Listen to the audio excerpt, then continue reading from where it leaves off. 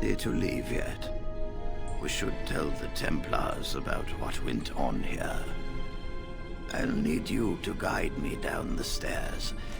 Ugh, curse whoever insisted the circle be housed in a tower. Irving? Maker's breath. I did not expect to see you alive. It is over, Gregor. Uldred is dead. Uldred tortured these mages, hoping to break their wills and turn them into abominations. We don't know how many of them have turned. What? Don't be ridiculous. Of course he'll say that. He might be a blood mage. Don't you know what they did? I won't let this happen again. I am the Knight Commander here, not you.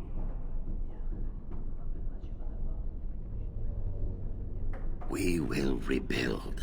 The circle will go on, and we will learn from this tragedy, and be strengthened by it. We have won back the tower. I will accept Irving's assurance that all is well. But they may have demons within them, lying dormant, lying in wait. Enough! I have already made my decision. Thank you. You have proven yourself a friend of both the Circle and the Templars. I promised you aid, but with the Circle restored, my duty is to watch the mages. They are free to help you, however. Speak to them. Yes, Irving. For now, I will have to oversee a sweep of the tower. There may be some survivors, and we should do our best to tend to them. Please excuse me. And Irving, it is good to have you back. Ah, I'm sure we'll be at each other's throats again in no time. Here we are, the tower in disarray, the circle nearly annihilated. Oh, it could have been much, much worse. I am glad you arrived when you did. It's almost as though the Maker himself sent you.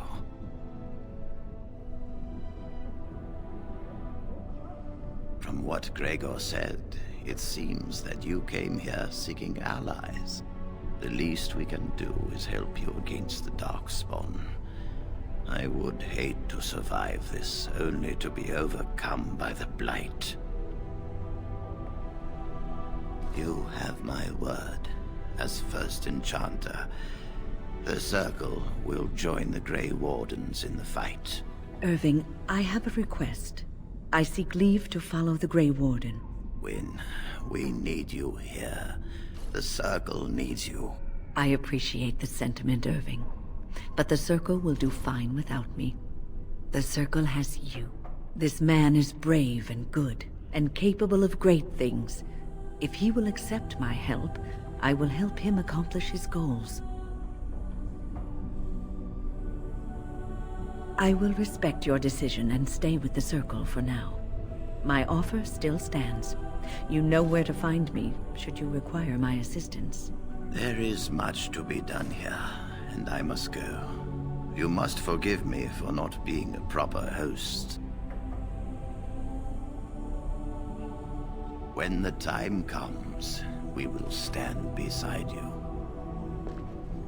I have a thought. We have an opportunity that I believe we should take advantage of. To the point.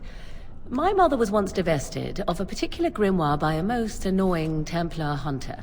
It occurred long before I was born, but even today, Flemeth speaks of the loss with great rage. With the Circle of Magi in such disarray, it occurs to me that this might be the perfect time to recover the tome from their possession, for surely it eventually ended up in their hands. What is this? The grimoire? Ever since we discovered the condition of the Mage's Tower, I had wondered if it might be recoverable, but I had yet to speak of it to you. How fortunate that you found it on your own. You have my thanks. I will begin study of the tome immediately. I suppose something is deserved for all your efforts, is it not?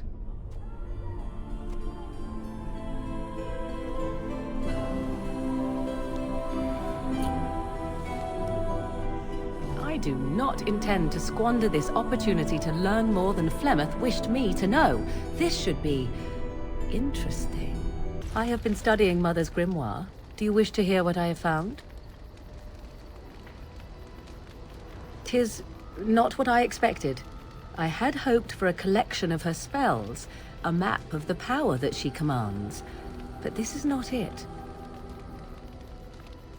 Disturbed? Yes, perhaps that is the right word. One thing in particular within her writings disturbs me. Here, in great detail, Flemeth explains the means by which she has survived for centuries. Oh, if only 'twere so. Flemeth has raised many daughters over her long lifetime. There are stories of these many witches of the wilds throughout chastened legend, yet I have never seen a one, and always wondered why not. And now I know. They are all Flemeth. When her body becomes old and wizened, she raises a daughter, and when the time is right, she takes her daughter's body for her own. Indeed, that is primarily what this tome details, the various daughters that Flemeth has acquired, their preparation and training. I recognize all of it. I am to be her next host. This is my purpose.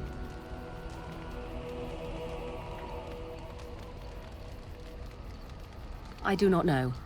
Perhaps 'tis as she said, the Darkspawn threaten her as much as they threaten anyone else. Or perhaps she believes that this journey will make me more powerful.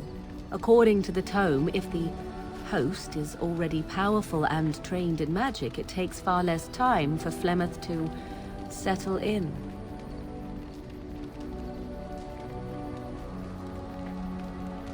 Whatever spark of the demon that made her what she is remains within her, keeps her from dying of old age, but her body deteriorates. Eventually, she would be so wizened as to be senseless and immobile. So, she must seek a new body, a fresh body, and start the cycle anew.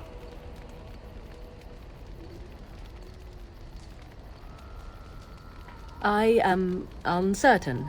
According to her writings, certain hosts are better than others.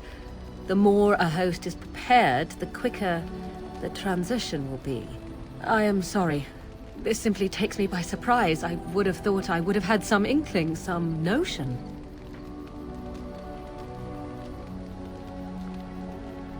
Flemeth is no doting mother. She is an abomination and a sorceress, and I should have at least suspected something. There is only one possible response to this. Flemeth needs to die. I will not sit about like an empty sack waiting to be filled.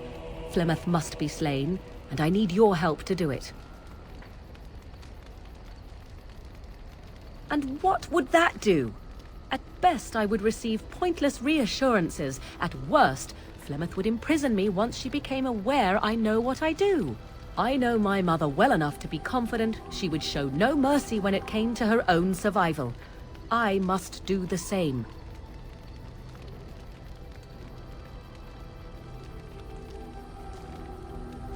Then what needs to be done is for you to go back to Flemeth's hut in the Kakari Wilds without me. If I am present when she is slain, I cannot be certain that she will not be able to possess my body right then. So I must remain at the camp, confront her, and slay her quickly. I doubt she will truly be dead even then, but it will take her years to find a new host and recover her power, if that is even possible. The thing I must have is her true grimoire. With it, I can defend against her power in the future. Everything else in her hut is yours. Not really, but the sooner the better, no? I am grateful. The sooner this can be done, the sooner it will set my mind at ease. Something on your mind? Of course. I didn't know them for very long, but I guess it was longer than you. You never met them all, did you? They were quite a group. Actually, they felt like an extended family, since we were all cut off from our former lives. We also laughed more than you'd think. There was this one time... Well, you probably don't want to hear stories about men you didn't know. There was one Grey Warden who came all the way from the Anderfels. What was his name? Gregor. He was a burly man with the biggest, fuzziest beard you've ever seen. And the man could drink. He drank all the time, but he never got drunk. Finally, we all made a pool to see just how many pints it would take to put him under the table. Sometimes. We were kin of a sort. All of us had gone through the joining, so we knew... Well, anyhow, it doesn't have to be deadly serious all the time. Anyhow, we never did find out. He said he'd drink a pint for every half pint that the rest of us drank. He was still going by the time the rest of us were passed out. I'm told that Duncan walked in later on and saw us all passed out from one end of the hall to the other, and Gregor still drinking. Duncan laughed until he nearly... Until... Yes, I suppose so. I thought I was done with this, but it just struck me that I have nothing to remember Duncan by, nothing at all. There's no body, not even a token of his that I could take with me. That must sound really stupid to you. I just would have liked something of his to take with me, that's all. Well, there's no use in moaning about it, is there? He's gone. Let's just go. Hello. The boy's a bit simple, but he's rather good with enchantments. One of those tranquil fellas actually called him a... what was it now? A savant. I had no idea such a thing existed. He can fold lyrium into almost any weapon or piece of armor, though naturally some of the more extravagant materials will take more lyrium than others. It's a process that some of the master smiths back in Orzammar will perform, but my boy here is just as adept at it. Isn't that right, boy? Enchantment! And there you have it. Enchantment! I'm wondering something. I'd like to know your thoughts about some of our traveling companions. Do you mind if I ask? What about Sten? The way he looks at me with those eyes. Creepy. And he's so quiet for someone so big. Yet he doesn't seem quite so bad as the Chantry tells us. According to them, his philosophy is vile and evil. Yet he seems so reasonable. And yet, he killed all those people. He doesn't even deny it. Doesn't that bother you?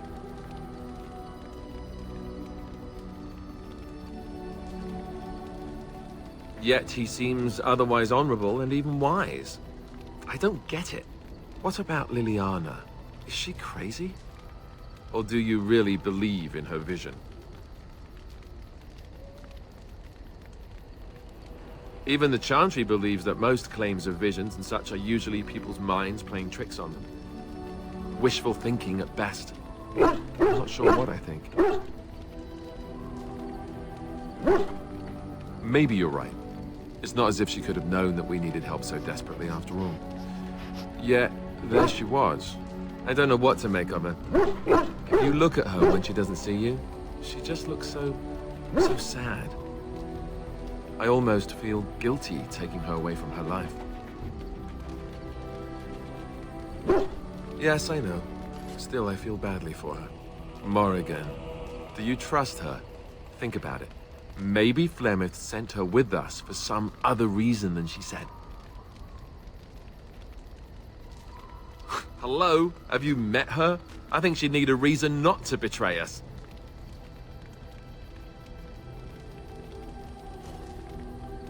Don't tell me you actually get along with her. Tell me she's just useful and you're watching her carefully. Sure. Beautiful, just like something that's also dangerous, like a beautiful, dangerous thing. Oh, I give up. Do what you want. Enough. I think my curiosity is sated. Let's get back to it, shall we? Something on your mind? Of course. Sure, I could. I could even teach you, I suppose. anyone who's been trained as a warrior. I guess if I'm going to give up Chantry secrets, I may as well go all the way. Send whoever you want trained to me in camp, and I'll see what I can do. I bring word, sire. There are demands from the Bannorn that you step down from the Regency. They are said to be gathering their forces, as are your allies. It appears it will be civil war after all, despite the Darkspawn. Pity. I also have an interesting report. There seem to be Grey Wardens who survived Ostagar. How, I don't know. But they will act against you. I have arranged for a solution, with your leave. The Antivan Crows send their regards. An assassin? Against Grey Wardens, we will need the very best, sire. And the most expensive. Just get it done.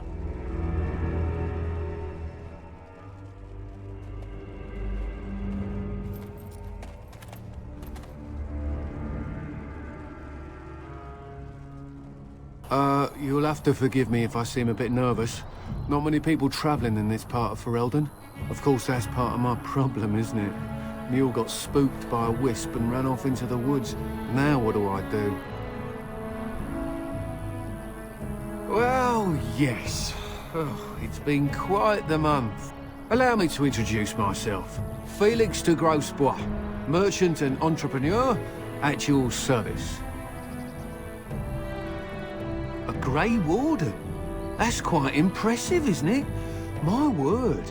I don't normally take this route, but with the war, I was hoping for a bit of luck and good weather in the mountains. Sadly, I've had neither. Ugh, this trip has been one miserable disaster after another. I don't suppose you'd consider helping a fellow out?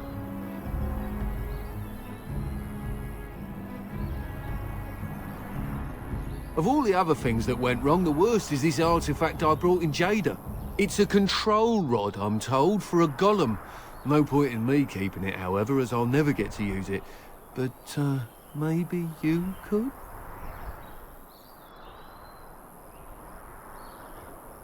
Just as well. You'll find the golem in a village named Honleith, in the hinterlands. Here, I'll mark it on your map. I've heard it might be dangerous there with all the Darkspawn about, but I'll wager that's not an issue for someone like you. Just hold up the rod and say Dulaf Gar. That will wake the golem up, so I'm told. I hope it works. Best of luck to you then. Now, I guess it's up to me to find that mule myself.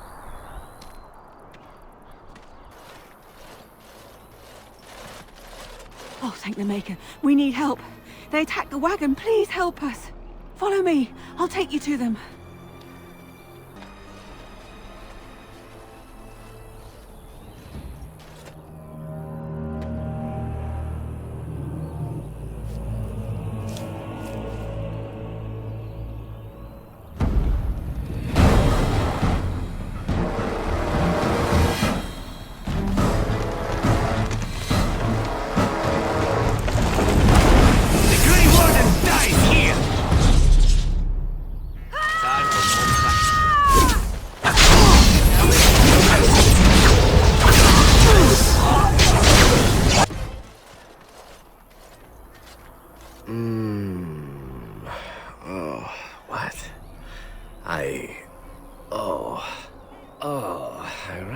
I would wake up dead, or not wake up at all, as the case may be. But I see you haven't killed me yet. Of that I have no doubt. You are most skilled. If you haven't killed me, however, you must have kept me alive for some purpose, yes? Oh, so you kept me around to have a bit of fun, did you? But the purpose behind torture is usually to interrogate, yes? In that case, despite the potential for fun, perhaps I'll save you a bit of time and get right to the point. My name is Zevran. Zev to my friends. I am a member of the Antivan Crows, brought here for the sole purpose of slaying any surviving Grey Wardens, which I have failed at, sadly. A rather taciturn fellow in the capital. Logain, I think his name was. Yes, that's it. I have no idea what his issues are with you. The usual, I imagine. You threaten his power, yes? Beyond that, no, I am not loyal to him. I was contracted to perform a service. I wasn't. If I had succeeded, I would have returned home and the crows would have informed your Logain of the results, if he didn't already know. If I had failed, I would be dead, or I should be, at least as far as the crows are concerned. No need to see Logain then. I wasn't paid anything. The crows, however, were paid quite handsomely, or so I understand. Which does make me about as poor as a chantry mouse, come to think of it. Being an Antivan crow isn't for the ambitious, to be perfectly honest. Well, aside from a distinct lack of ambition, I suppose it's because I wasn't given much of a choice. The crows bought me young. I was a bargain, too, or so I'm led to believe. But don't let my sad story influence you. The crows aren't so bad. They keep one well supplied. Wine, women, men, whatever you happen to fancy. Though the whole severance package is garbage, let me tell you. If you're considering joining, I'd really think twice about it. You seem like a bright lad. I'm sure you've other options. An order of assassins, of course, out of Antiva. I suppose you wouldn't hear much of them out here, but where I come from, we're rather infamous. Oh, fine. Is that what you Fereldans do? Mock your prisoners? Such cruelty. Not precisely. I was in the neighborhood when the offer came. The crows get around, you see. Why not? I wasn't paid for silence. Not that I offered it for sale, precisely. Oh, very true. Thus, there's no reason for me not to tell you everything, is there? As it is, if you're done with the interrogation, I have a proposal for you, if you're of a mind. Well, here's the thing. I failed to kill you, so my life is forfeit. That's how it works. If you don't kill me, the crows will. Thing is, I like living. And you obviously are the sort to give the crows pause, so let me serve you instead. I think you're royally tough to kill. I'm only hoping that you're stupid. That was a joke. Let me rephrase that. I'm hoping that you're the sort of fellow that takes a chance every now and again. Yes? I happen to be a very loyal person. Up until the point where someone expects me to die for failing. That's not a fault, really, is it? I mean, unless you're the sort who would do the same thing. In which case, I don't come very well recommended, I suppose. To be completely honest, I was never given much of a choice regarding joining the crows. They bought me on the slave market when I was a child. I think I paid my worth back to them plus tenfold. The only way out, however, is to sign up with someone they can't touch. Even if I did kill you now, they might just kill me on principle for failing the first time. Honestly, I'd rather take my chances with you. Possibly. I happen to know their wily ways, however. I can protect myself as well as you. Not that you seem to need much help. And if not, well, it's not as if I had many alternatives to start with, is it? Why? Because I am skilled at many things, from fighting to stealth and picking locks. I could also warn you should the Antivan crows attempt something more sophisticated, now that my attempts have failed. I also know a great many jokes. 12 massage techniques, 6 different card games. I do wonderful at parties, no?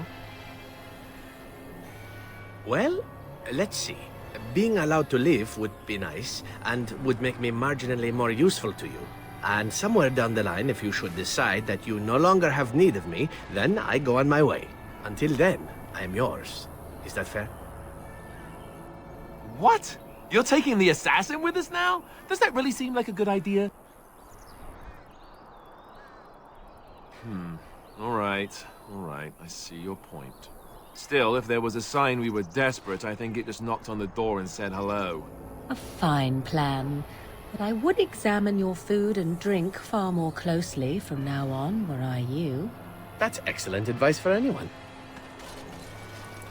I hereby pledge my oath of loyalty to you until such a time as you choose to release me from it. I am your man, without reservation. This I swear.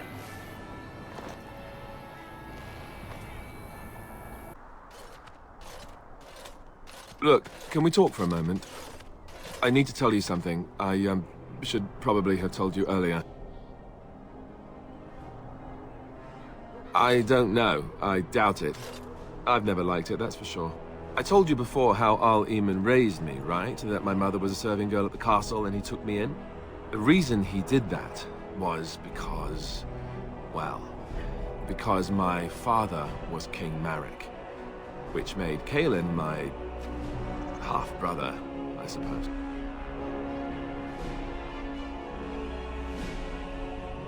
How? When would I say that? Oh, by the way, King Marek had sex with a servant, and she produced a bastard son. That's me. I would have told you, but it never really meant anything to me. I was inconvenient, a possible threat to Caelan's rule, and so they kept me secret. I'd never talked about it to anyone. Everyone who knew either resented me for it or they coddled me. Even Duncan kept me out of the fighting because of it. I didn't want you to know as long as possible. I'm sorry. Why wouldn't he? He was King Marek's best friend. I don't know if that means anything, though. I certainly never considered the idea that it might ever be important. At any rate, that's it. That's what I had to tell you. I thought you should know about it.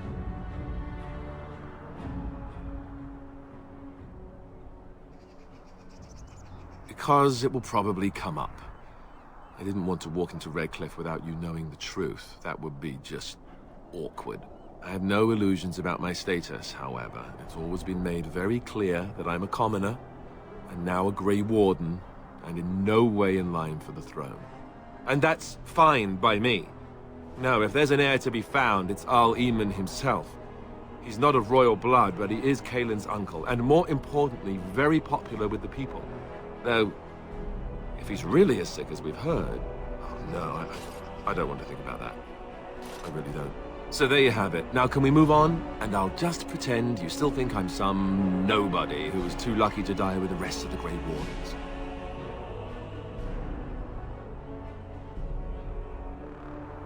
The reason I think we have a chance of setting things right.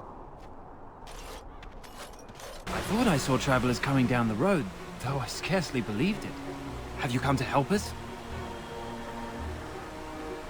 So you don't know? Has nobody out there heard? He could be dead for all we know. Nobody's heard from the castle in days. We're under attack. Monsters come out of the castle every night and attack us until dawn. Everyone's been fighting and dying. Apparently everyone seems to agree that a blight is the perfect time to start killing each other. Marvelous, really. We've no army to defend us. No Arl and no king to send us help. So many are dead. And those left are terrified they're next. Hold on, what is this evil that's attacking you? I don't rightly know. I'm sorry, nobody does. I should take you to Ban Tegan. He's all that's holding us together. He'll want to see you. Ban Tegan, Arl Eamon's brother. He's here. Yes. It's not far, if you'll come with me.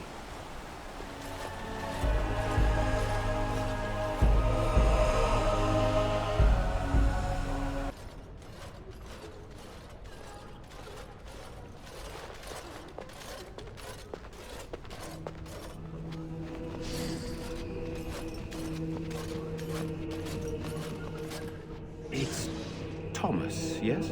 And who are these people with you? They are obviously not simple travelers. No, my lord. They just arrived, and I thought you would want to see them. Well done, Thomas. Greetings, friends. My name is Tegan, Ban of Rainersphere, brother to the Arl. I remember you, Ban Tegan. Though the last time we met, I was a lot younger and covered in mud. Covered in mud? Alistair? It is you, isn't it? You're alive! This is wonderful news. Still alive, yes. Though not for long if Tern Loghain has anything to say about it.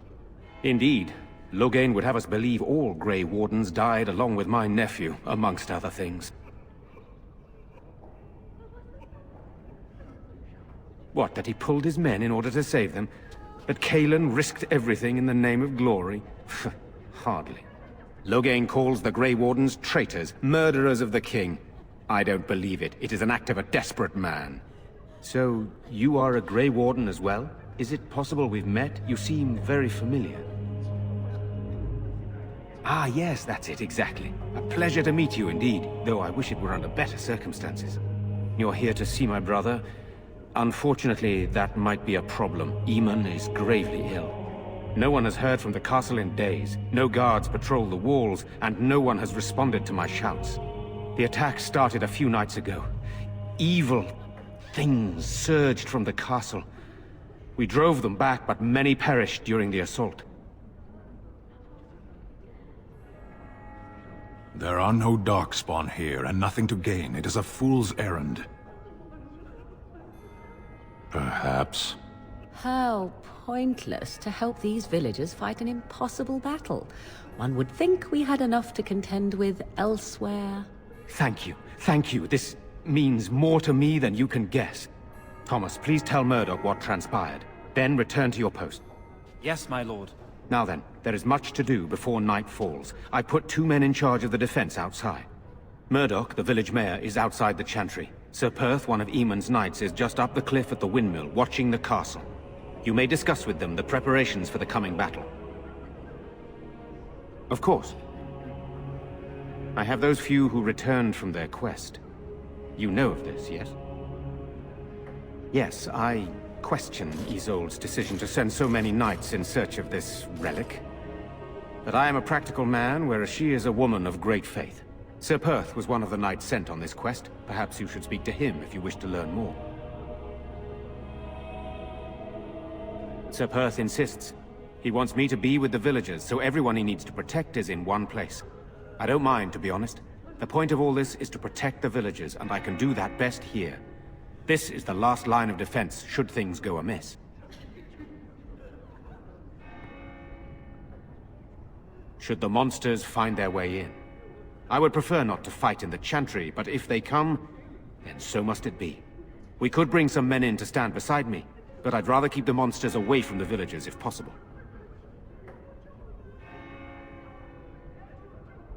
I do not know. They seem to be walking corpses, men with rotting flesh that continue to attack even with the gravest injuries. Undead? Spirits possessing the dead. There could be several causes behind such a thing, none of them pleasant. Hopefully we can find the source and stop it before it causes any more damage. With luck, we'll also find Eamon and be able to help him. Very well. Luck be with you, my friend. You're a Grey Warden, right? Were you in Ostagar? In the Korkari Wilds? My husband and son went there to bring the chant of light to the chastened. But I haven't heard from them since. I am. You've heard of me? I thought that might be the case. Thank you for telling me. Maker's blessings upon you. Sorry. Am I bothering you? I'll try to be more quiet. I shouldn't be such a crybaby. With Mother gone now, I have to be brave. I can't help myself. I'm so frightened. Those things dragged my mother away. I don't know what happened to her, but I hear her screaming all the time. Everywhere. And now my brother Bevan, he ran off. I don't know where he is. I'm so scared they got him too. You will? Thank you so much. Please find him. You are a stranger amongst us, yet you still agree to defend our village in its darkest hour. We are most grateful to you.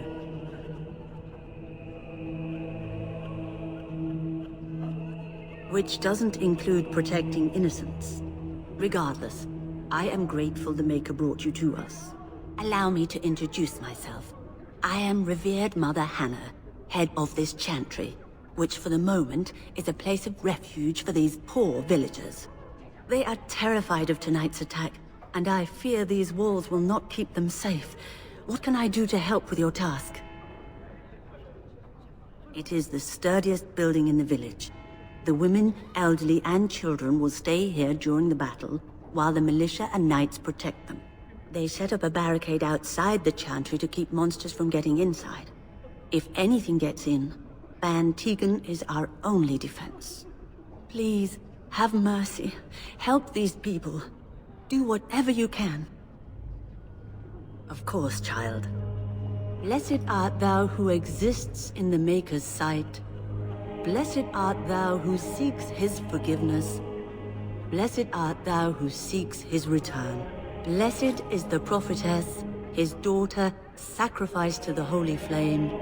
May the chant reach the Maker's ears and tell him of our contrition. So you're the Grey Warden, are you? I heard they all died with the king.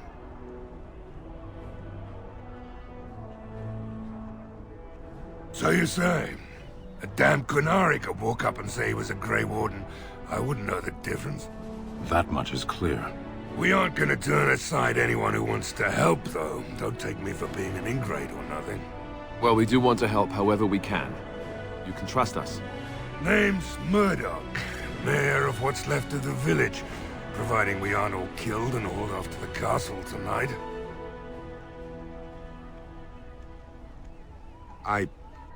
I hope you're right. I've been trying to hold us together, but it isn't easy. Anyhow, you're here, and they tell me you're in charge. We need what little armor and weapons we got repaired, and quickly, or half of us will be fighting without either. Owen's the only blacksmith who can do it, but the stubborn fool refuses to even talk. If we're to be ready for tonight, we'll need that crotchety bastard's help. His daughter, Valena, is one of the Alessa's maids, so he hasn't heard from her since this whole business started. He demanded we attack the castle, break down the gate, and force our way in. I said it was impossible, but he wouldn't listen. He's locked himself in the smithy now. I can't force him to do repairs. He said he'd rather die first. Not by nightfall, and not well enough that I'd be happy to test it in combat. If there were others, don't you think I'd ask them? We could use some extra bodies. Having a veteran like Wynne in the militia would help a lot, but he flat out refuses. He's a trader, a dwarf, lives near the lake. Locked himself up in his home with some of his workers, he has. Says he doesn't need any of us. We could use somebody with his fighting experience, but he won't come out. Shouldn't you be trying to reason with Owen? Don't drink with him. That's how he sucks you in. Just my luck, our success hinges on the most foolish drunk of a smith ever to grace the Maker's lands. Tell them to maintain watch. I don't want a surprise attack before the sun goes down. Yes, sir. What should we do until then? Pray, and hope for a miracle. Go away. Curse you. Leave me in peace. You've already taken everything out of my stores. There's nothing left. I am. Alright, just don't destroy anything, damn you.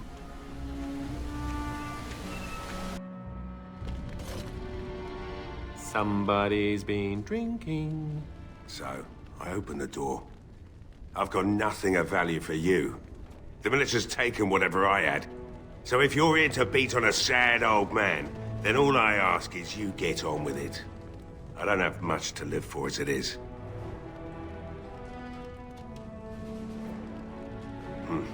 What do you want exactly? My girl, Valena, is one of the Alessa's maids, and she's trapped up there in the castle, but the mayor won't send anyone for her. She's been my life since my wife passed on 2 years ago. Now she's dead, or soon to be. I don't care what happens to me or the village, or anyone! Why not? It's not like we're going to live past the night anyhow. Or are you going to save us? Is that so? Maybe it's the drink talking, but you almost sound like you believe that. It'd do me the world of good to think maybe someone like you could go in and find her. provided any of us live through the night. It would be better than going to my grave wondering. Not good enough. Murdoch said the same damn thing, and I didn't believe him either. You were asking a great deal, you wretched little man. I want a promise. Promise me that you'll look for her. That you'll bring her back to me if you can. Nothing besides your conscience. You got one of them. And I'll take what I can get, and leave the rest to the Maker's grace. I'll accept that. It's something to hope for, at least. Oh, lovely. Shall we next begin rescuing kittens from trees? Is this a promise we will not keep? Let's hope not. What's this? I said nothing to you, human. And I suppose there's no point in me sitting around, is there? Time to relight the forge and get the smithy going, eh? Murdoch will be pleased. If you need anything done, well, just let me know. I've got a lot to do now, so you'll have to excuse me.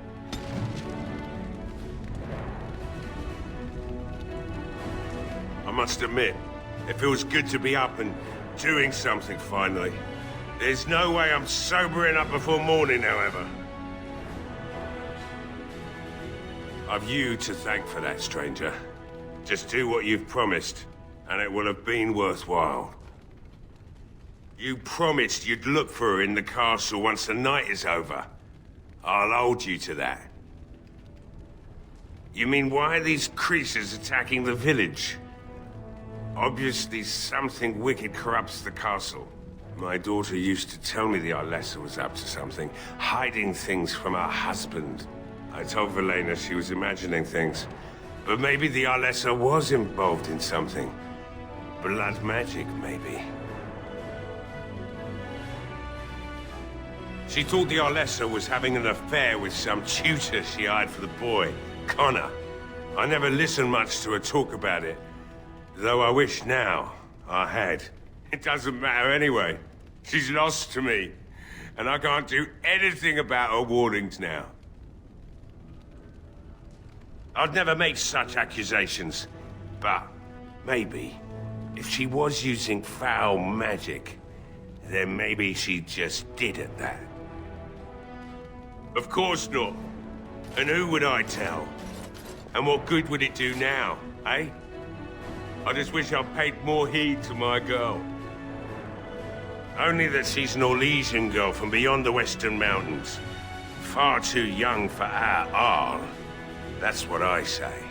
And too proud and headstrong from the sounds of it. Find my Velena. That's all I want. Go away. This isn't your home. A small human. I say burn it out. Ah! What are you doing? All right, I'll come out.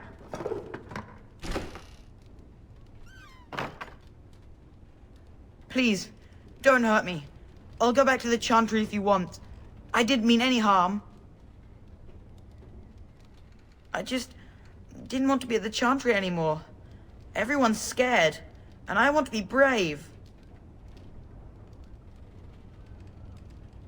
I can't tell you. It's a secret. You could. All right, I guess. Father said I could have his sword when I grew up. It was Grandfather's, and Grandfather was a great dragon slayer. I thought, if I was brave like Grandfather, I could use his sword and kill the bad people who took Mother. Thank you, sir. But the sword is too heavy for me. I guess I'm not as strong as someone like you. In the chest, in Mother's room, Father gave me a key, but I'm not supposed to give it to anyone. I guess you're right. I should help defend the village, shouldn't I? Father would have if he were here. Oh, alright. Here's the key. I hope you use it to kill a lot of those bad people. I should go back to the Chantry. Good luck.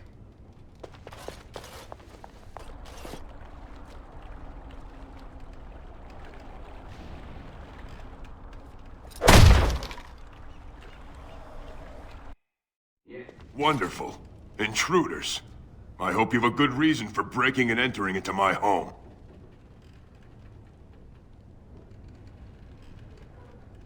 You broke into my house for that?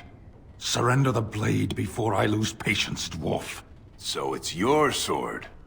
Farron didn't mention he took it off a live giant. I'll let it go for 6 sovereigns. The number's got a nice sound to it, don't you think? If that's all you want, sure. Now, why don't you take your sword and leave? So what? You recruiting for him? I'll tell you what I told Murdoch. I'm not risking my neck for this town. So, that's what it comes down to, huh? Fine. I'll go. If you want me out there so badly. Spoken like someone who doesn't know me very well. Go tell Murdoch you won. And I better see you out there in the square when those creatures come. Bevan said you were the one who found him. I can't possibly repay you. Bevan told me about Grandfather's sword. So you have it then? I suppose it won't go to waste, at least. I have no idea what it's worth, to be honest. And you found Bevan. I couldn't ask you for money. Oh, how generous we are today, it appears. That's incredibly kind of you. Thank you so much. How can I ever repay you? You're very sweet. I suppose there's no harm in it.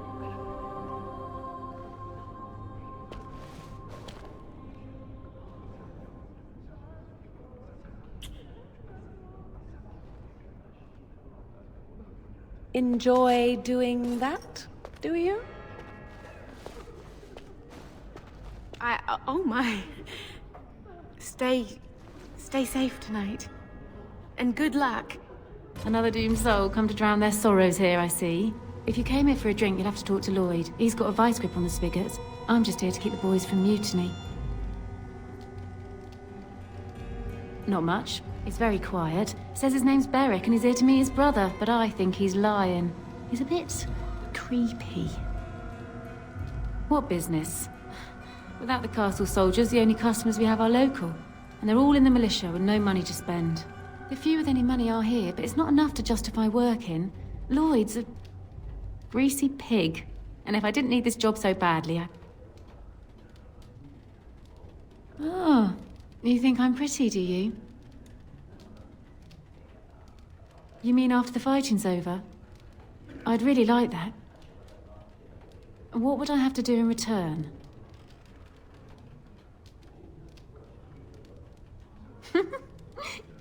You're a rare one, you are, making me laugh with this blackness hanging over our heads. That's what the Grey Wardens are all about. Amusing people. I tell you what, sweetie. You make it through the night, and you'll get your kiss. Make her bless you. I'll kiss every man in the village if we survive! Hurrah! 3 cheers for Bella! Later on, yes. Lloyd will lock himself in the cellar, and I'll go to the Chantry. Are you fighting tonight? That's good to hear. I didn't know that. Keep safe. I can't believe Lloyd won't even give us some free ale. A time like this, and all he thinks about is turning a profit. Did you expect any different? That bastard's always been cheaper than an ante from the hall. Here we are defending the village, and he don't even have the decency to help us out.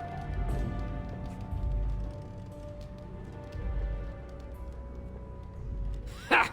I've seen Lloyd handle a sword. He should stick to something he knows about, like keeping me nice and drunk for the fight. Lloyd is charging us for coin we don't even got anymore. Nobody's working right now. We're all just trying to survive. What difference does it make? He won't care. Hello there, friend. Can't say we've ever met before. Stranger to the village, I take it. Haven't had many travelers lately. All this nonsense is bad for business. Bet you regret coming, yes? Oh, you know, evil creatures, impending doom, civil war, and the Arl's dead in the castle. Makes you thirsty, don't it? So, what'll it be? You are here to drink, I hope. Why shouldn't I? They may not have much coin, but I'm not giving it away for free. I never thought of that. Maybe I could try it for a bit. Right then, you men over there. Drinks are on the house. All militia drink for free. Oh, you're a saint, Lloyd. Ha ha! If them creatures don't kill me, I swear they'll bleed me dry. Something else I can get for you? Name's Lloyd. So, why'd you come to the village now? The roads can't be all that safe, not with a war brewing. Well, that explains it. Except for the lack of darkspawn around here. But never mind me. Something else I can get for you? Fine. Make them quick. I'm not abandoning my tavern because of a few monsters. The second I'm in the chantry, Murdoch and his men will be here drinking all my ale. Not a lot. Castle guards stopped coming in about a week back. It's unusual, too. They were my main source of business. After a few days, I thought it strange enough to ask. But nobody heard anything. Anyone going up to the castle didn't come back. When the first attack hit, I locked myself in the cellar. I say we just wait for help to come. Not much. Says his name's Berwick. Arrived here more than a week back. Waiting for his brother, he says. I've never seen him before, but he paid good for his room. Quiet sort.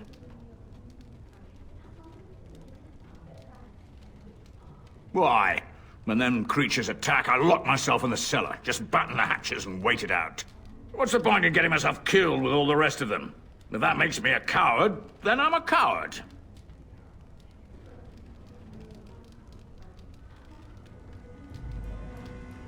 But Van Tegan said we didn't have to. He said... Fine, I'll go. I approve. All who are able should fight. But all of this better be here when I get back. I don't want the place drunk out from under me. Blasted bloody...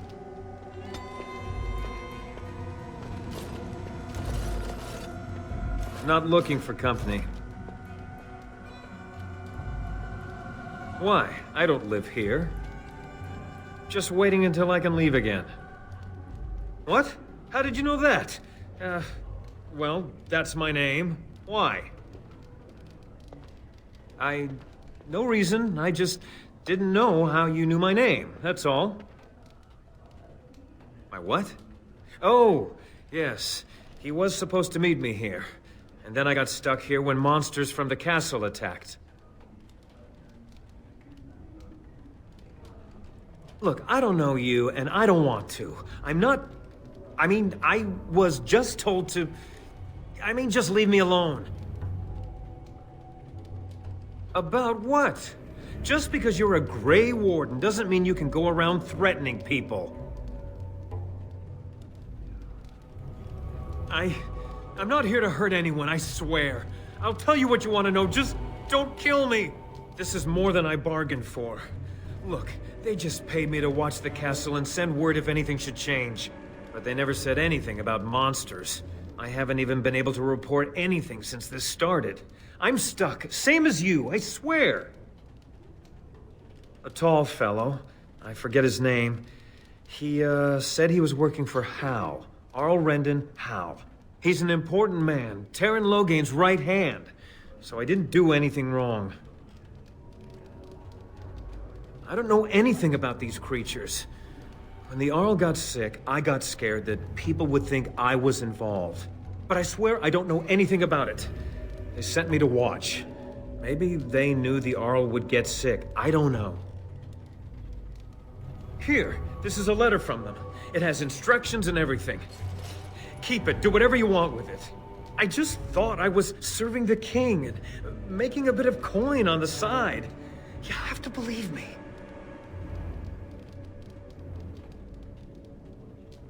Fitting. Oh, all right. I'll do it. Thank you for your mercy. I won't forget it. Yes? What can I do for you? I knew this time would come. I should have listened to my wife. Don't sign that paper, she said. They might pay you a few sovereigns now, but they'll be back. Blast. I'll see you on the front lines, I suppose. Greetings, Grey Warden. I am as relieved as Ban Tegan is to see you here. I must admit that I do not quite know how to address you. Is my lord sufficient? Grey Warden it is then, and thank you kindly. I am Sir Perth, until recently in direct service of Arl Eamon of Redcliffe. For now my charge is defending the village from these evil assaults. Would that I had chosen not to seek out the Urn of Sacred Ashes. Perhaps I would have fended off whatever evil befell the castle, or perhaps I would be dead. Ah well, with the Grey Warden aiding our defense, perhaps all is not lost. No one told me of this. Oil, you say? How much exactly? Assuming that would hurt them. Yes, I see what you have in mind. That might be effective, if used carefully. Yes, excellent idea. I'll send some men to collect the oil. We'll use it to slow these creatures down. Have you anything else to ask me in the meantime? We have sufficient armor and weapons, but my knights are too few to stand against the monsters without assistance. Perhaps you could approach Mother Hannah in the Chantry for some holy protection against these evil creatures. Otherwise, I do not know what else you could provide beyond your own talents. We're as prepared for the onslaught as we could possibly be, all things considered. That gladdens my heart to hear it. Ask me whatever you wish. You know about as much as I do. I returned a day before the attacks began, having heard strange rumors about the abandoned castle. I was the only knight to survive the first attack. Since then, I found others returning from the Arlessa's quest. Until we get to the source of this evil, though, I do not think it will stop, and I don't believe we will be enough. When the Isle fell sick, we were at a loss. Nothing worked to cure him, and he just kept getting worse. Finally, Arlessa Isolde came up with a plan. The Urn of Sacred Ashes is a legendary artifact said to hold great healing powers. If found, it might save him. They say the followers of Andraste smuggled her ashes out of Tevinter and hid them in Ferelden. The urn's never been heard of since. We knights volunteered to seek it out. Few of us have returned.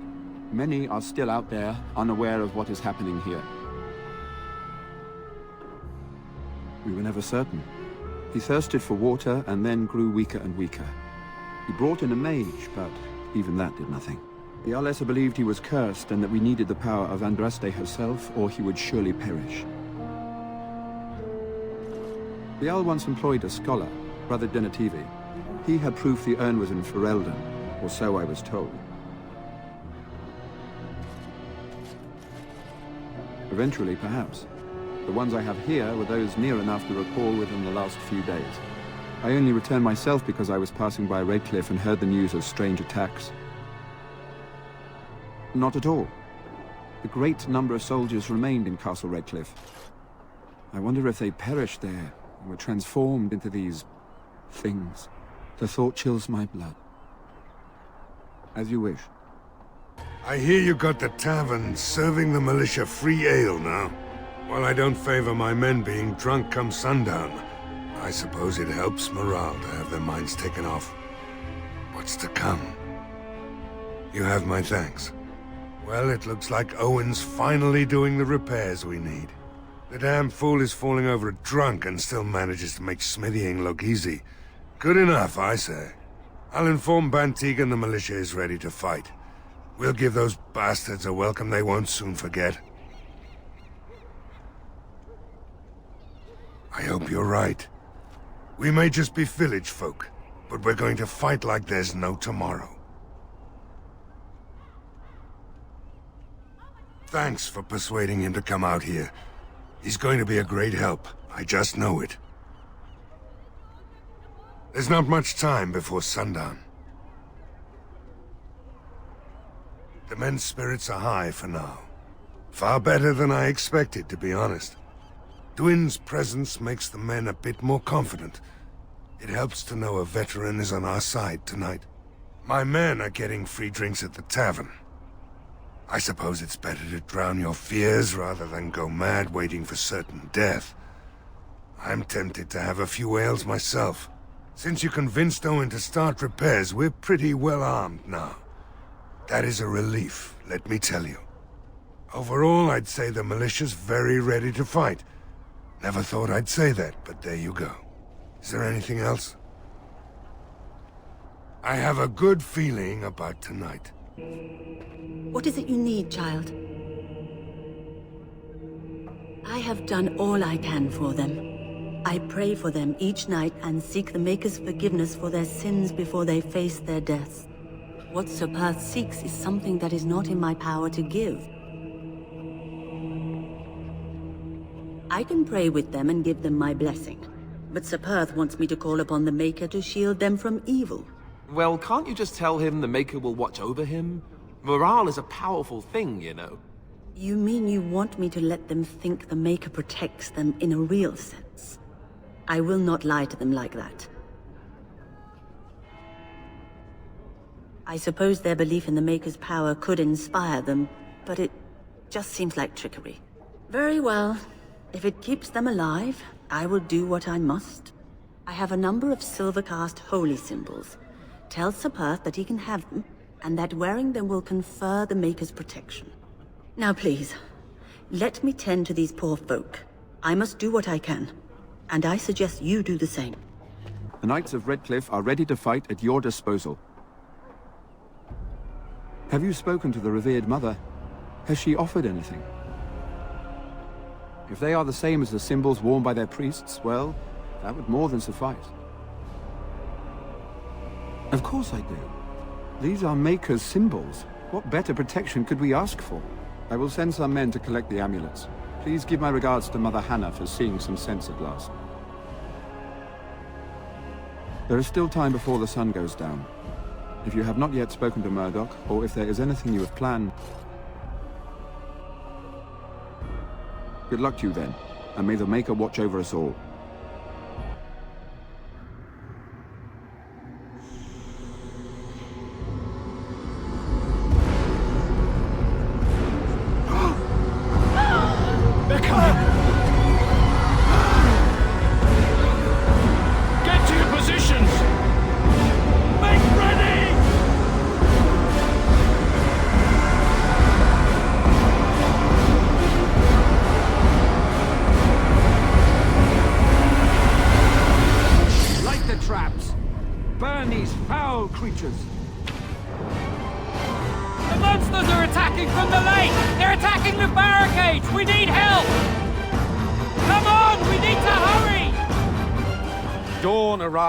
And we survived the night. We are victorious. And though this victory came at great cost, we must remember none of us would be here were it not for the heroism of these good folk beside me. I thank you, good sir. Truly the Maker smiled on us when he sent you here in our darkest hour. Surely these people deserve some small celebration, don't you think? There is time yet. Let us bow our heads and give honor to those who gave their lives in defense of Redcliffe. Murdoch of Redcliffe, Mayor and beloved father, we salute you. You and so many others who have perished here, walk with he who is your Maker. Long may you know the peace of his love. With the Maker's favor, the blow we delivered today is enough for me to enter the castle and seek out your Arl. Be wary and watch for signs of renewed attack.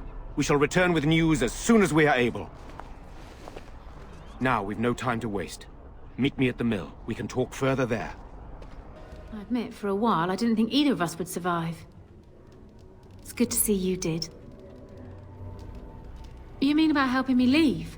I wouldn't hold you to that. You've already done so much for us. What do you have in mind? What? You jest, surely. Why not simply throw all our coin into the river?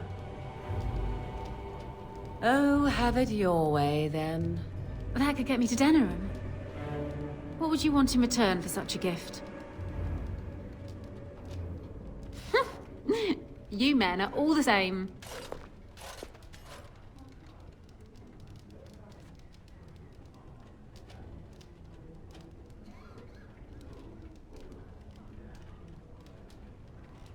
Kissing serving wenches now. Perhaps you intend to roll around in the nearest pig pen as well? Thank you. I can never repay this, but I'll think of a way. I swear. Odd how quiet the castle looks from here. You would think there was nobody inside at all. But I shouldn't delay things further. I had a plan. To enter the castle after the village was secure. There is a secret passage here, in the mill, accessible only to my family. I knew you would choose to enter the castle instead of staying in the village. And we needed warriors. I'm sorry if I... Maker's breath. Tigan. Thank the Maker you yet live. Isolde. You're alive. How did you... What has happened? I do not have much time to explain. I slipped away from the castle as soon as I saw the battle was over, and I must return quickly. And I need you to return with me, Tigan. Alone. What? Who is this man, Tigan? You remember me, Lady Isolde, don't you? Alistair. Of all the... Why are you here? They are Grey Wardens, Isolde. I owe them my life. Pardon me, I would exchange pleasantries, but... Considering the circumstances... Please, Lady Isolde, we had no idea anyone was even alive within the castle. We must have some answers. I know you need more of an explanation, but I don't know what is safe to tell. Tigan, there is a terrible evil within the castle. The dead waken and haunt the living. The maid responsible was caught, but still it continues. And I think Connor is going mad. We have survived, but he won't flee the castle. He has seen so much death. You must help him, Tigan. You are his uncle. You could reason with him. I do not know what else to do.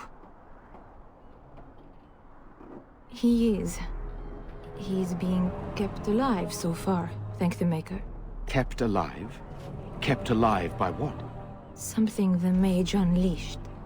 So far it allows Eamon, Connor, and myself to live. The others were not so fortunate. It killed so many, and turned their bodies into walking nightmares. Once it was done with the castle, it struck the village. It wants us to live, but I do not know why. It allowed me to come for you, Tigan, because I begged, because I said Connor needed help.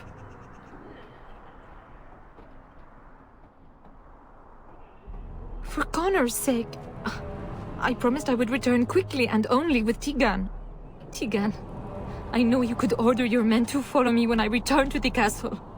I beg you not to. For Connor's sake.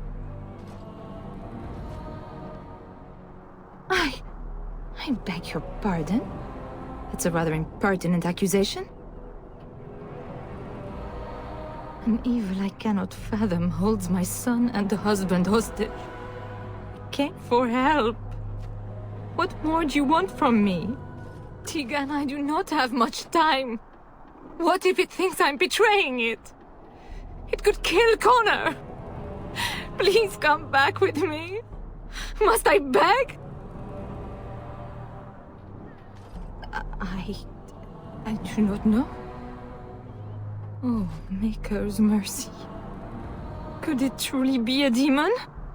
I can't let it hurt my Connor. You must come back with me, Tigan. Please.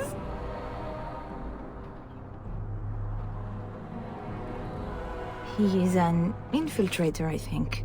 One of the castle staff. We discovered he was poisoning my husband. That is why Eamon fell ill. Eamon was poisoned? He claims an agent of Terran Logain's hired him. He may be lying, however. I cannot say. The king is dead, and we need my brother now more than ever. I will return to the castle with you, Isolde. Thank the Maker. Bless you, Tegan. Bless you.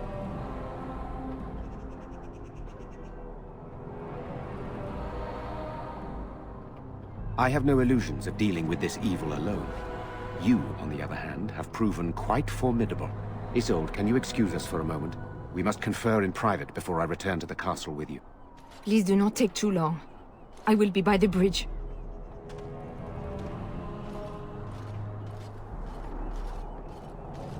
Here's what I propose. I go in with Isolde, and you enter the castle using the secret passage. My signet ring unlocks the door. Perhaps I will distract whatever evil is inside and increase your chances of getting in unnoticed. What do you say? Then it's for the best. I would prefer to go inside with you, but I have no choice in the matter. Sir Perth and his men can watch for danger at the castle entrance. If you can open the gates from within, they can move in and help you. I don't think there's anyone else who can help you. If you choose not to go, then it's up to me to do what I can. Here is my signet ring. It will open the lock on the door in the mill. Whatever you do, Eamon is the priority here. If you have to, just get him out of there. Isolde, me, and anyone else, we are expendable.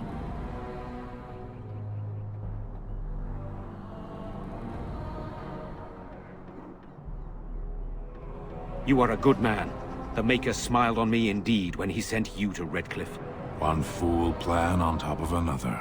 But I can delay no longer. Allow me to bid you farewell. And good luck. Hello? Who's there? Is there anyone alive out there? Wait, you don't look like the Arlessa's guards. Are you from outside the castle? You've spoken to her? Then you know what I did. I'm not proud of my deed. Poisoning Arl Eamon was what I was hired to do. Lady Isolde had no idea when she took me in to tutor her son, of course. I know it looks suspicious, but I'm not responsible for the creatures and the killings in the castle. I was already imprisoned when all that began. At first, Lady Isolde came here with her men, demanding that I reverse what I'd done. I thought she meant my poisoning of the Arl. That's the first I heard about the walking corpses. She thought I'd summoned a demon to torment her family and destroy Redcliffe. She had me tortured. There was nothing I could do or say that would appease her. So they left me to rot. I was instructed to by Terran Logain. I was told that Arl Eamon was a threat to Ferelden, that if I dealt with him, Logain would settle matters with the Circle. You see, I'm a Maleficar, a blood mage. You? A blood mage? Truly? I would never have guessed. A blood mage? Well, that isn't good. I dabbled in the forbidden arts, and they condemned me to death for it. I thought Logain was giving me a chance to redeem myself. But he's abandoned me here, hasn't he? Everything's fallen apart, and I'm responsible! I have to make it right somehow, I have to! Connor had started to show signs. Lady Isolde was terrified the Circle of Magi would take him away for training. Connor? A mage? I can't believe it. She sought an apostate, a mage outside the Circle, to teach her son in secret so he could learn to hide his talent. Her husband had no idea. I thought that too. Connor has little knowledge of magic, but he may have done something to tear open the veil. With the veil to the Fade torn, spirits and demons could infiltrate the castle. Powerful ones could kill and create those walking corpses. Because he would be taken away forever. A mage cannot inherit a title, even the son of a powerful Arl. She's also a pious woman. Her son having magic was humiliating.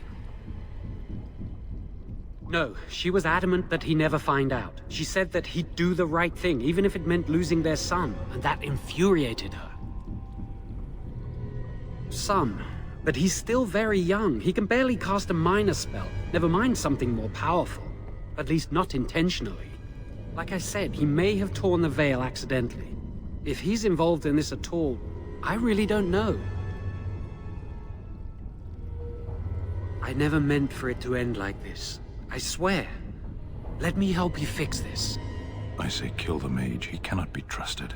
He doesn't need to die, surely. I say this boy could still be of use to us, but if not, then let him go. Why keep him prisoner here? Hey, let's not forget he's a blood mage. You can't just set a blood mage free. Better to slay him. Better to punish him for his choices. Is this Alistair who speaks, or the Templar? I'd say it's common sense. We don't even know the whole story yet. Give me a chance, please.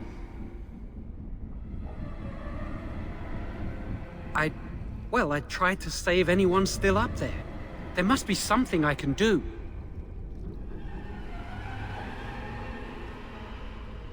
Afterwards, I assume I'll be arrested, or executed, or whatever people like me get. I'm tired of running from the Circle. I need to account for what I've done. I'm glad you think so. So what now? You're letting me out? And what then?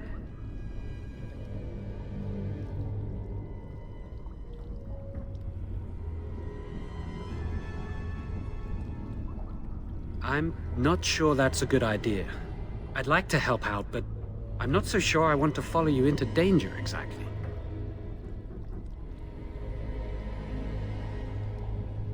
I won't, I promise. I will find a way to fix this somehow.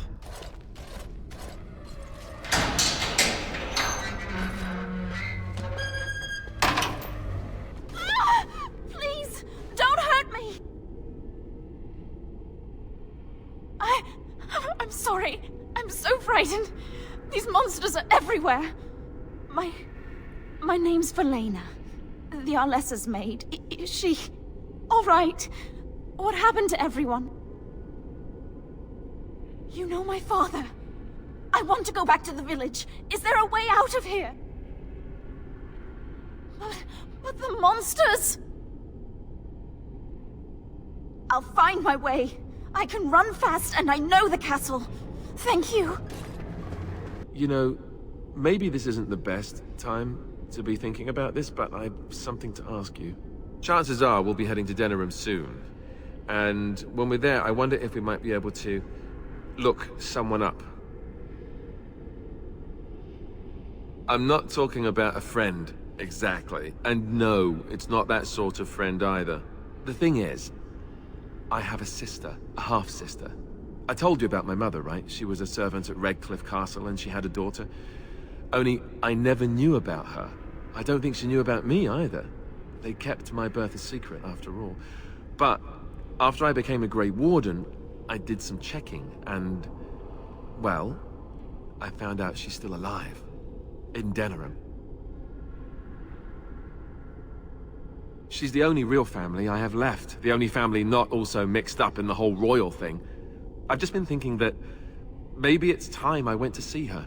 With the Blight coming and everything, I don't know if I'll ever get another chance to see her.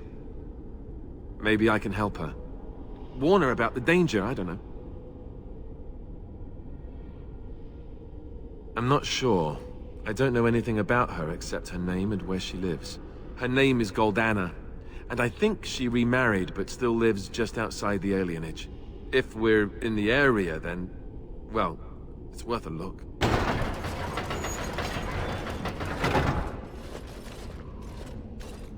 You have opened the gates. That is good. My men and I are eager to see our Arl again. Shall we enter the main hall together? It must be held if we are to regain control of the castle.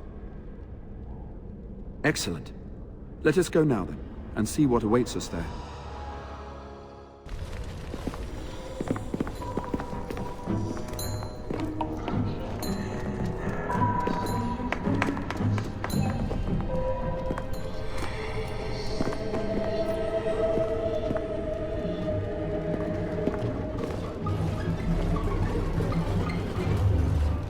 So these are our visitors?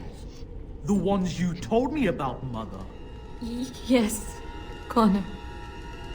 And this is the one who defeated my soldiers. The ones I sent to reclaim my village. Yes. And now it's staring at me. What is it, Mother? I can't see it well enough. This is just a man, Connor. Like your father. Oh, I am tired of hearing about him. Besides, he's nothing at all like father. Look at him.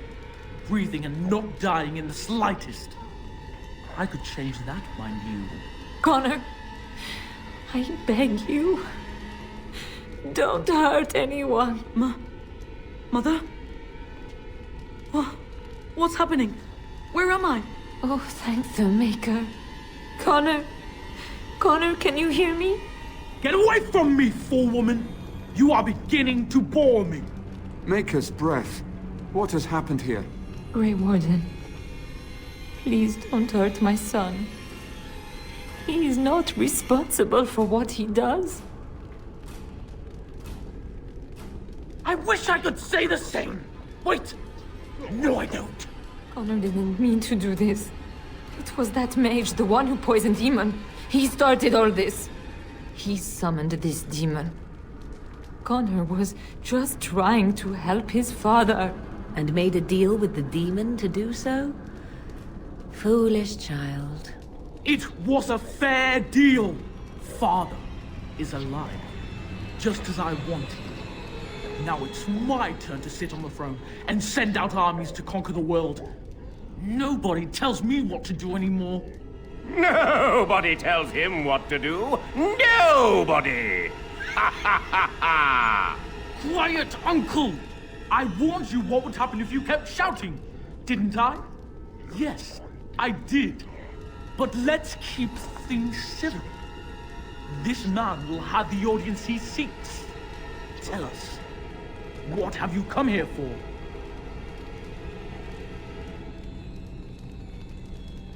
To help me? To help Father? To help yourself? Which?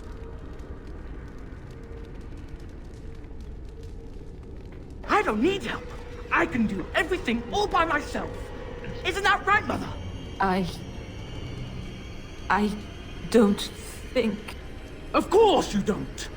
Ever since you sent the knights away, you do nothing but deprive me of my fun. Frankly, it's getting dull. I crave excitement and action.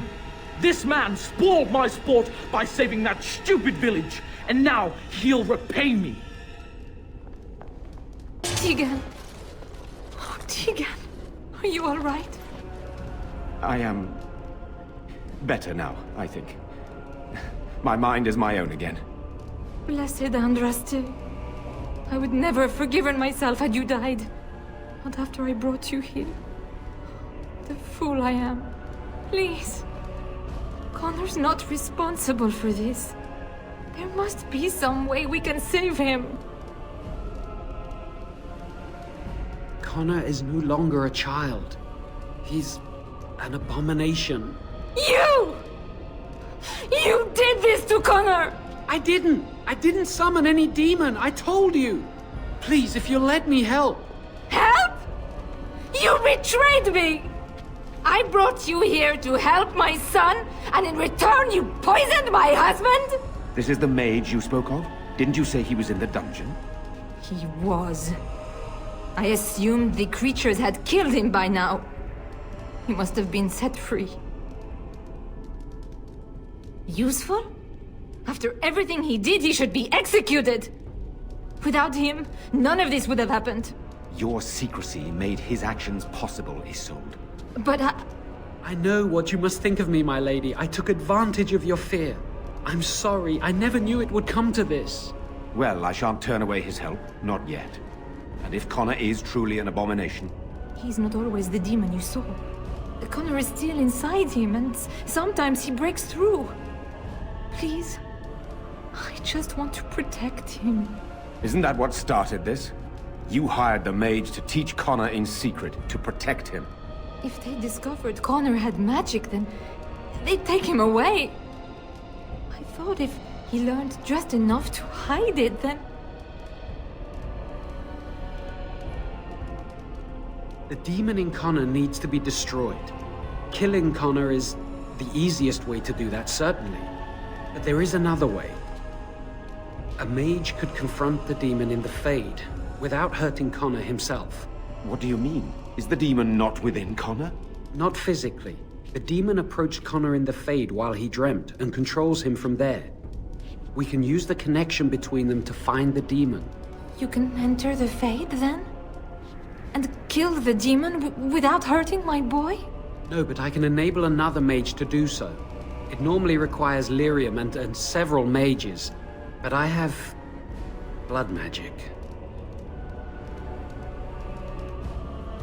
Lyrium provides the power for the ritual, but I can take that power from someone's life energy. This ritual requires a lot of it, however. All of it, in fact. So, someone must die? Someone must be sacrificed? Yes, and then we send another mage into the Fade. I can't enter because I'm doing the ritual.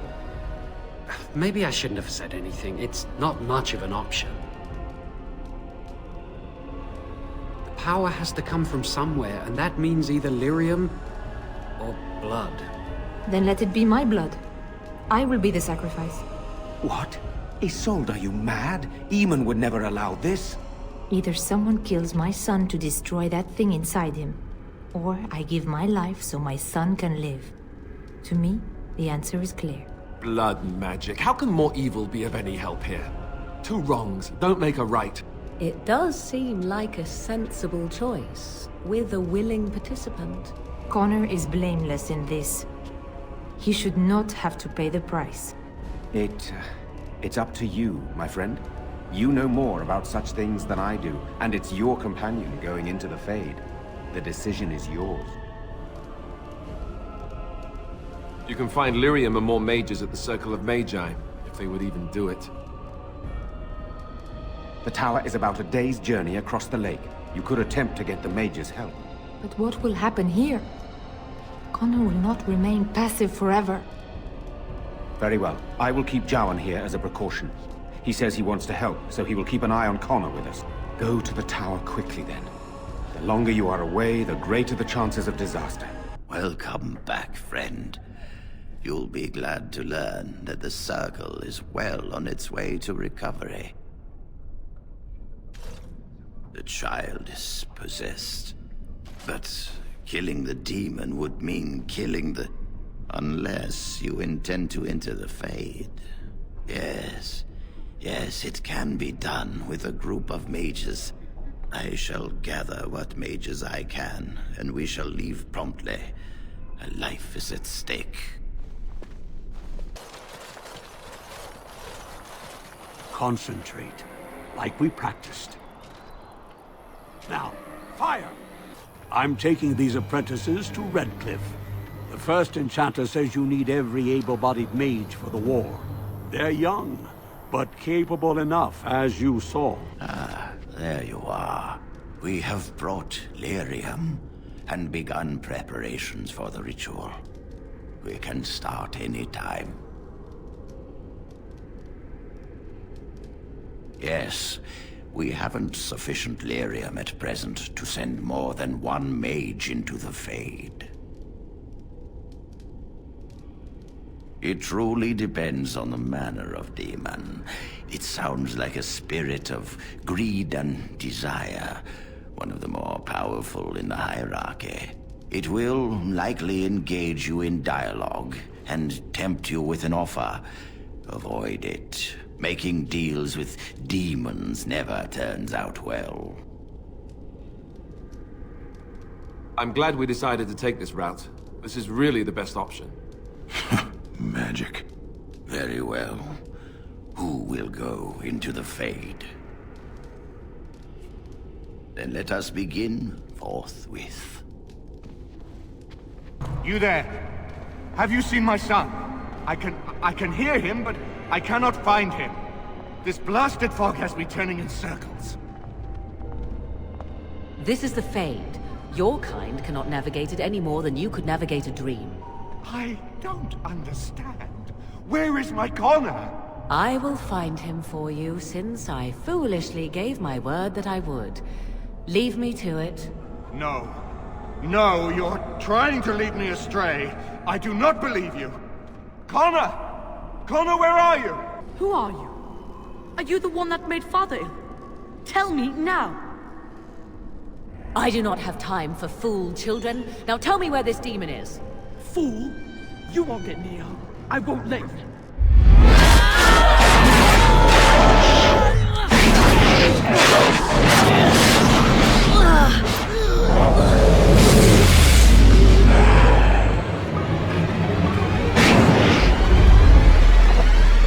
Why do you keep hurting me? Why are you trying to stop me? Enough of these games. Give me what I want. Trespasser! I will drive you out! Father wanders, seeking me, trapped within my web. All is as it should be. Why must you interfere? No. It is time for you to go now. Do not persist, or things will go very badly for you. Very well. No more illusions. Now we meet face to face. You see my true form, and stand in my domain. It is here I am most powerful. And yet I have no wish to engage your power, nor should you be so eager to engage mine. Perhaps we should converse instead?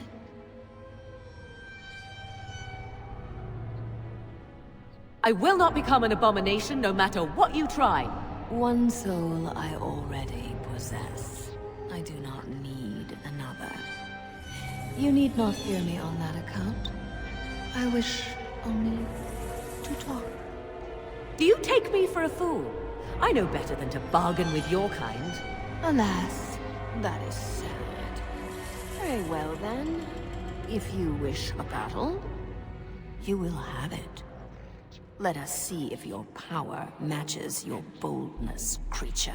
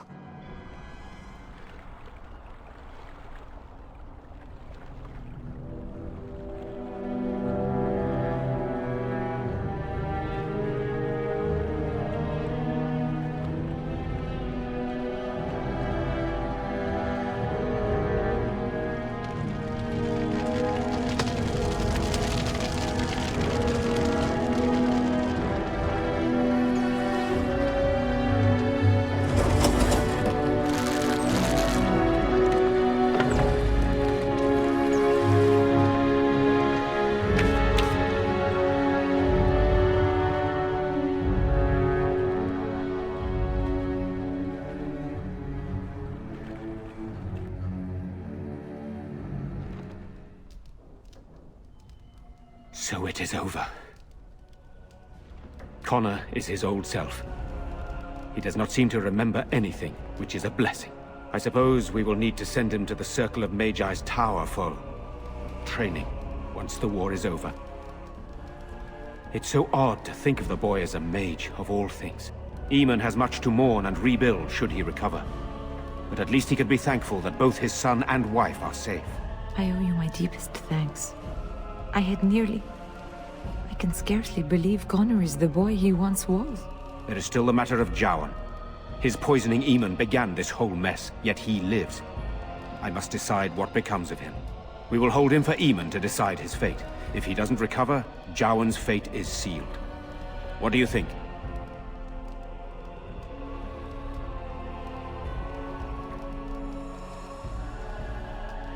Released? Are you mad? Why would you do such a thing? I agree with Isolde. He's a Maleficar. We cannot simply unleash him on the land and ignore his crimes.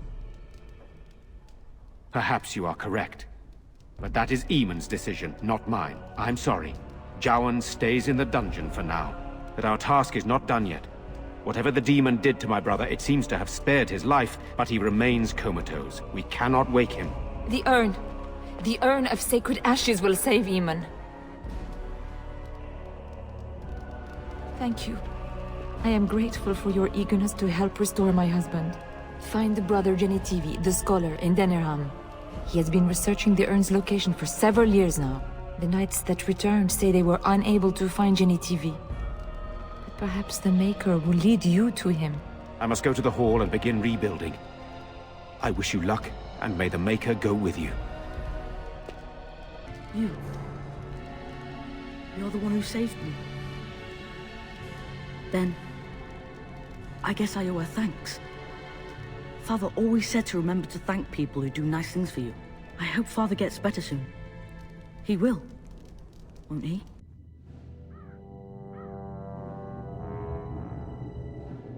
Sire, I have more news. Oh, yes. Well, it seems that the fighting has gone Enough. exactly as you... I would like to know what you intend to accomplish, Father. Should we not be fighting the Darkspawn instead of each other? The nobility should be brought into line and then the Darkspawn defeated. This is no true blight, Honora. Only Kaelin's vanity demanded it be so. Beg pardon, sire. But blight or no, we may not have the manpower to face the Darkspawn soon. Kaelin approached your legions for support, did he not? Never!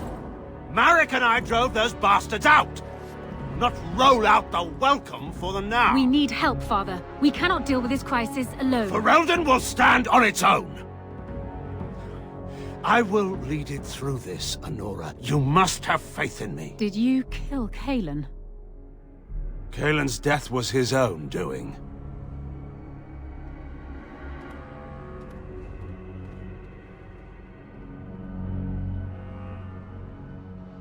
Thank you, kind sir. I'd never have been able to return to my father. My Valena returned. She told me of your daring rescue. I can't begin to tell you how grateful I am. Take this. A reward for your deed. It's dwarven made and should serve you well. Thank you again. I'm forever in your debt. Strange. I had almost forgotten it. Completion. Are you sure you are a Grey Warden? I think you must be an Ashkari to find a single lost blade in a country at war. I would thank you for this, if I knew how. And I could deliver a much more satisfying answer to the Arishok's question if the Blight were ended, don't you agree? I am one of the Beresad. I have never abandoned the field with a battle unmet. Indeed, it isn't every Grey Warden who has his own Beresad. I will see you reach the Archdemon. Lead the way. Now that we're back at the camp, I want to talk about what happened at Redcliffe. I just wanted to thank you. You went out of your way to save the Arl's family, and you did it. Even though it would have been easier not to. There's been so much death and destruction. It makes me feel good that at least we were able to save something. No matter how small. I owed the Arl that much.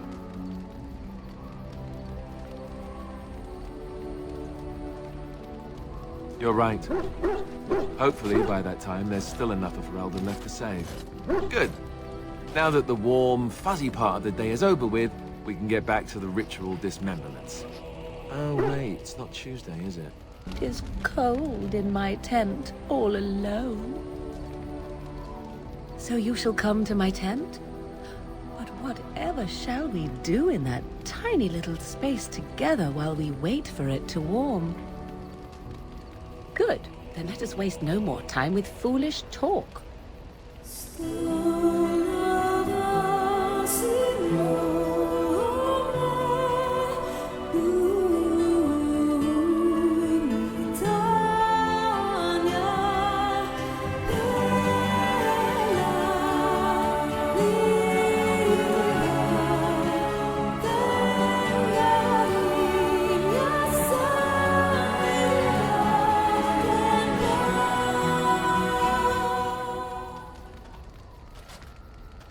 I see the stories they tell of Grey Warden endurance are not exaggerated.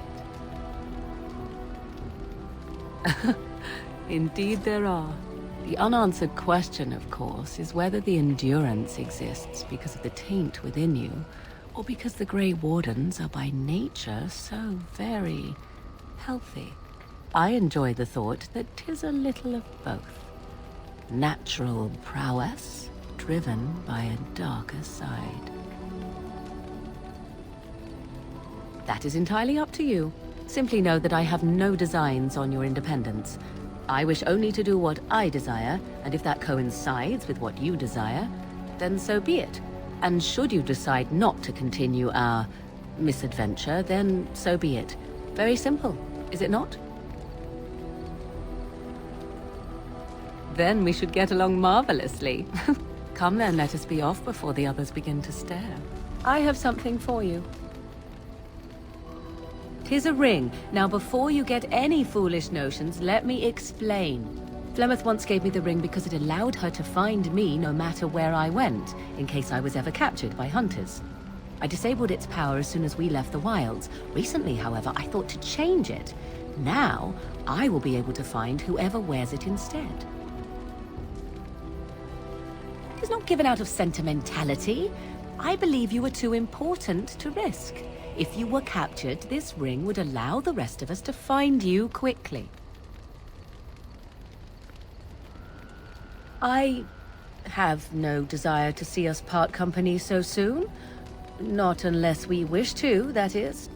Do not read more into it than is there. You have supplied me with equipment. Certainly this is not so very different, is it?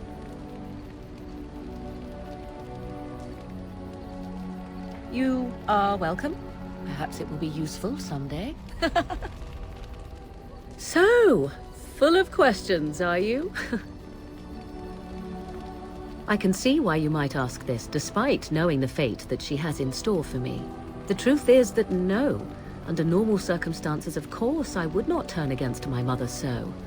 For all that she is not the picture of maternal love, I mean her no ill will. But Flemeth herself taught me long ago, once you know your enemy, strike quickly and without mercy. Were our positions reversed, she would no doubt do exactly the same.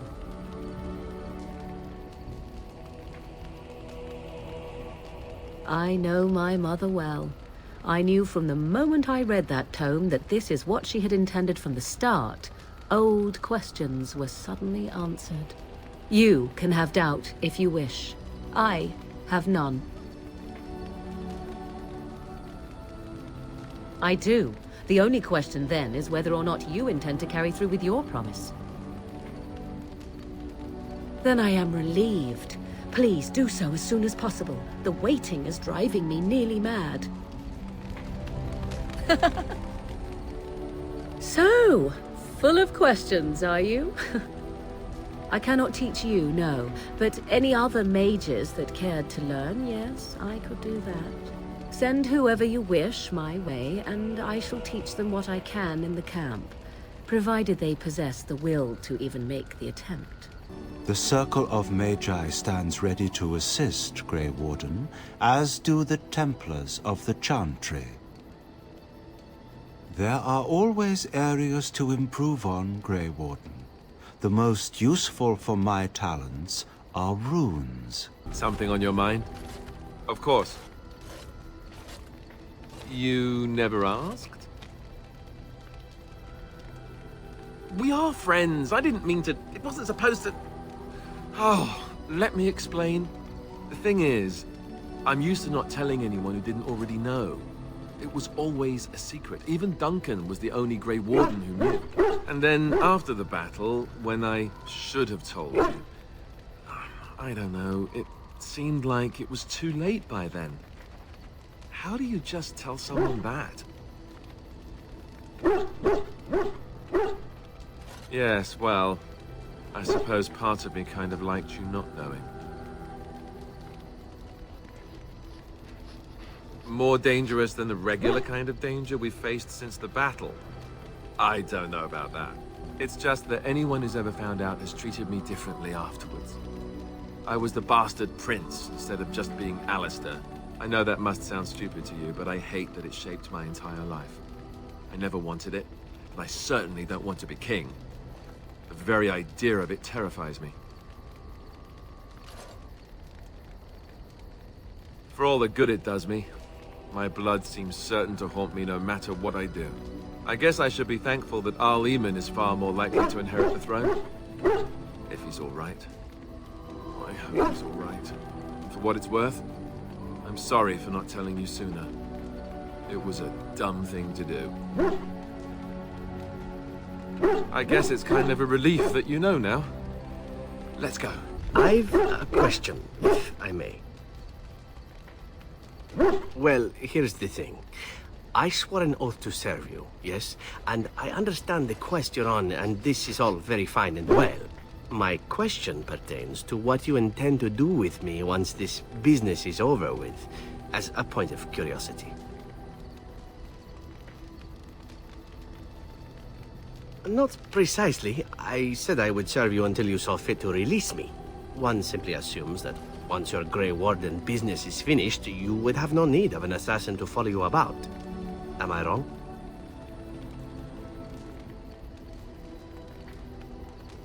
Indeed. I might even be glad to call myself such, come to think of it. It is good to know what my options might be, but that is for another time. For now, we have much to do, yes? What say you? Not everyone, but a handsome man like yourself. Why not? I am sure you are a man who draws many stares from women and other men alike. Does this bother you?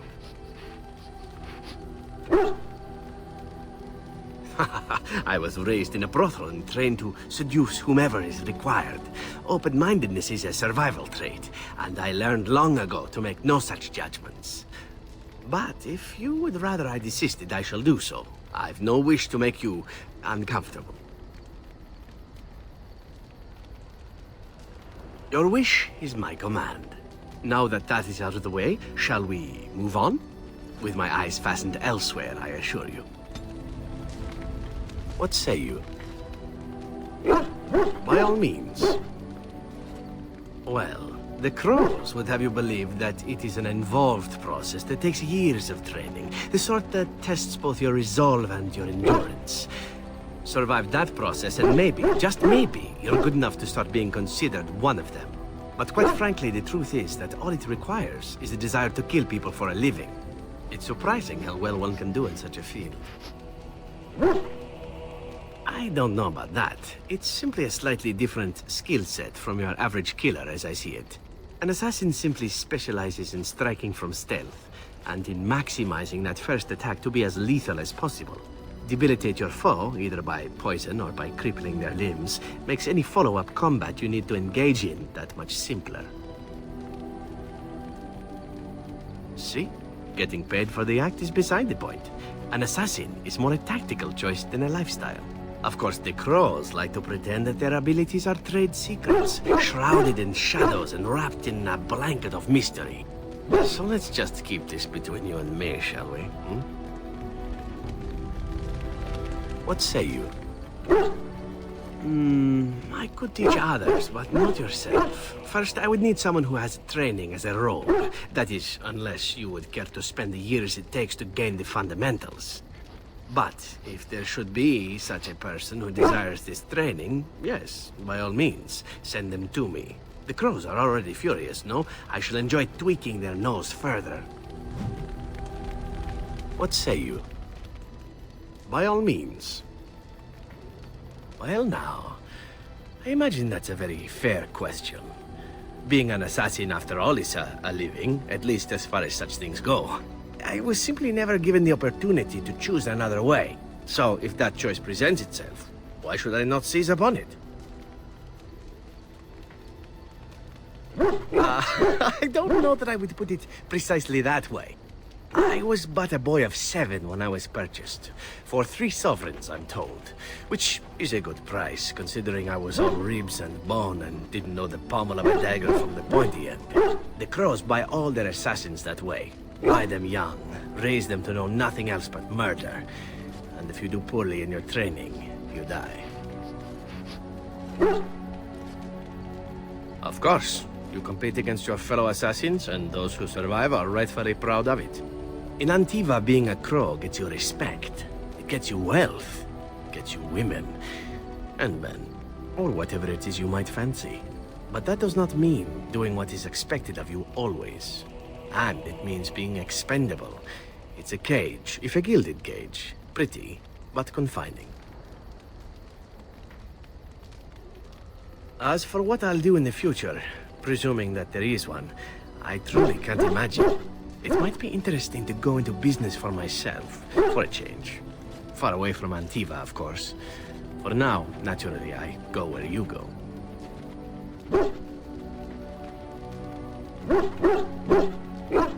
Eventually can be a very, very long time, if one plays one's cards right. Come now, enough chit-chat. Talking about the crows summons them, you know. Any Antivan fishwife could tell you so. What say you? By all means. And why not? There are many things to enjoy about being a crow in Antiva. You are respected, you are feared, the authorities go out of their way to overlook your trespasses, even the rewards are nothing to turn your nose up at. As for the killing part, well, some people simply need assassinating. Or do you disagree?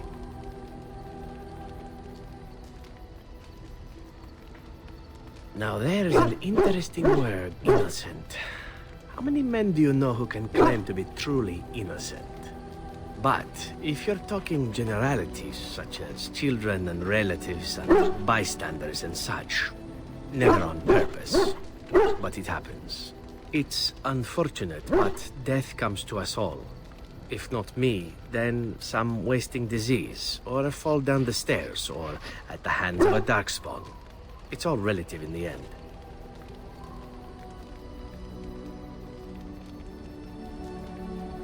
Death happens, as we like to say, and when I get paid for it, death happens more often. As far as enjoying the act of killing itself, why not? There is a certain artistry to the deed, the pleasure of sinking your blade into their flesh and knowing that their life is in your hands.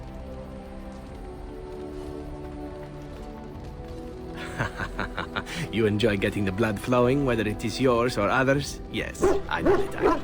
There are many things I did not enjoy about being a crow, of course. Having no choice, being treated as an expendable commodity, the rules. Oh, so many rules. But simply being an assassin, I like it just fine. I will continue to do it if I can, even if I am not a crow. Honestly, could you picture me doing something else? None that I wouldn't get into trouble for performing publicly. Of course, all these thoughts are moot. Chances are still good that you and I will perish, eaten by darkspawn or slain by the crows at some point. Very gruesomely, I imagine. But it is pleasant enough to chat about. Come, let's move on while our boots still have some wear in them. What say you? By all means. My adventures? I'm hardly an old man just returned from across the ocean, am I? Should I shake my fist at nearby children while I talk about the good old days? Oh, well, if a racist crack like that doesn't cajole me into telling a tale, then nothing will. Let's see, my second mission ever for the crows was a bit intriguing. I was sent to kill a mage who had been meddling in politics. Well, it was just the one mage. Not as simple a mission as the vagrant Grey Warden or two, perhaps. As it turned out, the mage in question was quite a delightful young woman. Long, divine legs, as I recall. I caught her in a carriage on her way to escape to the provinces. After I killed her guard, she got down on her hands and knees and begged for her life. Rather aptly, I might add. So I joined her in the carriage for the night and left the next morning. Well, yes, twice, actually. Then she decided to try and use me instead. The woman had actually convinced me to speak to the crows on her behalf. What can I say? I was young and foolish at the time. Then, as I was kissing her goodbye to return to Antiva City, she slipped on the threshold and fell backwards out of the carriage. Broke her neck. Shame, really, but at least it happened quickly. Not actually, no. I was a bit unimpressed by the development at first. Then I found out that she had told the driver to take her to Janellen instead. She had planned to lose me in the provinces. I would have looked very foolish to the crows. As it was, my master was very impressed that I had done such a fine job of making it look like an accident. The Circle of Magi was unaware of foul play, and everyone was happier all around. I got stupid, in fact, and very lucky. It was after that when I learned that one needn't let a pretty face go to your head. Professionalism was key. That's my moral of the day, you see. And one that not everyone learns, I'm sad to say. But that's enough tale spinning from me for the moment. Talking about the mage has made me a bit nostalgic, I'm afraid. Ah, the good old days. What say you? By all means. Oh, you wish to know about Antiva, do you? The only way to truly appreciate it would be to go there. It is a warm place, not cold and harsh like this Ferelden. In Antiva it rains often, but the flowers are always in bloom. Or so the saying goes. It is fine enough with its dogs and its mud. The people are spirited, even if they can't tell the difference between an assassin and a mere killer. I hail from the glorious Antiva City, home to the Royal Palace. It is a glittering gem amidst the sand, my Antiva City. Do you come from someplace comparable? Oh, I have never seen that place. I am sure it has its charms, and its dogs. You know what is most odd? We speak of my homeland, and for all its wine and its dark-haired beauties and the lilo flutes of the minstrels, I miss the leather the most. It may as well be, but not this once, no. I mean the smell. For years, I lived in a tiny apartment near Antiva City's leather-making district, in a building where the crows stored their youngest recruits, packed in like crates. I grew accustomed to the stench, even though the humans complained of it constantly. To this day, the smell of fresh leather is what reminds me most of home more than anything else. Oh, not so long, I know. It is my first time away from Antiva, however, and the thought of never returning makes me think of it constantly. Before I left, I was tempted to spend what little coin I possessed on leather boots I spotted in a store window. Finest Antivan leather. Perfect craftsmanship. Ah, but I was a fool to leave them. I thought, Zevran, you can buy them when you return as a reward for a job well done. More the fool I, no? Yes, and now here I am. One simply never knows what is to come next. How could I have suspected I would end up defeated by a handsome Grey Warden? A man who then spares my life? I could not. Quite right you are. I see the Grey Wardens do not recruit fools. Now, if it is all the same to you, I would prefer not to speak more of Antiva. It makes me wistful and hungry for a proper meal. What say you? By all means. Again, well now, what might interest you, I wonder? Shall I describe the stages involved with Lanthrax poisoning? I watched a man go through all 7 once. No, I'll not inflict that upon you just yet. Let's see, how about the largest battle I ever took part in? That would have been the slaughter of Prince Osrine. Did you hear of that down in these parts? Me? Not personally, but I did take part in the attack. Prince Osrine was fourth in line to the throne, you see. He started off as 11th, but worked his way up the old-fashioned method by inheriting control of an entire Crocel from his grandfather. After assassinating his way through the royal family, the king hired 3 other cells to take down Prince Osrine once and for all. I was in one of those cells. Antivan royalty is very much bound up in the Crows. You wouldn't want it run by a bunch of commoners, after all, would you? And this means they get involved in politics quite often. This particular fight nearly bankrupted the nation, I understand. It almost ended up putting a Crow on the throne, a commoner. But that's a whole different story. I played a very small part.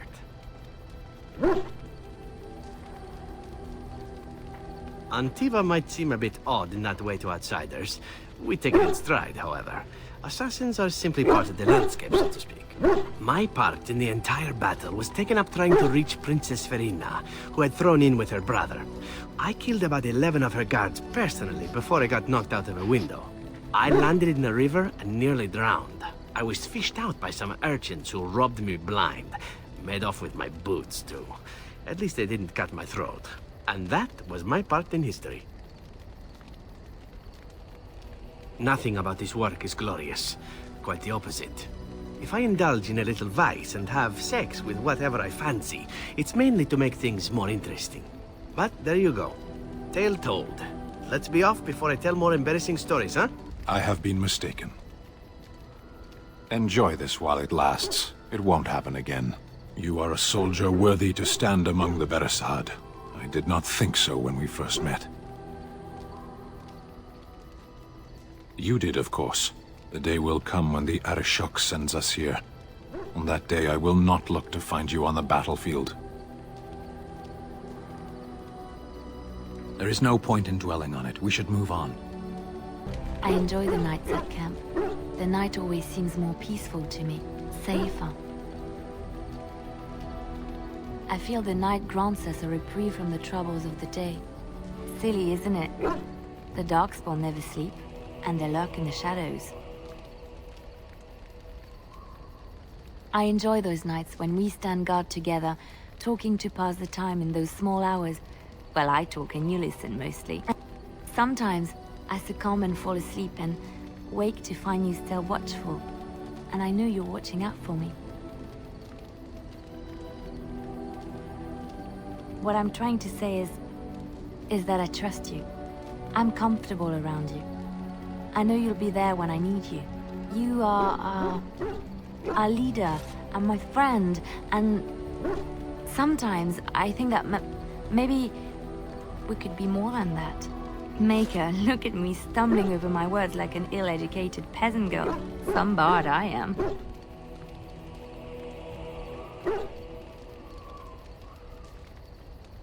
I'm not embarrassed. I'm just flushed because of the heat. Really? No one told me. You felt the same way and didn't do me the courtesy of informing me? You made me say all those things. Why couldn't you have said them first? Oh, oh, how very awkward. Oh, chivalry is so dead, making the lady spill her guts like that.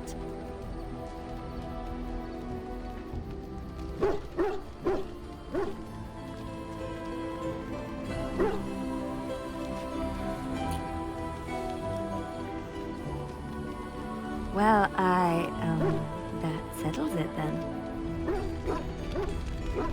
The stars are out.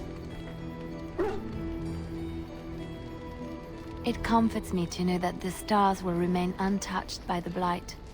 That whatever happens down here, they will shine eternally. Their light undimmed. There is a story about that cluster of stars over there. Do you know it? Elindra and her soldier?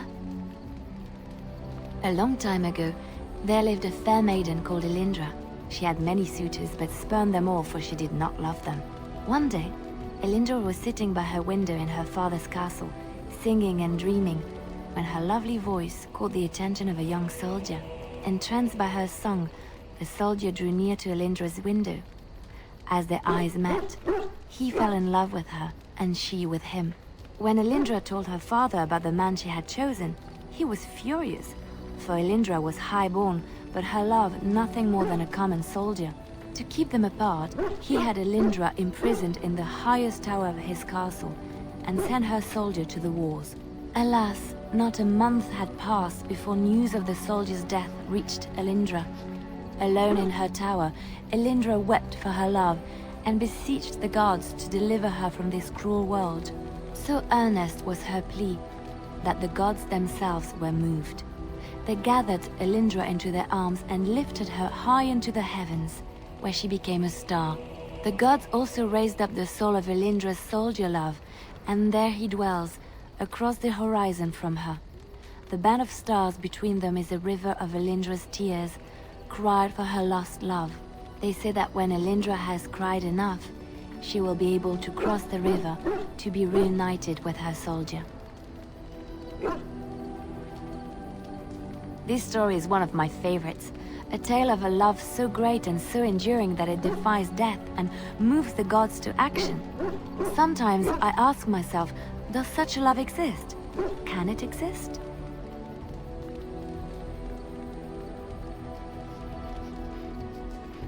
I never expected you to say that. It is a pleasant surprise. I have to say there is a certain severity to you. Finding a person behind that all is nice. Maybe you should let your softer side show more often. Sometimes following your heart, not your head, leads you to remarkable places. I'm here for you. I don't think you have the correct aptitude. I could give you some pointers, though. You may be able to pass them on to someone you know. Let's just go over there, away from the others. For safety, yes?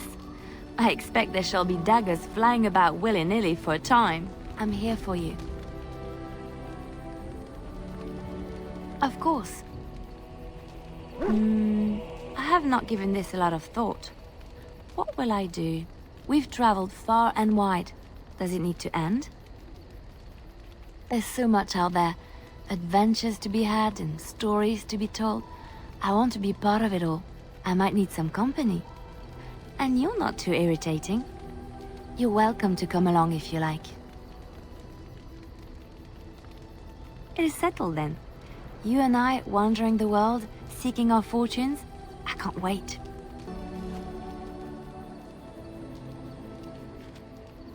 Yes, it is good to have my sword at my side again. I call her Asala, the soul, my soul. She is forged from rare blue steel and has served me faithfully for many years. Yes, you understand what it is like to have a weapon that is part of you. Few others do. It looks like a golem, doesn't it? An actual golem, and not a statue at all. I wonder how it ended up here, of all places.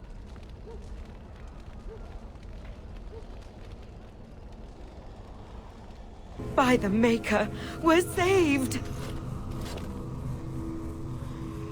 You weren't sent by the ban, were you? To save us? A Grey Warden? Here! Thank the Maker for our luck! But if you weren't sent by someone, why are you here? If you don't mind me asking. A merchant? Why would a merchant... Oh, I think I see. This is about shale, isn't it? I should have known.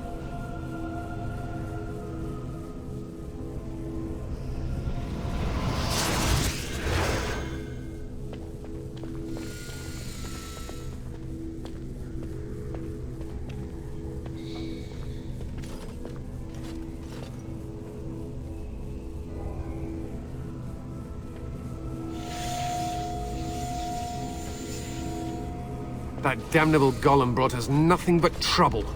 My mother sold the rod years ago after it killed my father, and good riddance!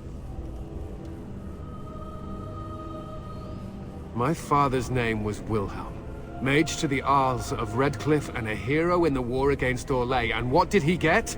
One day, my mother found him outside the tower, with so many broken bones she could barely recognize him, and shale standing over him just like it is now.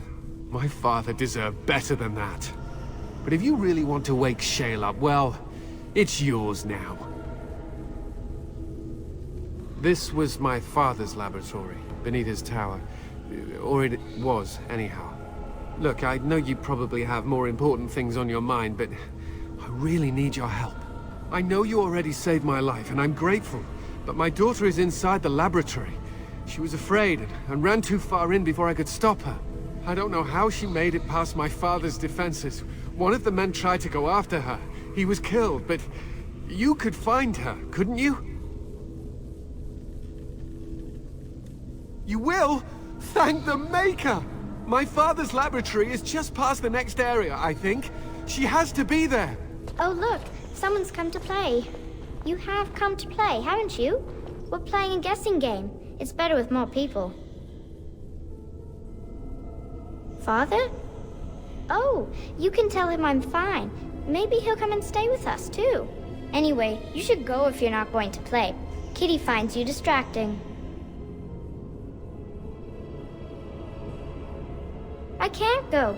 Kitty says she can't come, and I'm not leaving her. She'd be lonely. You are so kind, Amalia. I would miss you dearly if you left. Of course, silly. Talking is simple enough, once you know how. I am a cat, really. Nothing you say will convince Amalia to go with you. She loves only me now. I am her friend, while you are just a stranger. Oh, did you hear that, Amalia? I have another admirer. That's because you're wonderful, Kitty. I have been bound to this chamber for decades, cut off from all contact. It has been maddening. Release me, mortal, and let me have the girl. Let us return to her father, and leave this place forever. That's such a crude way of putting it.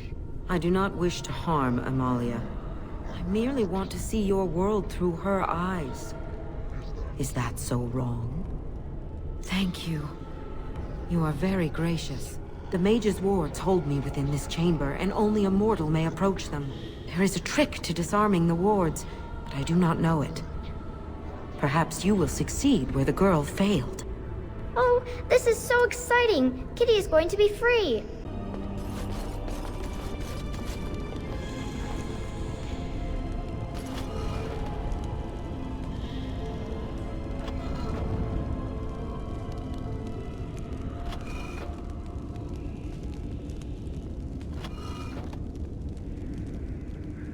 Father doesn't like cats, but he never met Kitty.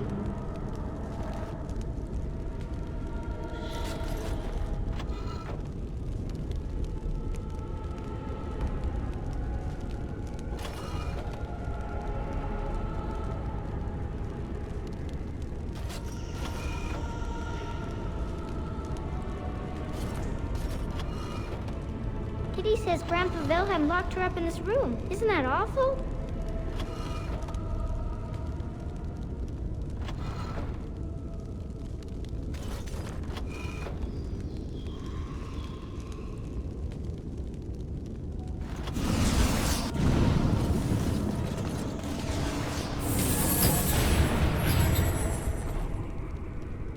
Kitty is my best friend.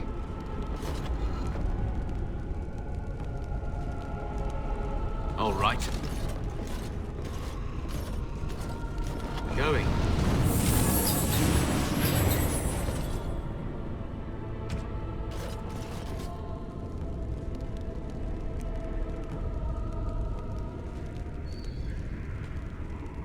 I was thinking about the sun, silly.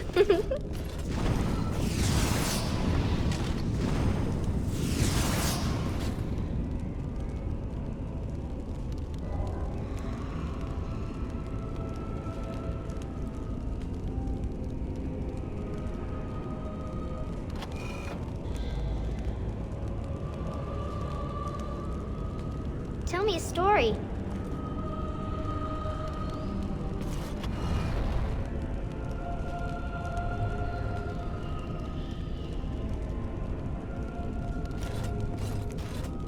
Yes.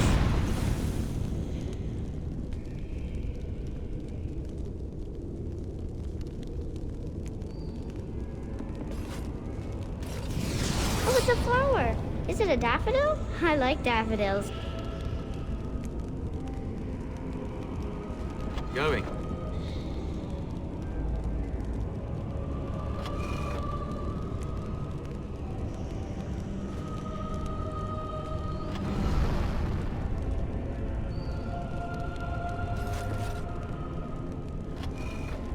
Kitty says Grandpa Wilhelm locked her up in this room. Isn't that awful?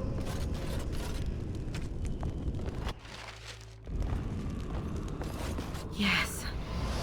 I can feel the magic fading. Oh, I had forgotten how it feels not to be caged. Kitty? What's happening? A wonderful thing, my dear, for both of us. Betrayal! You will not take the girl. She is mine! Kitty! You're scaring me! I won't let you inside me! I won't!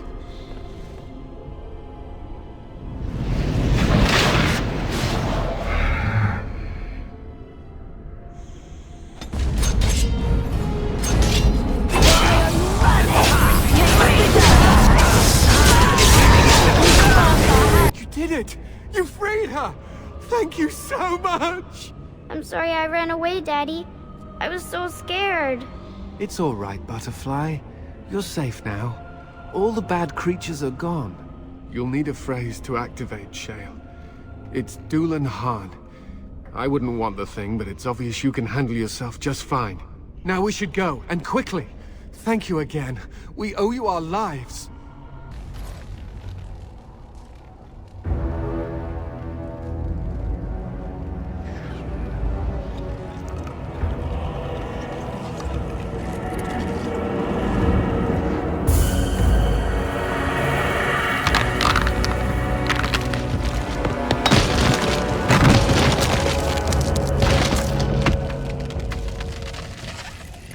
I knew that the day would come when someone would find the control rod. And not even a mage this time. Probably stumbled across the rod by accident, I suppose. Typical. I stood here in this spot and watched the wretched little villagers scurry around me for, oh, I have no idea how long. Many, many years. Oh, you poor dear. That would be really, really boring. Then one wonders that you wouldn't be grateful to the one who allowed you to stretch your legs, Gollum. Another mage, I see. Charming. I was just beginning to get used to the quiet, too. Tell me, are all the villagers dead? Some got away, then. How unfortunate. Perhaps I may have forgotten after all the years of being called Gollum. Gollum, fetch me that chair. Do be a good Gollum and squash that insipid bandit. And let's not forget, Gollum, pick me up. I tire of walking. It does have the control rod, doesn't it? I am awake, so it must. So long as it holds the control rod, I could not crush its skull, even if I wished to. Not that I do. Yet. Yet there is something odd here. Go on, order me to do something. And, nothing. I feel nothing. I feel no compulsion to carry out its command. I suppose this means the rod is broken? I suppose if I can't be commanded, this means I have free will, yes? It is simply, what should I do? I have no memories beyond watching this village for so long. I have no purpose. I find myself at a bit of a loss. What about it? It must have awoken me for some reason, no? What did it intend to do with me? Ah, how unexpected, yet refreshing. I suppose I have two options, do I not? Go with it or go elsewhere? I do not even know what lies beyond this village. I will follow it about then, for now. I am called Shale, by the way. This should be interesting. Braska. Yes.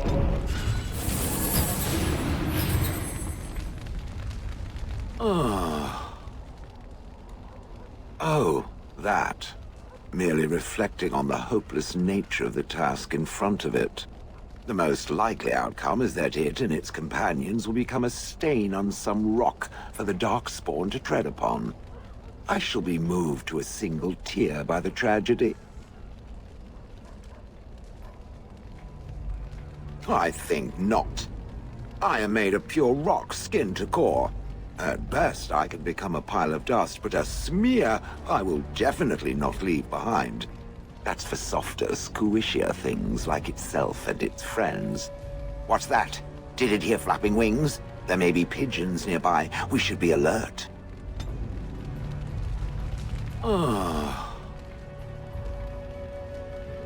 Different? Different than what? Different than a statue? Different than a log? Should I talk in a monotone? Yes, Master, I exist to serve the Master. I shall kill for the Master and only for the Master. Perhaps it expected me to have a booming voice. Recite limericks. I can recite limericks, if it likes. Mostly they involve slaughtering pigeons in creative and invasive manners. I have never met another golem. I have no idea what one might be like, or why I wouldn't be like them. Why? Has it met other golems? Did they not sound as I do? I don't know what other golems might be like, but I am already superior by virtue of my free will. This is a good thing.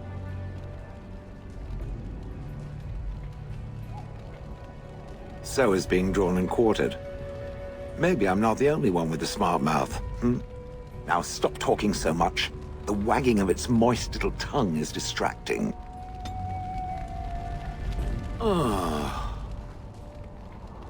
It doesn't have better things to do. I like to think of them as accessories. I suspect that it is an art that was practiced when golems were more, commonplace. My former master collected whatever lore he could find on the subject. He searched far and wide to collect what crystals he could and then added them. It is not an unpleasant sensation. As I understand it, the crystals allow me to alter the flow of magic around me. Wilhelm had hoped to turn me into a battery of mana, something he could tap at will. Some of the crystals increase the presence of mana, some absorb or reflect spells. There are various kinds. All I can promise is that should it ever find one of these crystals, I can likely tell it the function and what it would do if added to me. Why not? I don't get to wear clothing and other adornments like the rest of you creatures after all. That answers its question, I assume? Unless it has more. Oh, how interesting. Certainly I remember having a master. My memories of what happened to him are vague.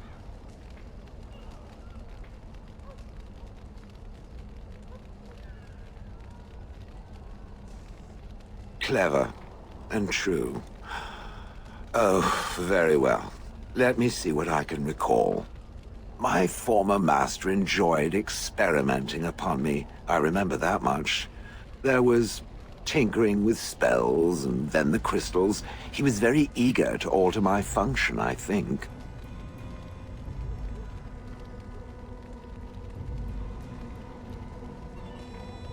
He possessed my control rod, and back then, it would have prevented me from doing anything he did not command me to, no matter how I might have wished to. So what happened? I am unsure. He was experimenting, and then nothing.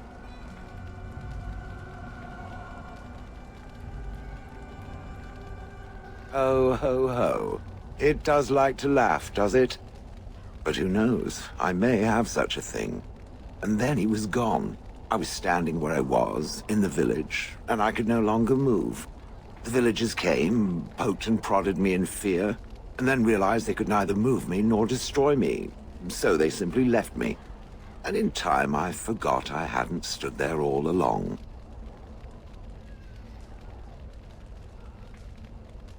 Oh, yes. Yes, yes, yes. Very much so.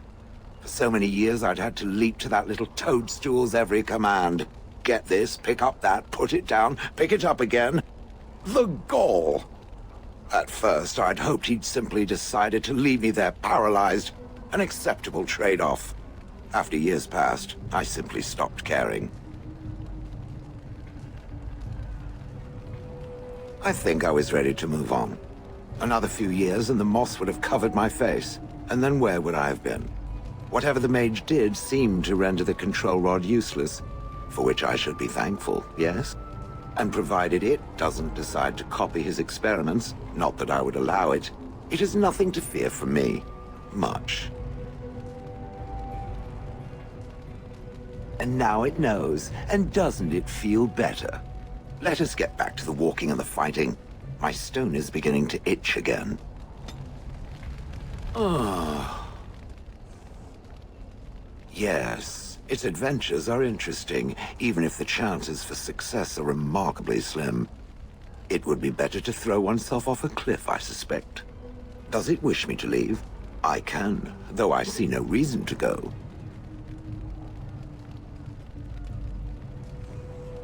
No doubt. Without me, it would have to carry its inventory on its own. Perhaps we should continue. Its chances of success are small enough without further dawdling. Oh.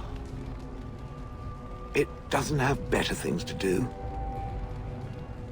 Oh yes, that I remember quite well. My former master, the mage Wilhelm, he brought me.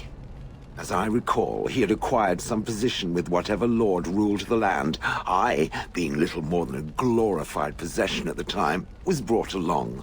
Oh, how he enjoyed impressing the villagers with me. Gollum snarl at that villager there, be fearsome. And of course, I would have to do it.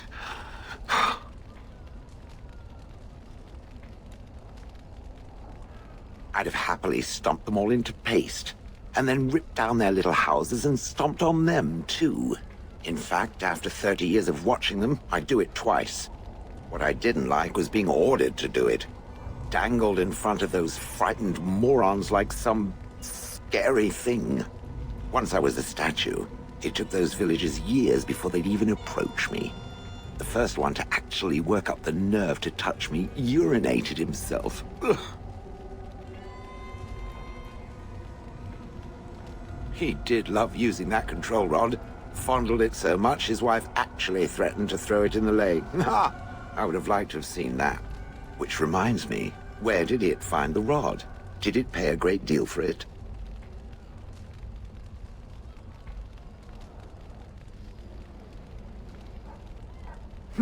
So long as it realizes that I'm inexpensive and not cheap.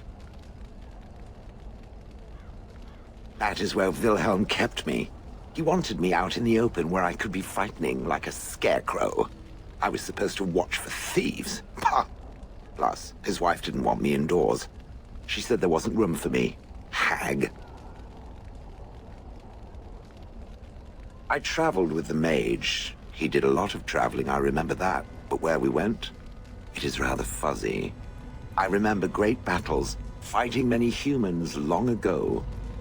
They were all very soft and squishy. And before that, No. There are only images. I was somewhere dark.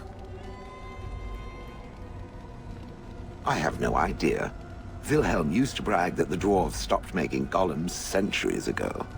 I do not age as you soft creatures do. Sadly, my memory is no better. Plus, I get bored and stop paying attention.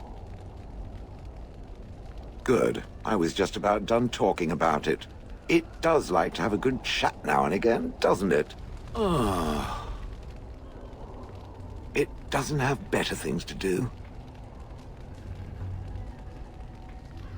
I do not sleep, so yes, and I thank it for reminding me. Try to imagine, if it will, what it would be like to be surrounded by nothing but boring peasants, all oblivious to it. Oh, yes. It certainly was the height of intrigue to listen to the accounts of how young Dornan had scandalized the village by his purchase of an Orlesian hat. And the argument that those two muddy farmers had over the price of barley for a whole summer. Riveting. And then there were the birds. A whole village full of pigeons and ravens and sparrows all perching on me day in and day out. Vermin.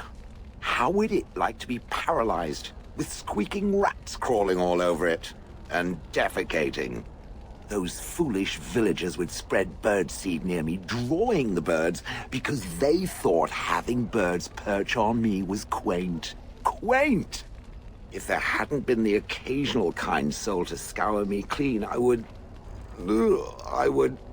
don't care to discuss this anymore.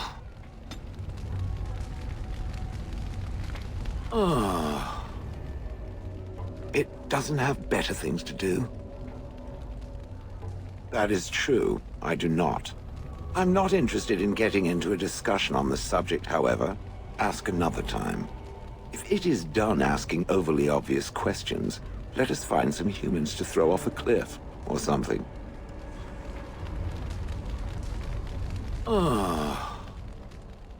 It doesn't have better things to do.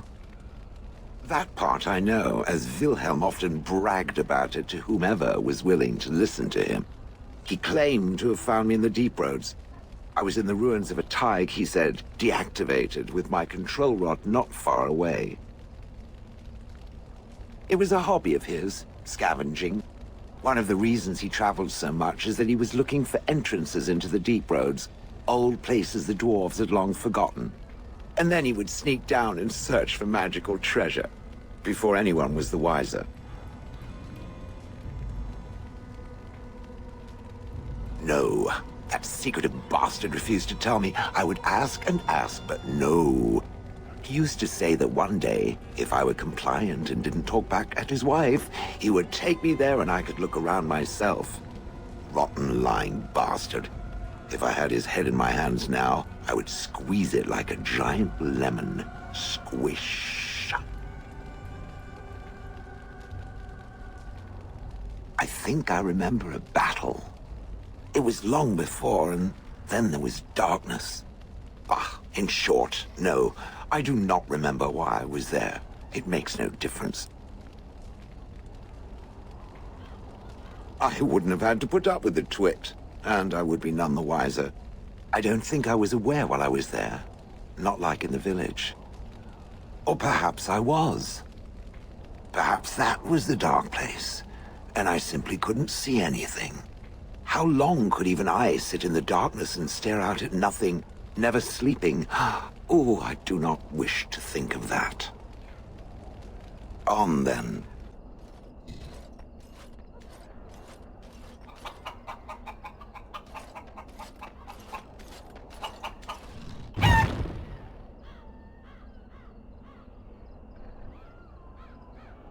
I lied to you, you know, about why I left Orlais.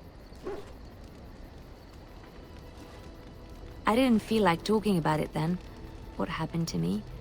Maybe it will affect us, maybe not, but you should know. I came to Ferelden and the Chantry because I was being hunted in Orlais. I was framed, betrayed by someone I thought I knew and could trust. Marjolaine. She was my mentor and friend. She taught me the bardic arts, how to enchant with words and song, to carry myself like a highborn lady, to blend in as a servant. The skills I learned, I used to serve her, my bard master, because I loved her, and because I enjoyed what I did. She was a remarkable woman. I cannot fully express the admiration I had for her, or the depth of my affection. I thought I knew her. My devotion to her blinded me to her less than noble attributes. You can say it was my fault. There was a man I was sent to kill. I was to bring Marjolaine everything he carried. I don't know who this man was. She gave me a name and a description, and I hunted him down. I found documents on his body, sealed documents.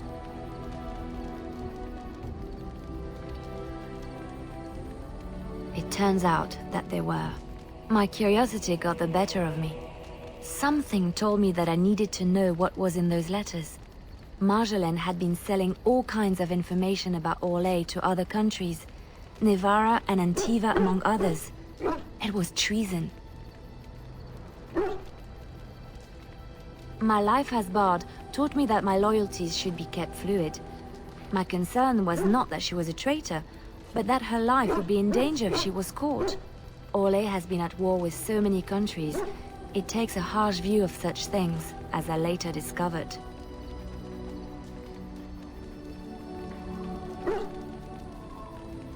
I should have left well alone, but I didn't.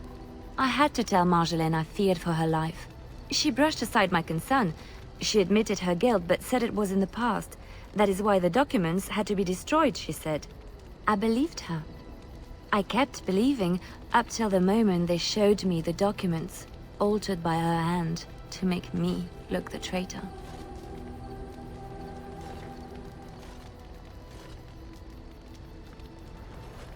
The Orlesian guards, they captured me. Did terrible things to make me confess and reveal my conspirators. It was a traitor's punishment I endured. And at the end of it, all that awaited me was eternity in an unmarked grave. The skills Marjolaine taught me were good for something at least. I broke free when I saw the opportunity. I did not seek Marjolaine out. If she thought I was coming for her, she would have me caught again. I was tempted to confront her. I was furious, betrayed. But what could I do against her? And so I fled to Ferelden, to the Chantry and the Maker. Ferelden protected my person, and the Maker saved my soul. And that is the reason I am here. The real reason. No more lies between us, at least in this. It feels good to have this off my chest. Thank you for listening and understanding. Ah, I see it found some of the crystals that I told it about. Well done. So, what does it think?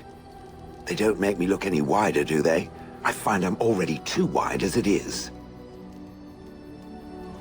It must be the vertical pattern it put them in. Did it know to do that? It must have.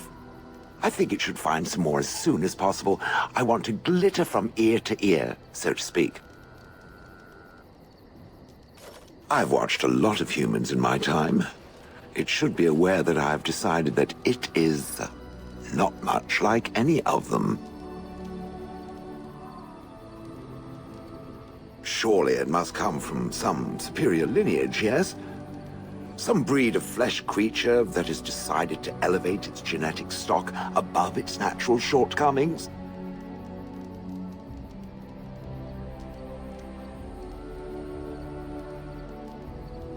Oh, then that must be it.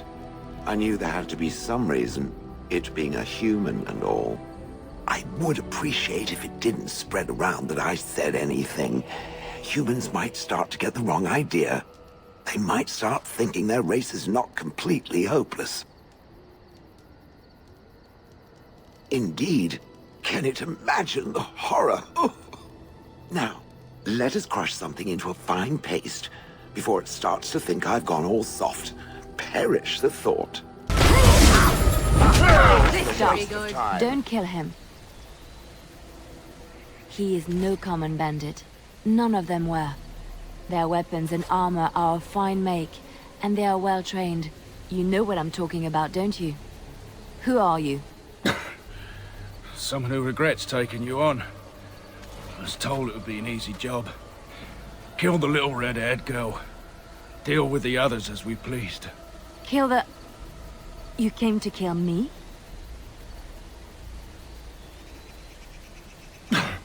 I don't pay to ask why someone wants someone else dead.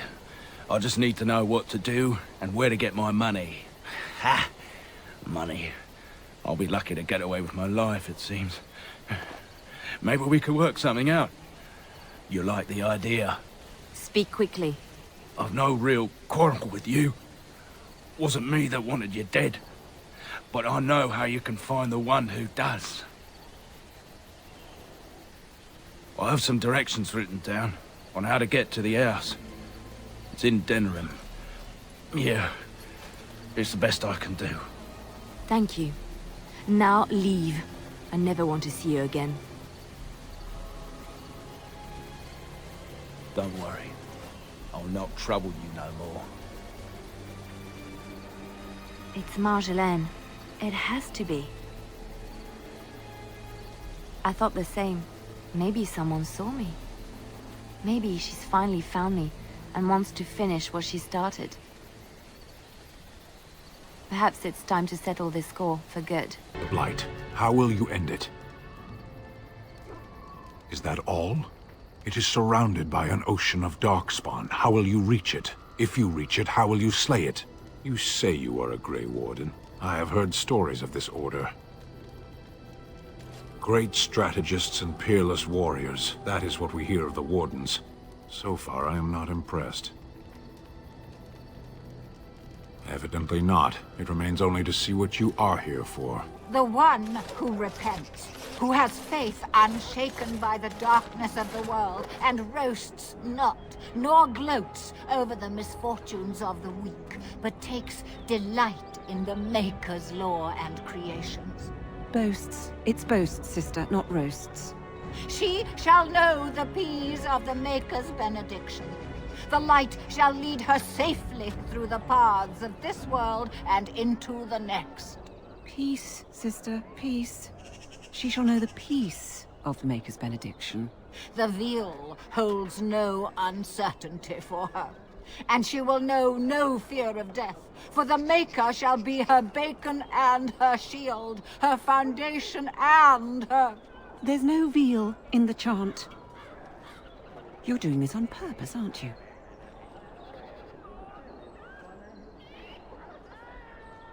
Oh, it's not an interruption, dear. We were just finishing up before mealtime. What can I do for you? Praying for the good people of Denerim who've lost loved ones at Ostagar. It's usual to recite a stanza from Transfigurations when you pray for the departed. It's usual to recite the stanza correctly. But that's what I said. Andraste, deliver us. If her grace were to hear this...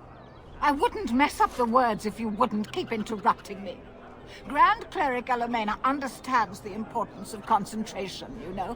Her grace, may the Maker bless her heart, lost her hearing 20 years ago. If she doesn't catch your blasphemous mistakes, it's because she didn't hear them. Tell you about the chart? What? As if it's a cake you might buy? Well, it's done enough, but a little too much nutmeg for my taste. Sister, instructing the ignorant is a sacred duty of the Chantry. Fine, then. What do you want to know? It's the 10th stanza from the Transfigurations. Lovely canticle, that one. Oh, you should have heard Brother Caedmon sing it, though. He had a voice like a bucket full of toads. Revered Mother Boanne, bless her heart, always said, if we had more voices like his, the Maker couldn't fail to take note of us.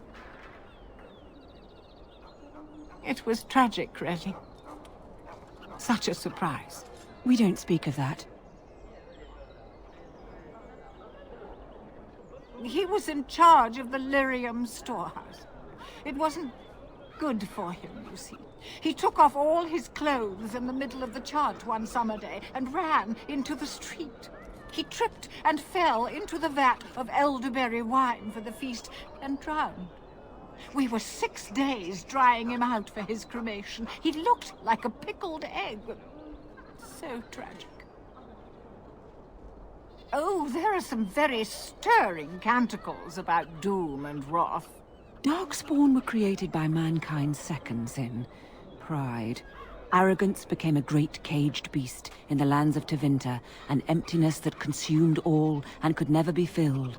To satisfy its hunger, the Mage Lords assaulted the Golden City, heart of all creation, to take the Maker's power for themselves. Why does no one ever sing the good stanzas during chantry services anymore? They speak them. It's called the chant of light, not the speech of light. Sister, would you kindly stop messing up the chant? See how you like being interrupted. Well, you get the general idea, I'm sure. It is almost mealtime, isn't it? Blessings of the Maker and of Andraste, his bride, upon you. Strange that matters can be so tumultuous and yet the day still be so bright. Oh, my pardon. Just thinking aloud. Are you here for the Chanter's Board? I am Sister Justine, curator of the reliquary of this chantry. And pride again. It is hard to live up to the example of Andraste. The archivist tends the books, and I tend the sacred relics. I also search for more to add to our collection, which is more difficult than it sounds.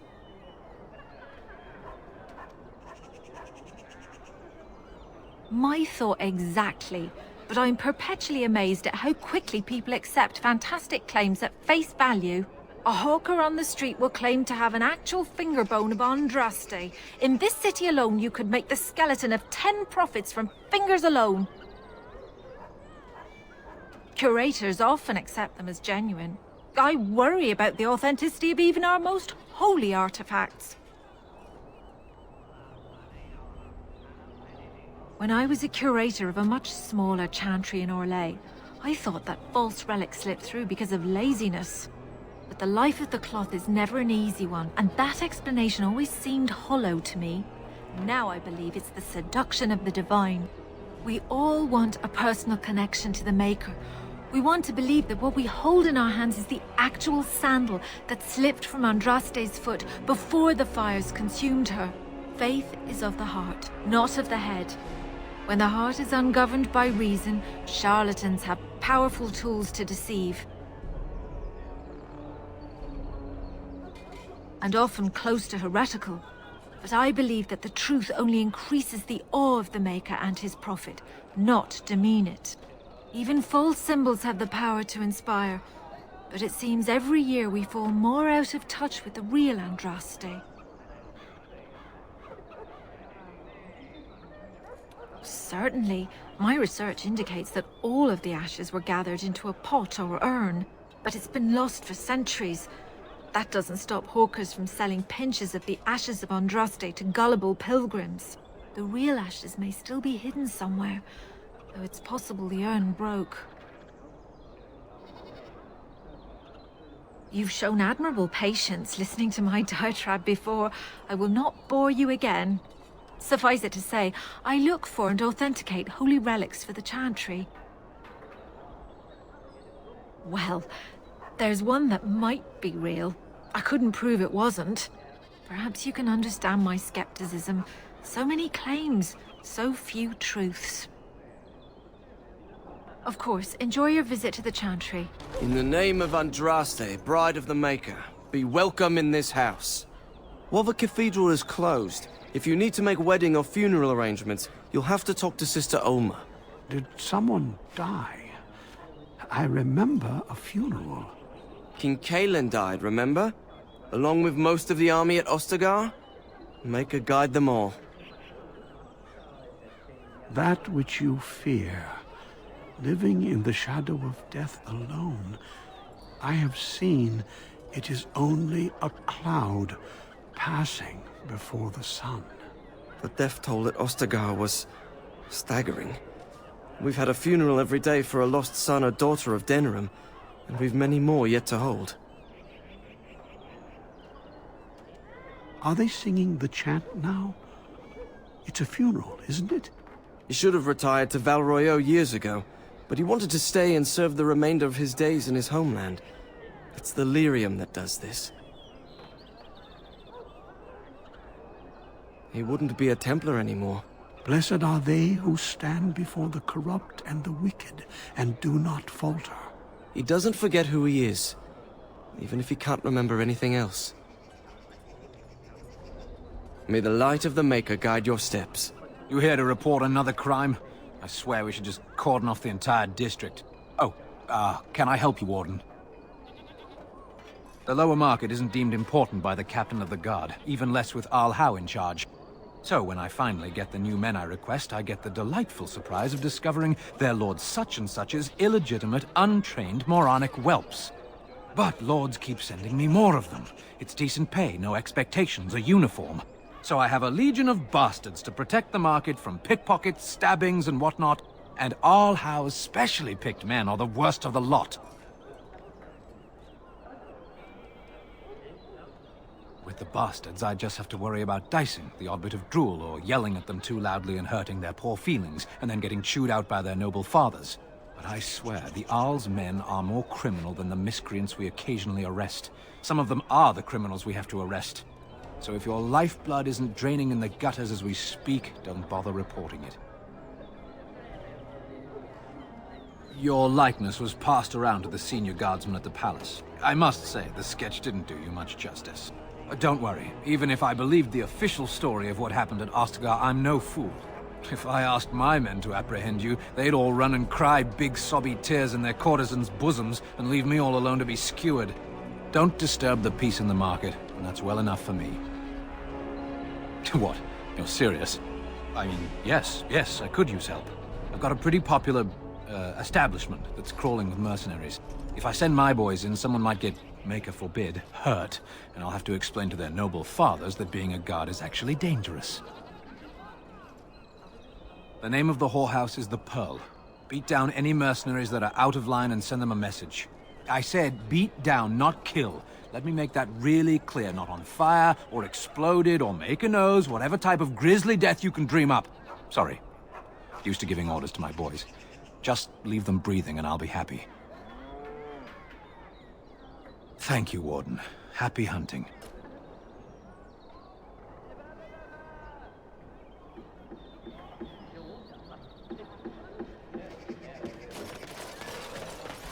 By order of the new Arl of Denerim, no one is to enter the alienage. There's been an elven uprising. Knife ears even have the gall to attack the Arl's only son. Killed him in cold blood. With the whole Urian family dead, the regent appointed Rendin Howe of Amaranthine the new Arl of Denerim. First thing he did was lead a purge of the alienage. It's a mess in there. When things are put back in order, the gates will be reopened. Now on your way. Yes? What are you doing here? Brother Genitivi? Why? I'm Genitivi's assistant, Waylon. Unfortunately, I don't know where he is. I haven't seen Brother Genitivi in weeks. He sent no word. It's so unlike him. I'm afraid something has happened. Genitivi's research into the urn may have led him into danger. Perhaps the urn has been lost for a reason. I pray for Genitivi's safety, but hope dwindles with each passing day. I tried to send help, but some knights came from Redcliffe looking for him not long ago. I sent them after Genitivi, and they too have disappeared.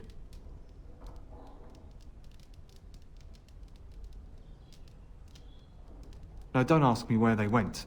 You'll go after them. And what if ill luck should befall you too? This search is a curse on all of us.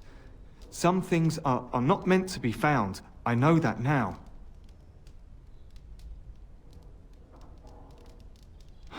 So be it. All he said before he left was that he would be staying at an inn near Lake Calenhard, investigating something in that area.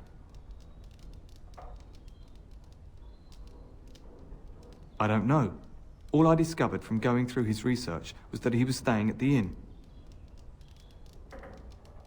Yes, of course he told me, but I also went through his things to see if I could find other clues to his whereabouts. That's not true. I told you everything I know. Brother Genitivi told me about the inn, and that's all. Us? I mean me! There is no us! Bah! Why do I keep up this charade? I gave you a chance to turn aside and forget you ever heard of Genevieve and the Urn, but you persisted. Now it has come to this. Andraste, forgive me, I do this in your name. All right.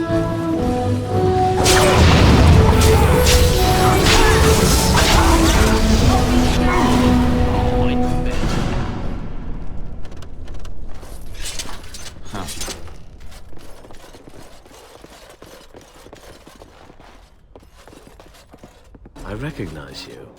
From Ostagar. Andraste's blood. You're a Grey Warden. Duncan's apprentice. You killed my friend. And good King Cailan.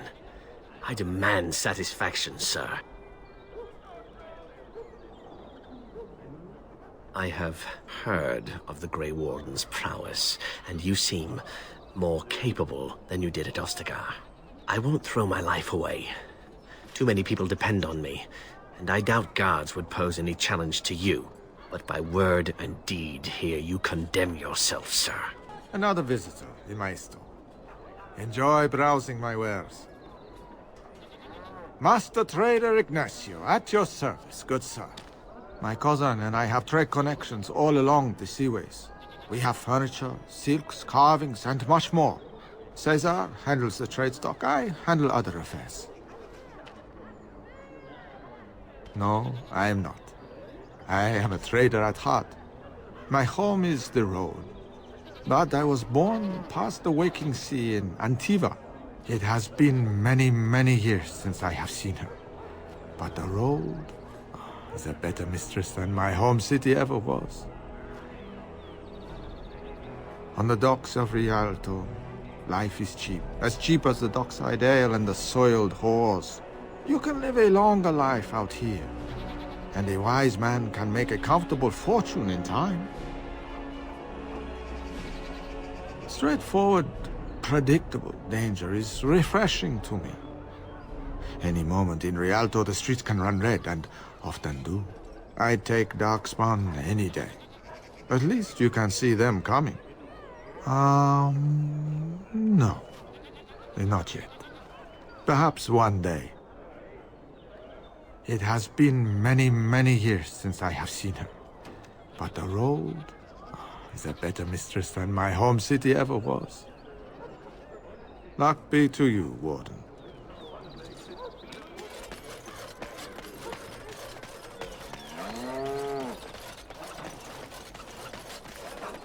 Good day.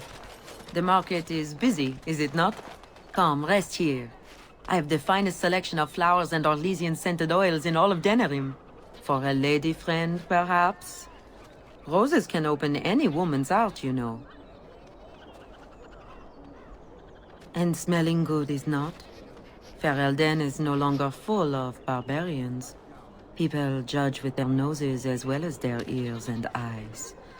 But you look more armed than most of my patrons.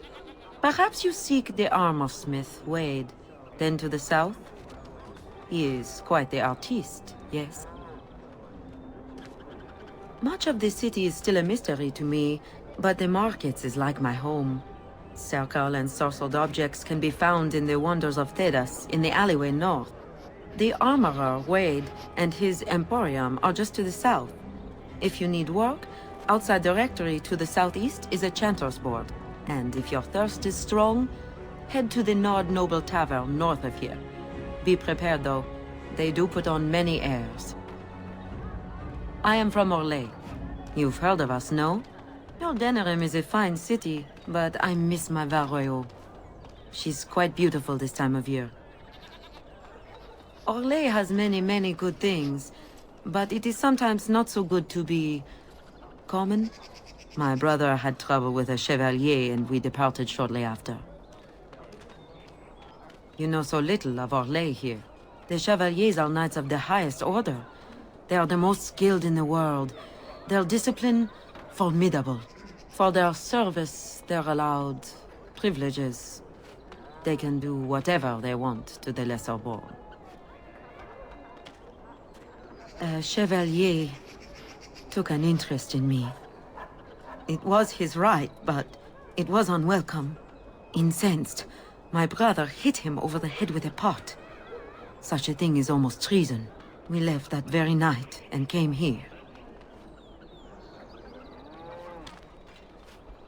That and more. Some revere them for their skill and their high service, but others tread lightly. As lightly as the mouse in the cat's den. If you will excuse me, I feel a touch lightheaded. That's my sister's house.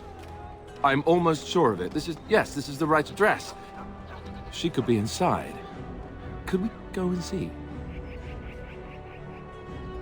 Will she even know who I am? Does she even know I exist? My sister. That sounds very strange. Sister. Oh, now I'm babbling. Maybe we should go. Let's go. Let's just go. Hello? Hey, you have linens to wash? I charge 3 bits on a bundle. You won't find better. And don't trust what that Natalia woman tells you either. She's foreign and she'll rob you blind. I'm not here to have any wash done. My name's Alistair. Well, this may sound sort of strange, but are you Goldana? If so, I suppose I'm your brother. My what? I am Goldana, yes. How do you know my name? What kind of tomfoolery are you folk up to? Look, our mother, she worked as a servant in Redcliffe Castle a long time ago before she died. Do you know about that? You! I knew it! They told me you was dead. They told me the babe was dead along with mother, but I knew they was lying. They told you I was dead? Who? Who told you that? Them's at the castle. I told them the babe was the king's and they said he was dead. Gave me a coin to shut my mouth and sent me on my way. I knew it. I'm sorry, I didn't know that.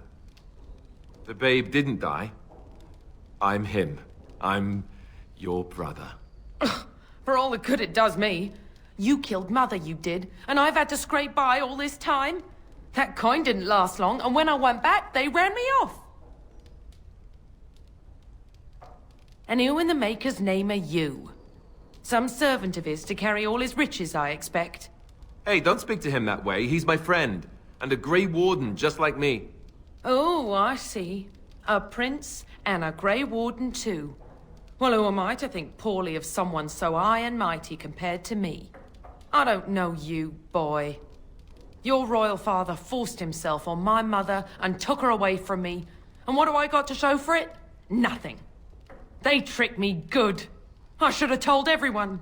I got 5 mouths to feed. And unless you can help with that, I got less than no use for you. I'm sorry, I don't know what to say. Well? So he's found it. I'm his sister. But what are you to me, boy? Except the one who took my mother away, You think I wished her dead? I never wanted that. I didn't have the life you think I did, Goldana. I suppose not. A bastard is still a bastard, isn't he? But... brother or no, I've got 5 mouths to feed and no time to spare until they are. And let me promise you this, Goldana. I'll do whatever I can, speak to whomever I have to ensure you and your children are taken care of. That sounds all well and fine. But you'll have to forgive me if I don't exactly hold my breath. You have my promise. I can't give you more than that. Let's go. I want to go. Goodbye, sister. Well, that was not what I expected, to put it lightly. I lived up to my promise, I suppose, but this is the family I've been wondering about all my life? I can't believe it. I guess I was expecting her to accept me without question. Isn't that what family is supposed to do? I feel like a complete idiot. Yes, I'm sorry too. I guess I should have known better. Let's just go.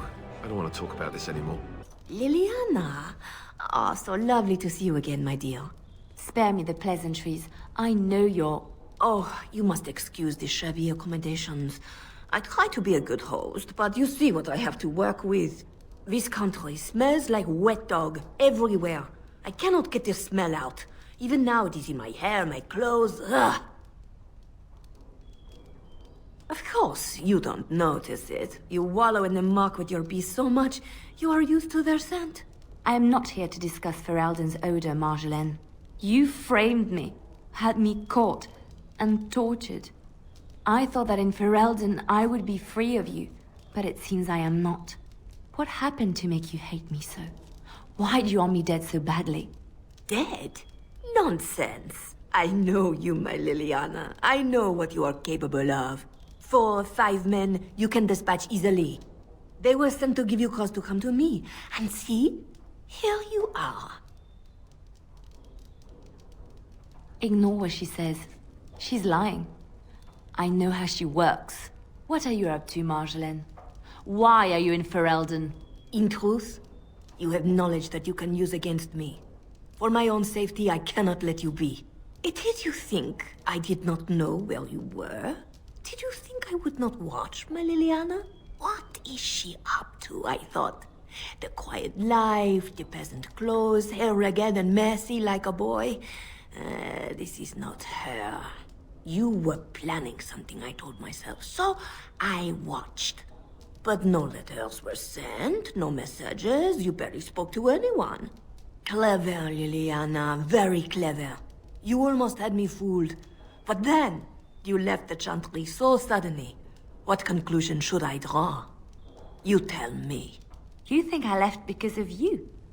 You think I still have some plan for revenge? You are insane, paranoid. Oh, is that what you think? If I were you, I would believe nothing she says. Not a one. She will use you. You look at her and you see a simple girl, a friend, trusting and warm. It is an act. I am not you, Marjolaine. I left because I didn't want to become you. Oh, but you are me. You cannot escape it. No one will understand you the way I do, because we are one and the same. Do you know why you were a master manipulator, Liliana? It is because you enjoyed the game. You reveled in the power it gave you. You cannot change or deny this.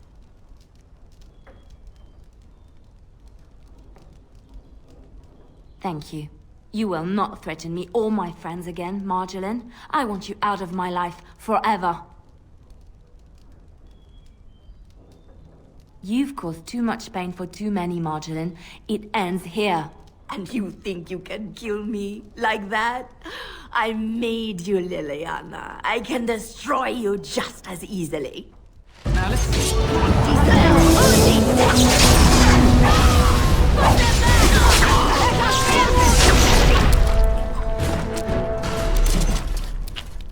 It's over. She's dead. She's dead because of me. I need some time to myself. We will talk later. You hear about a note? Maybe we have some things we can talk about. You are of great interest to me. Who do you blame for a death? The sword or the swordsman? Crows are swords, instruments used by someone else for their own reasons. So, one of our swords is hired out. He and his employees will do their job or die trying. But the crows as a whole have no bias. I can't stress enough that I wasn't hired to do anything. An associate was, and he's failed. And failed badly. A client can always hire more help if the job isn't done the first time. But I am hoping we can make sure that doesn't happen. A man's word is vital in any profession, especially delicate ones. Something like that. Ferelden is a busy place. Blight, civil war, other mayhem. Lots of people not getting along. Sometimes they really don't get along. maybe want to do something about it. The people that handle that sort of thing can get real busy. You could say that. Not many people we can turn to. So, someone that's crossed our path and lived, well, maybe they could help out. Make some coin. Everyone wins. I hand you a scroll. You read it, you learn about someone interesting.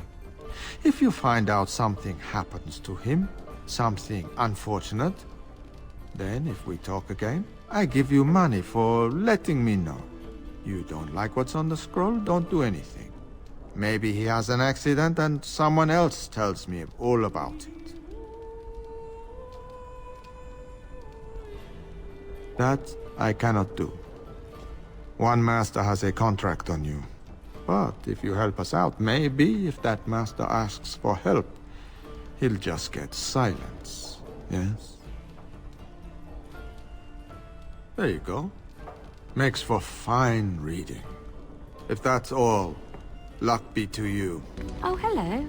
Is there something you wanted to talk about? It's nothing, I'm fine. I'm just thinking. I can't get what happened out of my head. I'd been in Lothering for years, and she still thought I was plotting against her. She didn't trust me. Maybe she never did. She loved me when she could use me and control me. And now that she can't, she wants me dead. It hurts to realize that I never really knew her.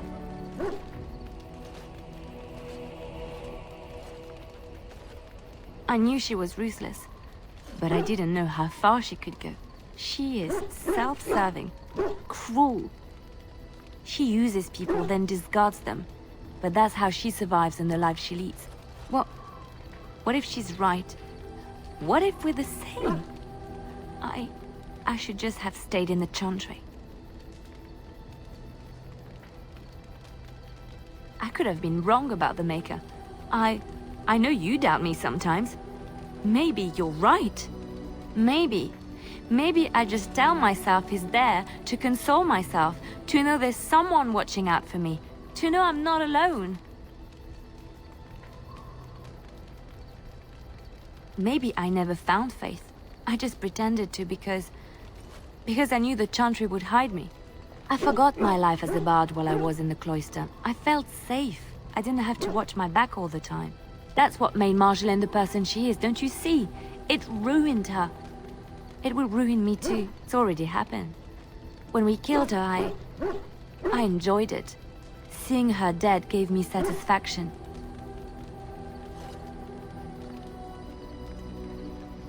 But that is no reason to rejoice over her death. That is what she would do. I don't want that. What we're doing, what we've done, hunted men down, killed them. Part of me loves it. It invigorates me, and this scares me. I feel myself slipping. I admit that I took great pleasure in the intrigue back in Orlais. It was dangerous and chaotic and exciting, but it destroyed my life. I thought the Chantry showed me another path. I thought I was done with this life. Am I wrong?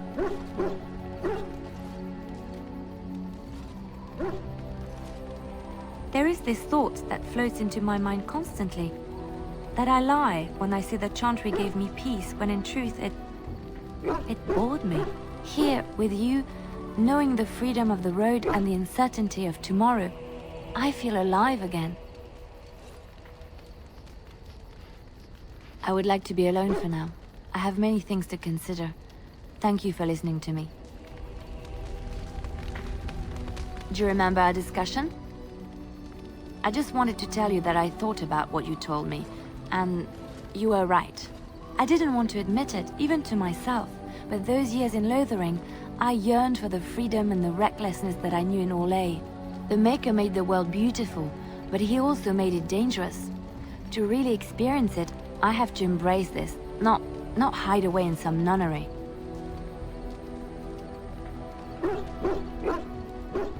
Sometimes, it takes another to show us the truths we hide from ourselves. I'm glad I left Lothering in your company. You have proven a true friend, and I thank the Maker for you. It has been some time since I left Lothering. When I stepped out of the cloister, I had no idea where my path would lead. I walked where the Maker led me, and he has rewarded me for my faith. I found you. Something like that. The Maker wants his children to be happy. Would he have created in us the capacity for love if he did not intend for us to find it? You don't know how it makes me feel to hear you say that. But now it's getting late. I think I might turn in early. I can't help thinking about how soft and warm my bedroll is. You're welcome to join me, of course. The Maker says we must share our blessings. Good. Now come with me before I lose my patience.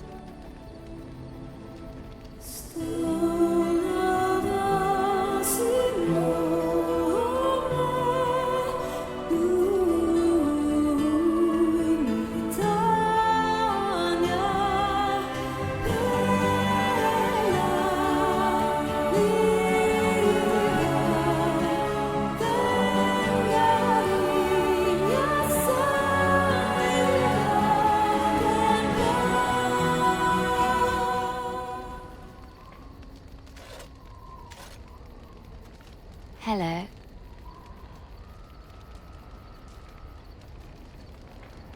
I've been up for some time, but yes, I slept very well. I've just been watching you sleep. Did you know your eyelids flutter when you dream? And you have such pretty eyelashes.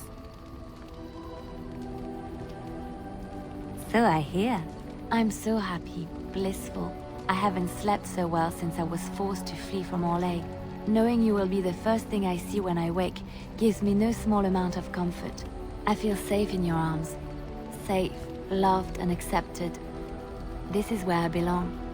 Thank you. I suppose I should get up. We have a long day ahead of us. Come on. Darkspawn await with bated breath for you to put them out of their misery. What are you... Oh, I see. I suppose the Darkspawn will just have to wait a bit longer.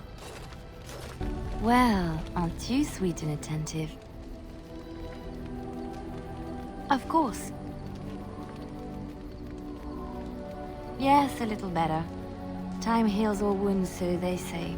Scars remain, but they are just colors in the painting that is my life, no? Yes, that is what I'm saying. I wish things had happened differently, but knowing her and knowing me, I don't think it could have. We had good times though, and I look back on those fondly. Whatever happened after will never change the truth of the past. It's not so bad. Look, now I have new friends, a new family. In spite of it all, life is good. Welcome to the Pearl. I'm Sanga, the proprietor. Have a seat, get comfortable, and tell me what you need. Every one of my people here is a skilled craftsman, and don't let anyone tell you different. You'll have to go one at a time, I'm afraid. Our rooms aren't quite big enough to share between so many. But we can discuss that in a moment. So what would you like me to show you? The men or the women? Or some of both, if you prefer.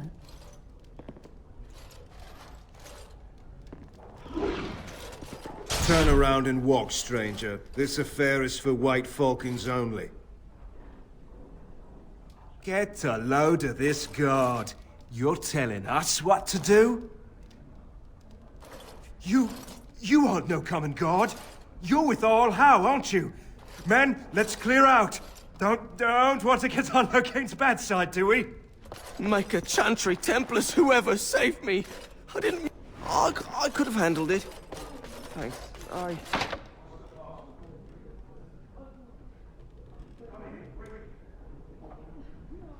Yes. Another Grey Warden supporter. Not just a supporter, Payton. That's a Grey Warden. He's the one Arl Howe is looking for. Our trap landed a Warden? You've got one chance to surrender.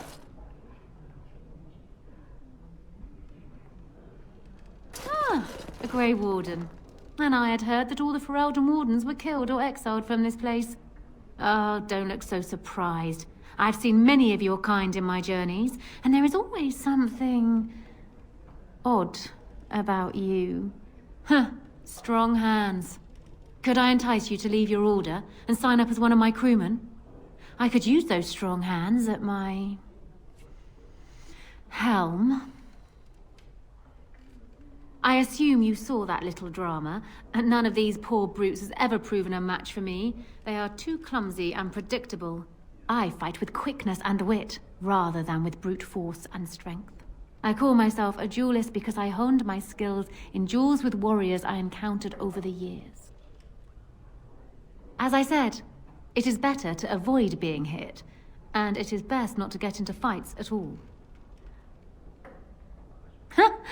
An unusual request, coming from a fearsome slayer of Darkspawn. I am flattered that you wish to learn from me, sweet thing. But I have watched you, and you seem to lack a particular grace that is required. You are accustomed to doing battle a certain way, yes? I can teach you some basics. Perhaps you can pass it on to someone who might be interested in what I have to offer. I do, however, wish to get to know my potential student better. So we shall call for a drink, and you will honor me with a game.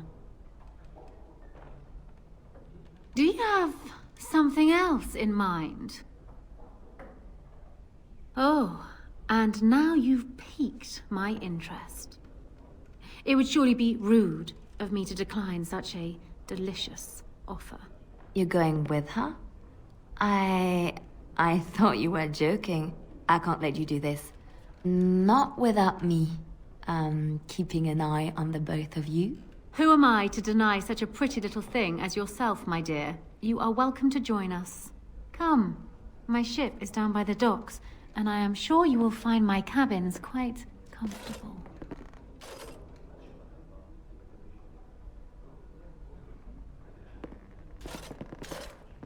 She's quite feisty, isn't she? I do not. And you said she was a cloistered sister? I dare say the cloisters must be teaching things other than the chant of light. Oh, no. I learned those things in Orlais. Bold noblewomen often come up with various methods of self-amusement. I see. Perhaps we could talk more about this later, Leliana. Now, wasn't there something you wanted from me? A lesson, perhaps? Come. We will need some space for this. I was hoping I'd find you. I heard about the Pearl. I don't know how, but you got them to leave with no fuss at all. The Pearl's workers will... Nobody gives orders to my men but me. A little lesson in respect is in order. I see. Don't bother sparing these louts. Things are about to get messy. And people actually voluntarily attack you. Are they just stupid? Here's the payment I promised. I might have more work if you're interested. But I'm heading back to the Market District. Back alleys are just too dangerous for me. Good to see you back.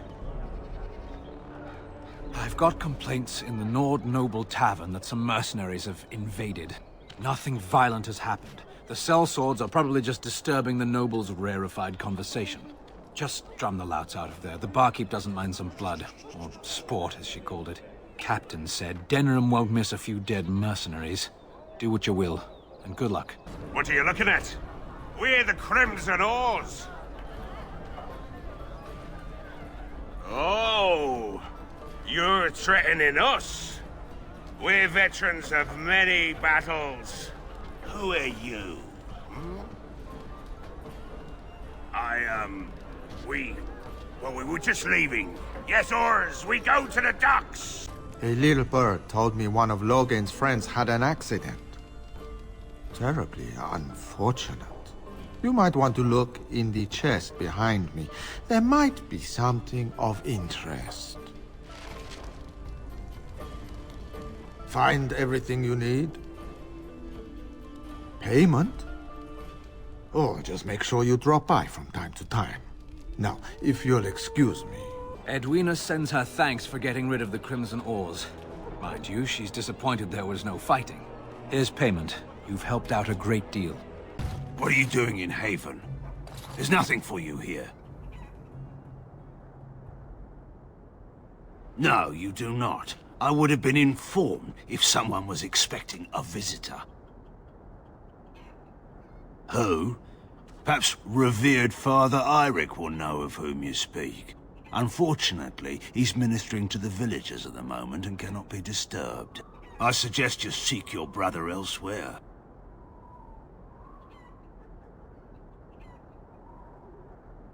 The urn is nothing but a legend. I do not know who Brother Genetivi is or what he says. However, I'm sure people can convince themselves of anything. It's always been thus in Haven. We do not question tradition. Our ways are not the ways of the lowland cities. Ask and be on your way. We keep to ourselves. We see no need to announce our presence to the world. It's more peaceful that way. Father Eirik is our spiritual leader and guide.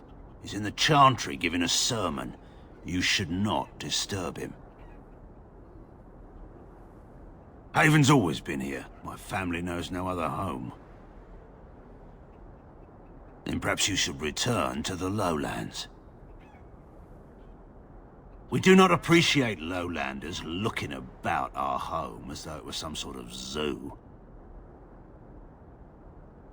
You may trade for supplies at the shop if you wish. Then I suggest you and your companions leave. They are hiding something. 'Tis obvious, is it not? Ah, quiet, insular communities. There's always something nasty going on behind closed doors. I hope it involves chains. I hope they ask me to join in. I wonder. The crows often made sacrifices of blood, and it gave them uncanny abilities. That is human blood. I just do. I also know that no one can lose that much blood and live. Who are you? You shouldn't be here. I asked you first. No, and I don't care neither. Lowlanders don't belong here. What? Why are you looking at me like that? Haven is Haven. But I have a secret. Do you want to see?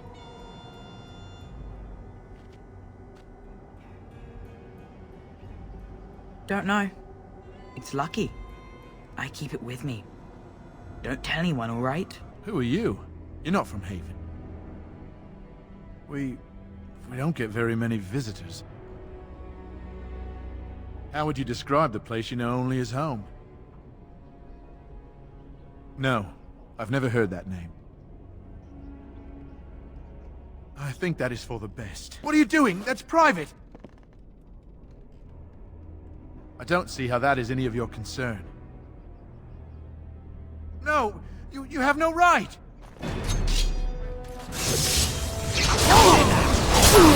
I suppose that could have been worse.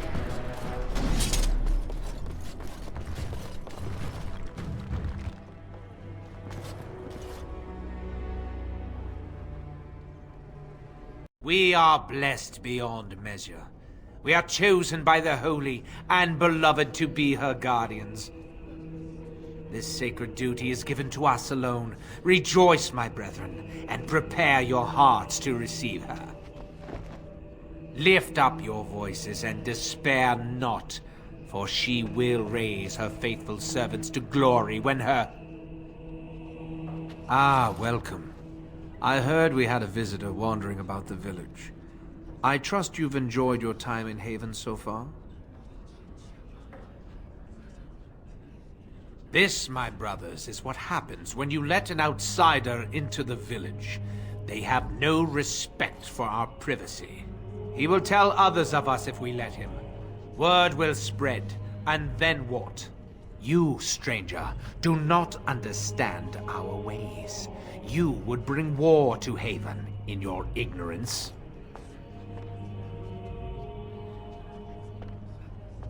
We don't owe you any explanations for our actions. We have a sacred duty.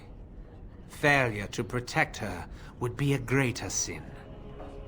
All will be forgiven. Who are you? They've sent you to finish it. You're not one of them, thank the Maker. What do you think? Weeks of scant food and water, the torture. Oh, I've never felt better. So you won't help an old man just because he's a little abrasive, I see. The leg's not doing so well, and I can't feel my foot. The leg is wounded, but that will heal in time. The foot may have to come off. I thought you might say that. But if the foot goes, it goes.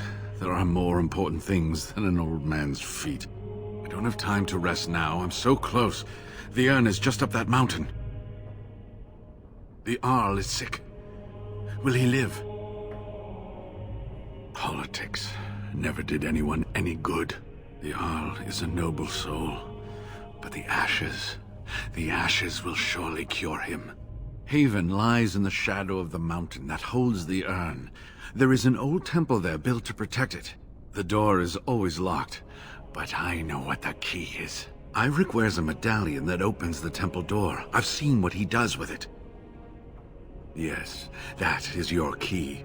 Take me to the mountainside and I will show you. It is not that far, and will you let me lean on you?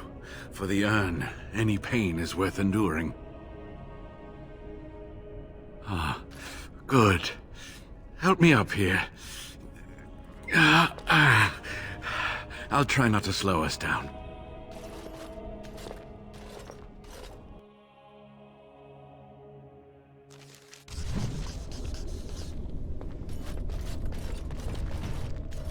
Here we are. Give me the medallion, and let's see if I remember.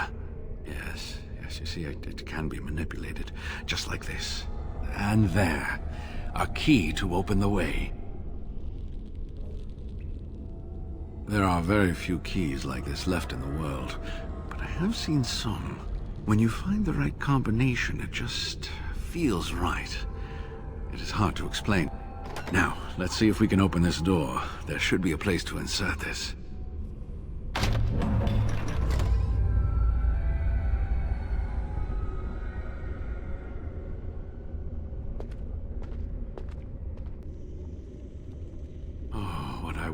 To have seen this hall in all its splendor, as it was meant to be. Still, sweep away the ice and the snow, and traces of beauty remain.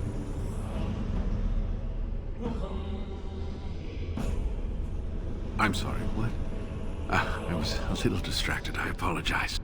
These carvings were created just after Andraste's death, and they may reveal things about her life that we do not yet know. I think I need more time to study these statues and carvings. I could not keep up with you with my injuries. I should be safe. I don't think there are any villagers here. Go. I will be all right. Perhaps my destiny was only to lead you to the urn. It was designed to protect the urn from those who would steal it or do harm to it. Namely, the Tevinter Imperium. I'm not sure. The legends were never very specific on that point. Only the faithful shall lay eyes on the sacred ashes. Death and misfortune await the unbeliever. The Maker's gaze has fallen on Andraste's final resting place. He weeps for his beloved, and his wrath at her betrayers endures. That is what the legend says. And the Maker may indeed watch this place. Read between the lines, however, and you'll understand that it is merely a simple truth draped in hyperbole and metaphor. After all, no one wants to hear, Willie toiled for many a year to perfect the curious mechanisms that would send a sharpened spike up the arse of the unwary intruder. I think my decision to stay here was the best one, don't you?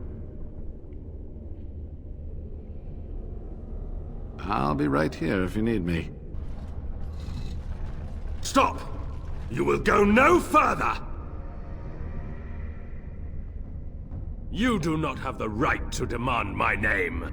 You have defiled our temple. You have spilled the blood of the faithful and slaughtered our young. No more! You will tell me now, intruder, why you have done all this. Why have you come here? You did this all for an ancient relic. Know this, stranger. The prophet Andraste has overcome death itself, and has returned to her faithful in a form more radiant than you can imagine. Not even the Tevinter Imperium could hope to slay her now. What hope do you have?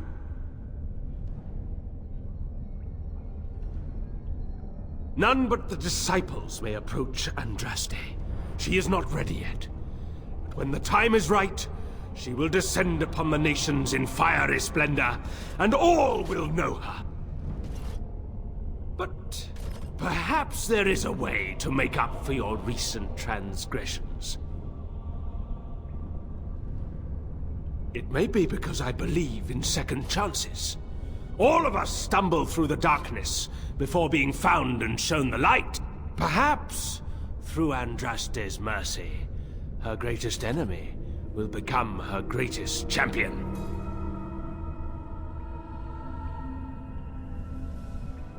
Allow me to introduce myself. I'm Father Colgrim. I lead the disciples of Andraste. Atop this mountain lie the remains of the mortal Andraste. The urn is watched by an immortal guardian. He is trapped in the past and refuses to accept the risen Andraste. Now the ashes prevent holy Andraste from fully realizing her new form. They are a remnant of her past incarnation, and she cannot move on as long as they exist. I speak not of destruction. The beloved needs to reclaim the ashes, to make them her own again. All it would take is a drop of her blood. Blood carries power, strength, knowledge!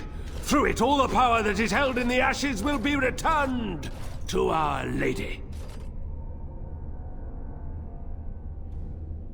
The Guardian has foiled all our attempts to reach the urn. He keeps what power remains from the true Andraste. He knows the disciples, and we cannot touch him, for he draws his strength from the ashes themselves.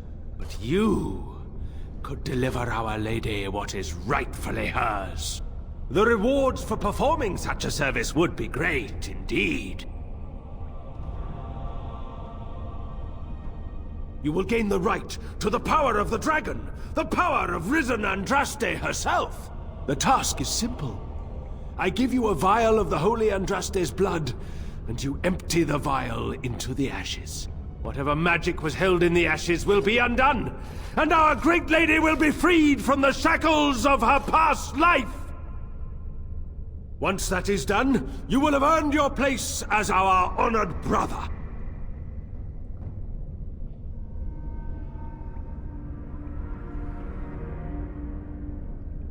Take this. The blood of the dragon. You know what you must do. If we succeed, Colgrim and his fellows will be indebted to you. That puts you in a very advantageous position. Excellent. With Colgrim on our side, we could make it through this entire ordeal with our necks intact. Now, I shall beseech the holy Andraste to let you pass safely into the inner sanctum.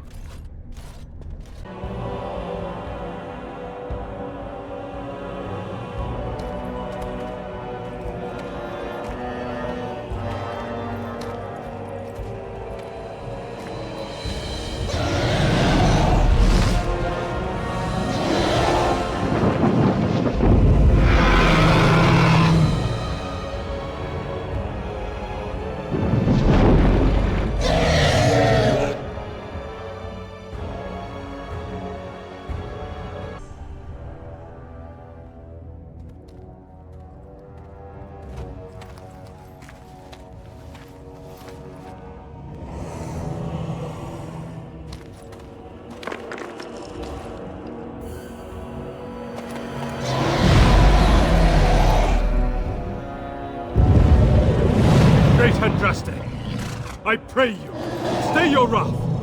I bring before you your champion, who will fall upon your enemies as a cleansing flame, paving the way for your glory. O beloved Andraste, O holy Andraste, we praise your name.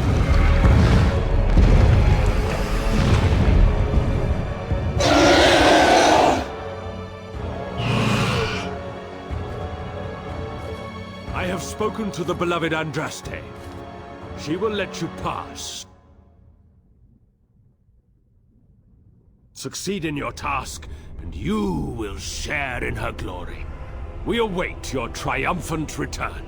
Go, show yourself to be Andraste's true champion. I bid you welcome, Pilgrim. Yes, I am the Guardian of the Ashes. I have waited years for this. No one can take the ashes. They belong here. It has been my duty, my life, to protect the urn and prepare the way for the faithful who come to revere Andraste. For years beyond counting have I been here, and shall I remain until my task is done and the Imperium has crumbled into the sea. Ah, is it not? Then perhaps this is the beginning of the end.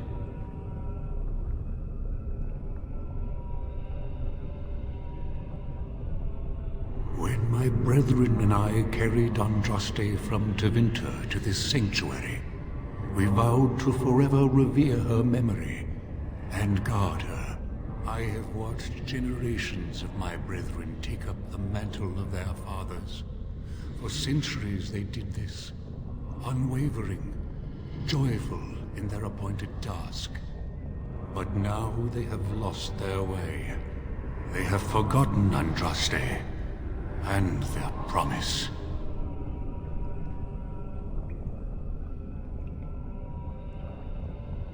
No, our Andraste has gone to the Maker's side. She will not return. The dragon is a fearsome creature, and they must have seen her as an alternative to the absent Maker and his silent Andraste. A true believer would not require audacious displays of power.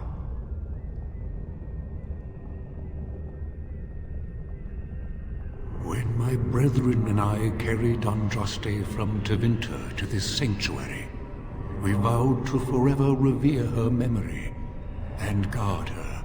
I have watched generations of my brethren take up the mantle of their fathers. For centuries they did this, unwavering, joyful in their appointed task. But now they have lost their way. They have forgotten Andraste and their promise.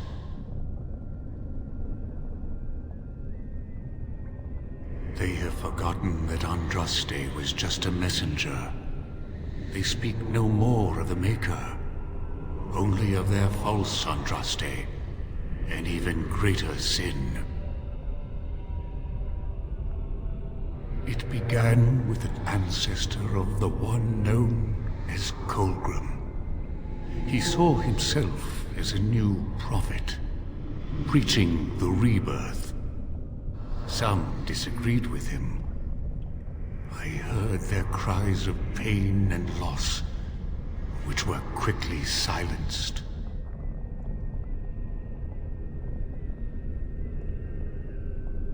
When my brethren and I carried Andraste from Tevinter to this sanctuary, we vowed to forever revere her memory and guard her. I have watched generations of my brethren take up the mantle of their fathers. For centuries they did this, unwavering, joyful in their appointed task. But now they have lost their way. They have forgotten Andraste and their promise. I am all that remains of the first disciples, I swore I would protect the urn as long as I lived. And I have lived a very long time. Did anyone really know her, save the Maker? She would sometimes spend weeks alone in meditation, often without food or water. I cannot express in words my love for Andraste. You must seek her out for yourself. Everyone must. I made a vow to Andraste and to the Maker. My life is tied to the ashes. As long as they remain, so will I. You already know that the urn contains the remains of the prophet Andraste. What else is there to tell?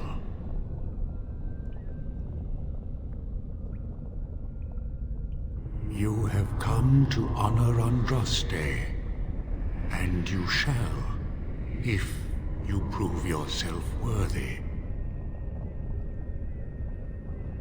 Still, you must prove yourself worthy. It is not my place to decide your worthiness. The gauntlet does that. If you are found worthy, you will see the urn and be allowed to take a small pinch of the ashes for yourself. If not... Before you go, there is something I must ask. I see that the path that led you here was not easy. There is suffering in your past. Your suffering, and the suffering of others. You abandoned your father and mother, leaving them in the hands of Rendon Howe, knowing he would show no mercy. Do you think you failed your parents?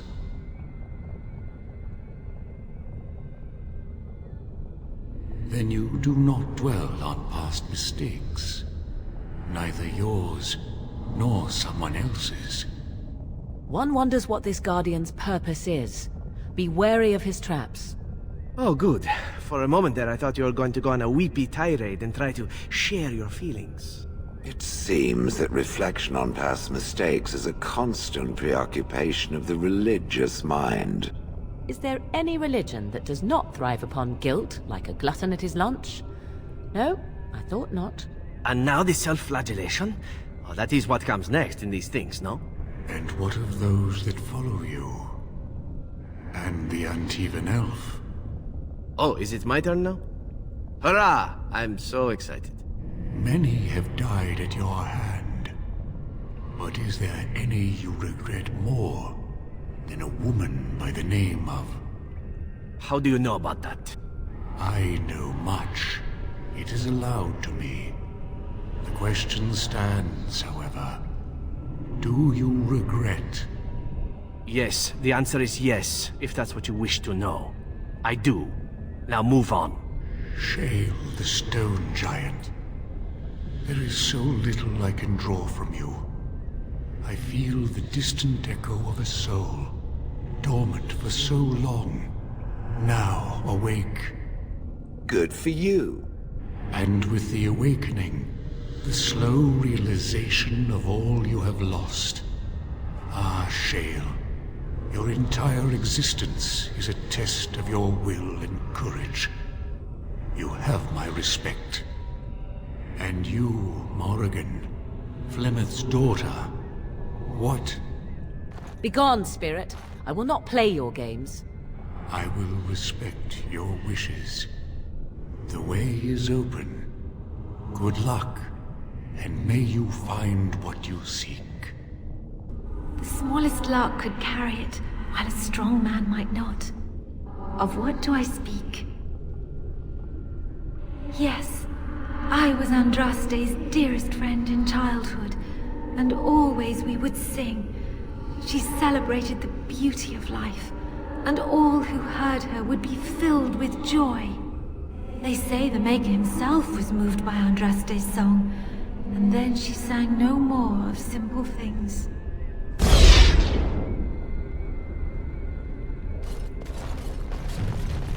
Echoes from a shadow realm, whispers of things yet to come. Thought's strange sister dwells in night, is swept away by dawning light. Of what do I speak? A dream came upon me as my daughter slumbered beneath my heart. It told of her life, and of her betrayal and death. I am sorrow and regret. I am a mother weeping bitter tears for a daughter she could not save.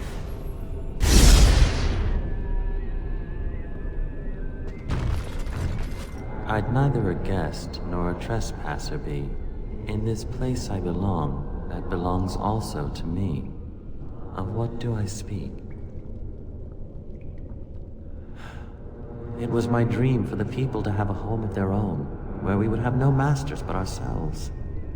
The enemy of my enemy is my friend, and thus we followed Andraste against the Imperium. But she was betrayed, and so were we.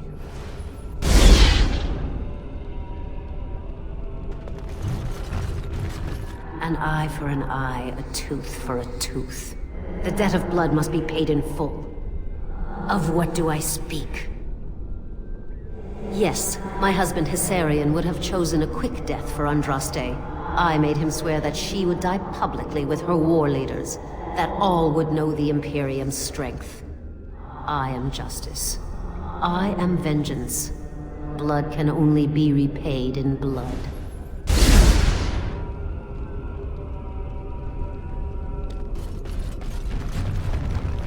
The bones of the world stretched towards the sky's embrace, veiled in white, like a bride greeting her groom.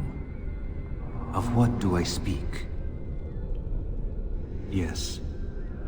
I carried Andraste's ashes out of Tevinter into the mountains to the east, where she could gaze ever into her Maker's sky.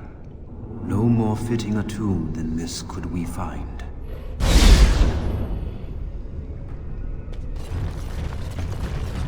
A poison of the soul, passion's cruel counterpart. From love she grows, till love lies slain. Of what do I speak? Yes, jealousy drove me to betrayal. I was the greatest general of the Alamari, but beside her I was nothing. Hundreds fell before her on bended knee. They loved her, as did the Maker. I loved her too. But what man can compare with a god?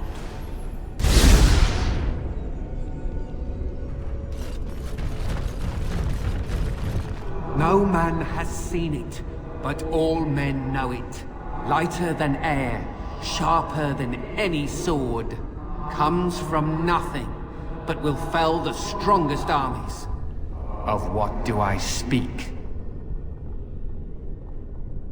Yes, hunger was the weapon used against the wicked men of the Tevinter Imperium. The Maker kindled the sun's flame, scorching the land. Their crops failed, and their armies could not march. Then he opened the heavens and bade the waters flow, and washed away their filth. I am Cather, disciple of Andraste and commander of her armies. I saw these things done, and knew the Makers smiled on us.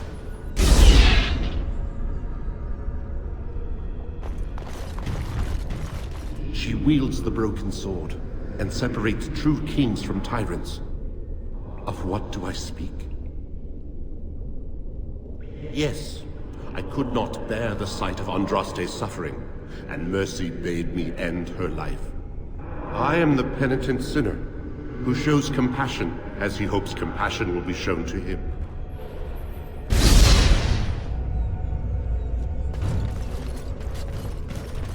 My dearest child.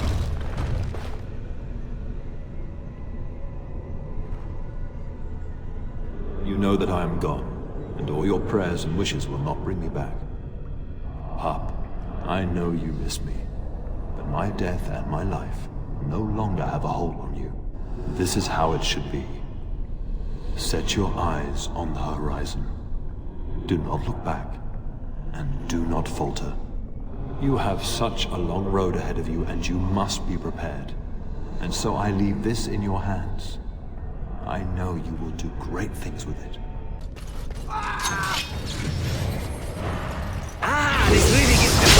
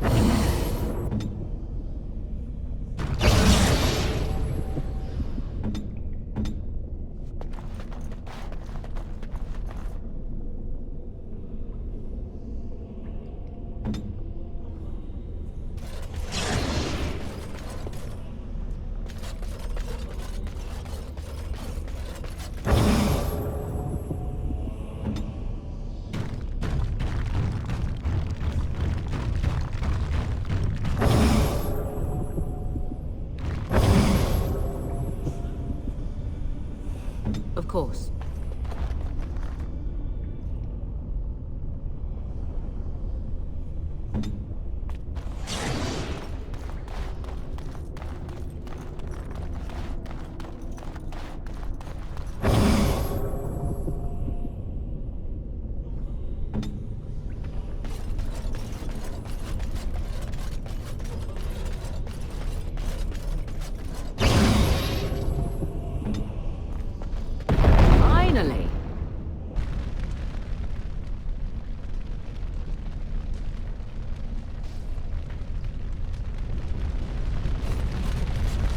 You have been through the trials of the Gauntlet. You have walked the path of Andraste, and like her, you have been cleansed. You have proven yourself worthy, Pilgrim. Approach the Sacred Ashes.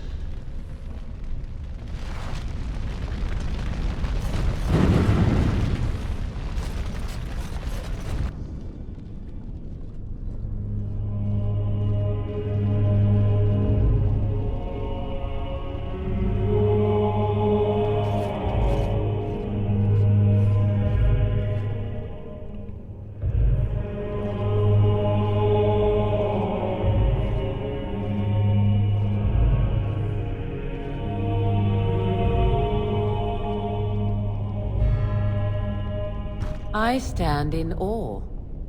Really? What an odd thing to do with the honored dead. To store it in a pot. Bizarre. Nice vase. I should get one for my house.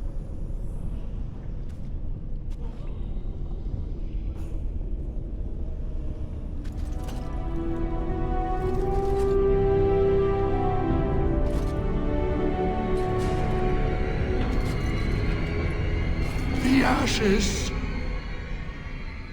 This most grievous of sins cannot go unpunished. Andraste must be avenged. Bitches like those, really.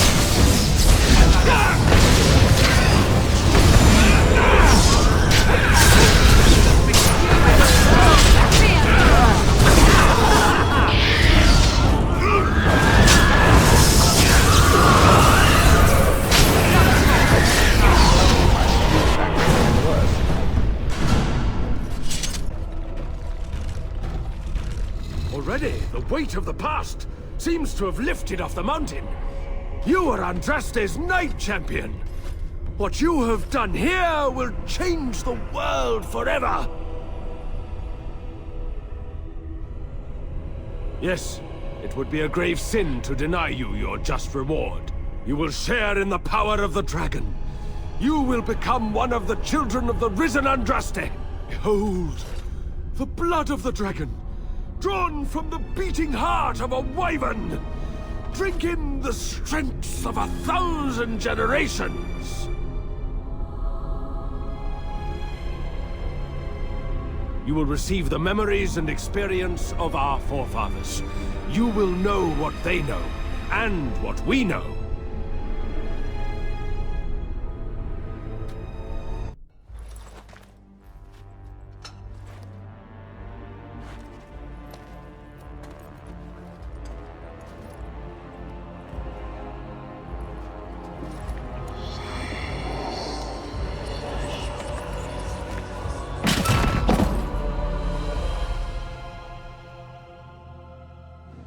Do you feel any differently? The memories of the blood! A gift from Andraste! The knowledge of our fathers and grandfathers is slowly being passed to you. Even if you leave, you will take us with you. You will forever be one of us.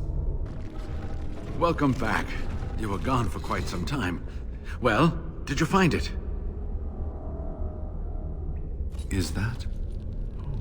There's some dust on... No, that's not dust. Oh, Maker, I'm not worthy to look upon. What was it like, coming to the urn, I mean? You are a very fortunate person. And so am I. Perhaps my research will not seem so much like blasphemy to the Chantry now. We must organize an expedition. There is so much history here, it must be studied. And pilgrims should be allowed to come to the urn.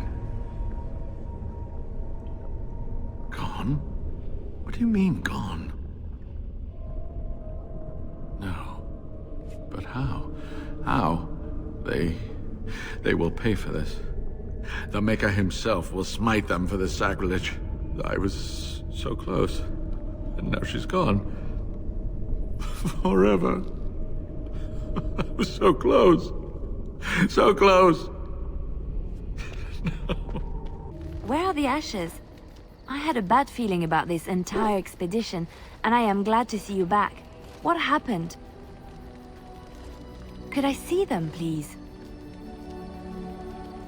The ashes of the Maker's Chosen.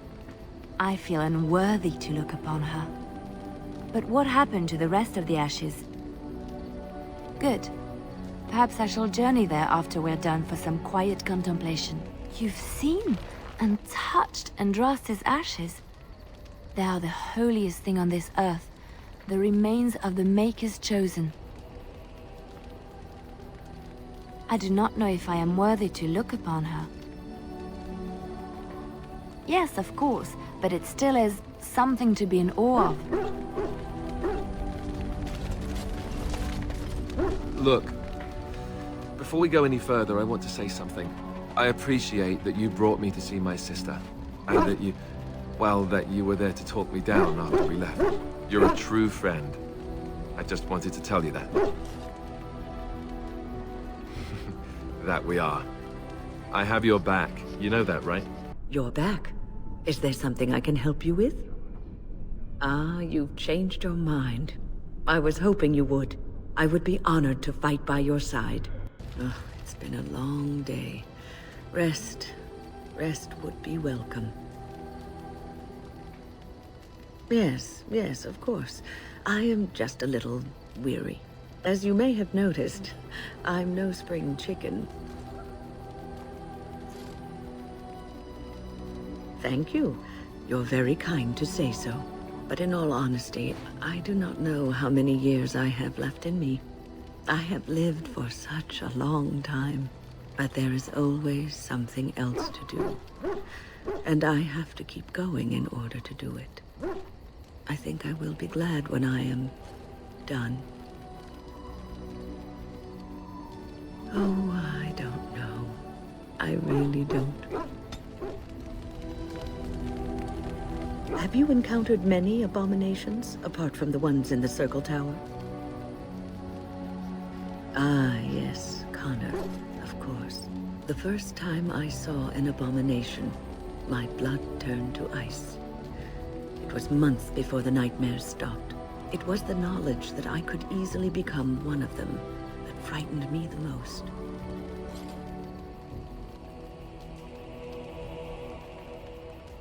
One slip.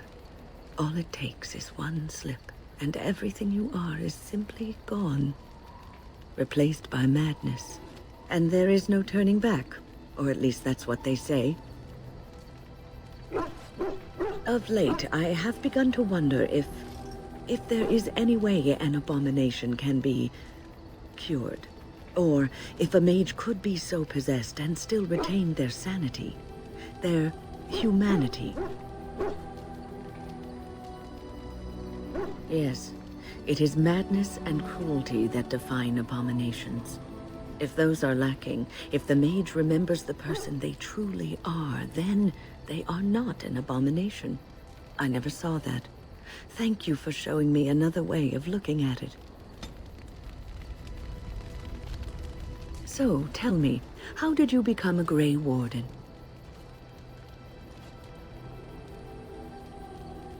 Arl Rendon Howe? The Arl of Amaranthine? Why would he do such a thing to you? You are the last of the Couslands? I had no idea. My lord.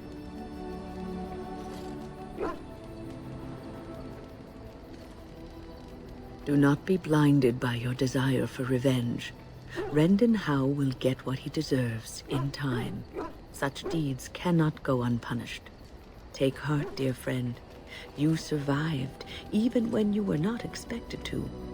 We do not know yet what lies in store for you, or the name you carry. It is not so bad, is it, being a Grey Warden?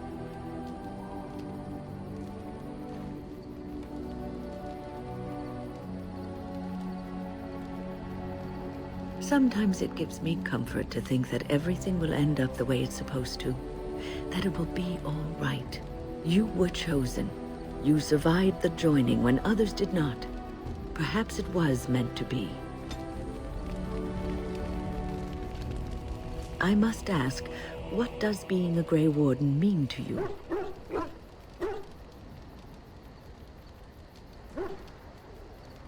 There's that, of course. But there's more to being a Grey Warden than killing Darkspawn and saving the world from the Blight. Ultimately, being a Grey Warden is about serving others. About serving all people, whether elves or dwarves or men.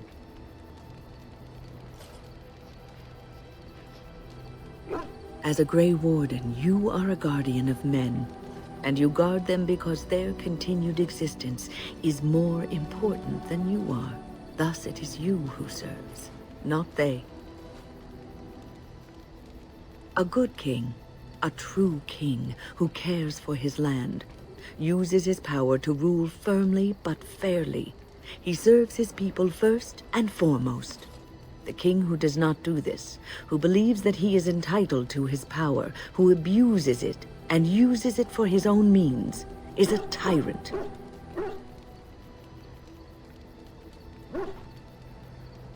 And the country suffers for it.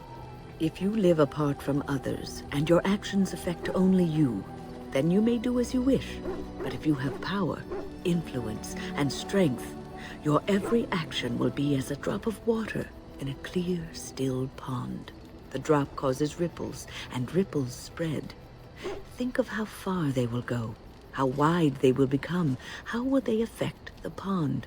But I've lectured enough for today. I should stop before I wear out my welcome. You're quite taken with each other, aren't you?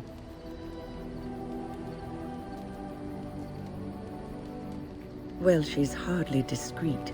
The way she looks at you, it's as though she's completely forgotten there's anything of you above the waist. I've noticed your blossoming relationship, and I wanted to ask you where you thought it was going. Leliana is a remarkable girl, sincere and guileless, and she has opened her heart to you. I would not like to see her hurt.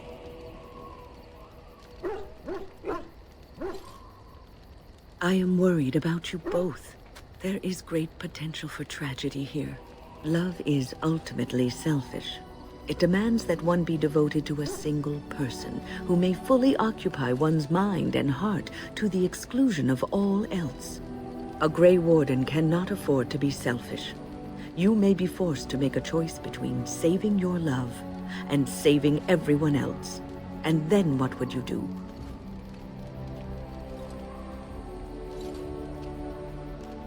Nothing is certain. Not in these times.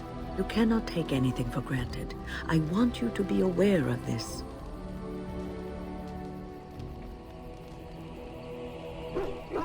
If you insist, I have given my advice. Do with it what you will. Is there something you need? The Circle is in good hands. Irving knows what to do, and he doesn't need me underfoot. For now, I will support those that battle the Darkspawn. I do feel I left things unfinished in Ostagar. There is so much left to do, and I would be part of it. The Grey Wardens, all 2 of you, need all the help you can get. I will see this through to the bitter end, and after that, if I am still left standing, then I will return to the Circle. Perhaps.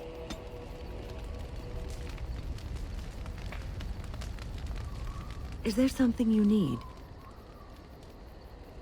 I have watched you for a time, and perhaps I was wrong.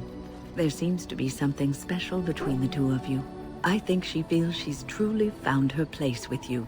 That after all her wanderings, she's finally home. I think I was too harsh in my judgment before, and I am sorry. What you have may not last forever. Death and duty may part you, but love's worthiness is not diminished because of that. I should have seen this before. Instead, you learn to cherish every precious moment that you spend together, knowing that it may be the last. And for those of us watching, well, it brings warmth to these old bones to know that something so beautiful can be found in the midst of chaos and strife. Is there something you need? I will answer to the best of my ability. People don't become mages. They are born mages. The talent just surfaces later. But you are asking how I ended up at the Circle.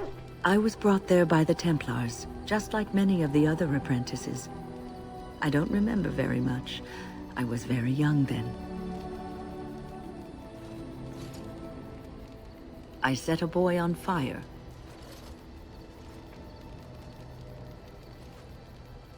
I didn't have a family. I never knew my real parents. My earliest memory was of hiding in a hayloft on a farm, trying to keep warm. I was found, and the farmer's wife was kind enough not to send me away. But they had children of their own, and I was never made to feel welcome. The eldest son was the worst. He was always calling me a stray, and throwing anything he could get his hands on at me. And I don't know how it happened, but one day, he just found his hair on fire. Fortunately, there was a large trough nearby.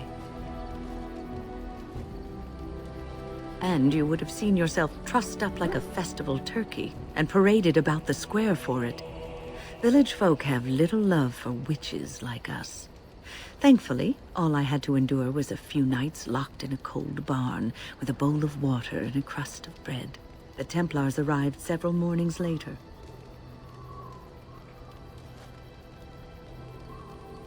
I'll never forget the moment the Templars led me into the entrance hall of the tower. I had never seen anything so grand in my life. I stopped being afraid then. I knew I was home.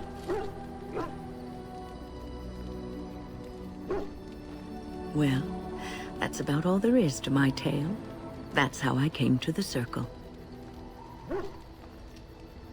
I would be lying if I said it was easy. First, there were rules, and we were constantly watched to make sure we behaved appropriately. Then there was the study of magic. We had to cast the spells just so, control the effects completely. A single word spoken incorrectly, a gesture out of sync, and lack of focus. And we needed to have perfect focus, or we would be in danger. It may seem that way sometimes, but it was the best thing for me. I was given the opportunity to develop my skills, to learn, and there was joy in life at the Circle. The joys of fellowship, in knowing that you were not alone in your struggles. In spite of everything, I was happy in the tower, and I loved it. What's on your mind?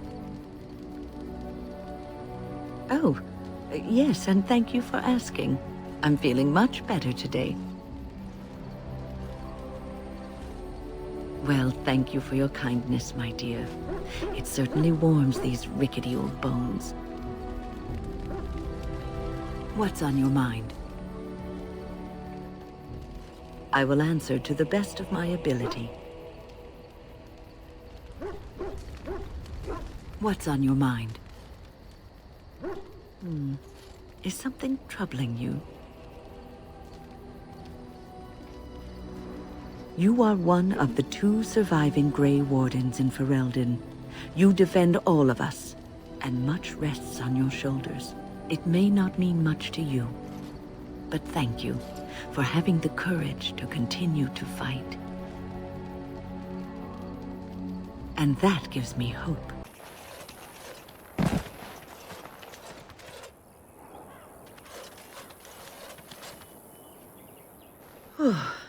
I fell.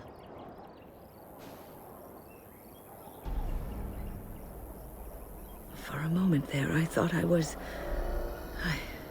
was all over.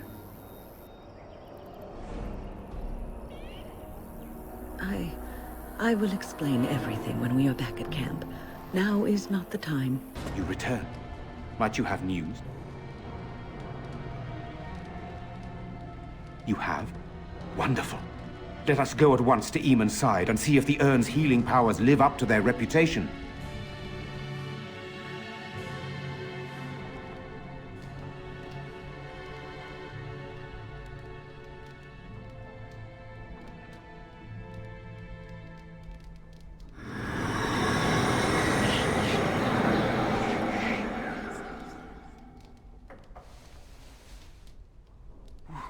Where am I? Be calm, brother. You have been deathly ill for a very long time. Do you remember nothing? Tegan? What are you doing here? Where is Isolde? I am here, my husband. And Connor? Where is my boy? Where is our son? He lives, though many others are dead. There is much to tell you, husband. Dead? Then it was not a dream. Much has happened since you fell ill, brother. Some of it will not be easy for you to hear. Then tell me. I wish to hear all of it.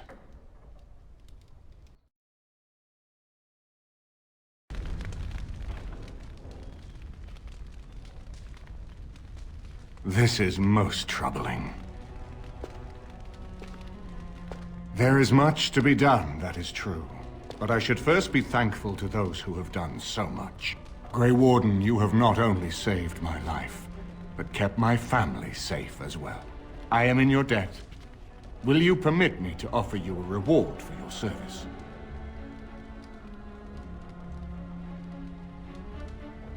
I understand, but regardless of your motivations, I feel you are worthy of a reward.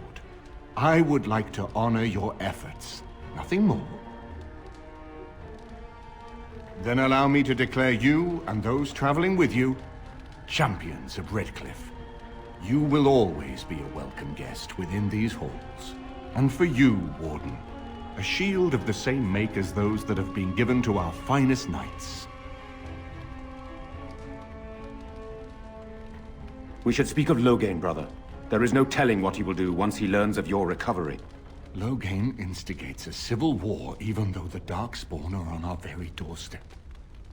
Long I have known him. He is a sensible man, one who never desired power. I was there when he announced he was taking control of the throne, Eamon. He is mad with ambition, I tell you. Mad indeed. Mad enough to kill Cailan, to attempt to kill myself and destroy my lands. Whatever happened to him, Loghain must be stopped. What's more, we can scarce afford to fight this war to its bitter end.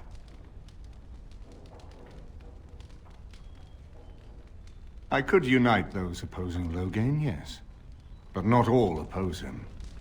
He has some very powerful allies.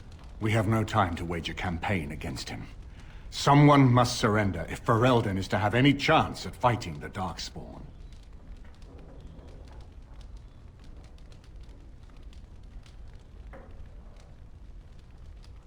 No, not at all. Loghain is responsible for heinous crimes, and I intend to see him pay. But our armies must be reserved for the Darkspawn, not for each other. I will spread word of Loghain's treachery, both here and against the King. But it will be but a claim made without proof. Those claims will give Loghain's allies pause, but we must combine it with a challenge Loghain cannot ignore. We need someone with a stronger claim to the throne than Loghain's daughter, the Queen. Are you referring to Alistair, brother? Are you certain? I would not propose such a thing if we had an alternative, but the unthinkable has occurred. Tegan and I have a claim through marriage, but we would seem opportunists no better than Loghain. Alistair's claim is by blood. And what about me? Does anyone care what I want? You have a responsibility, Alistair. Without you, Loghain wins. I would have to support him for the sake of Ferelden. Is that what you want? No, my lord. I see only one way to proceed. I will call for a landsmeet, a gathering of all of Ferelden's nobility in the city of Denerim. There, Ferelden can decide who shall rule, one way or another. Then the business of fighting our true foe can begin. What say you to that, my friend? I do not wish to proceed without your blessing.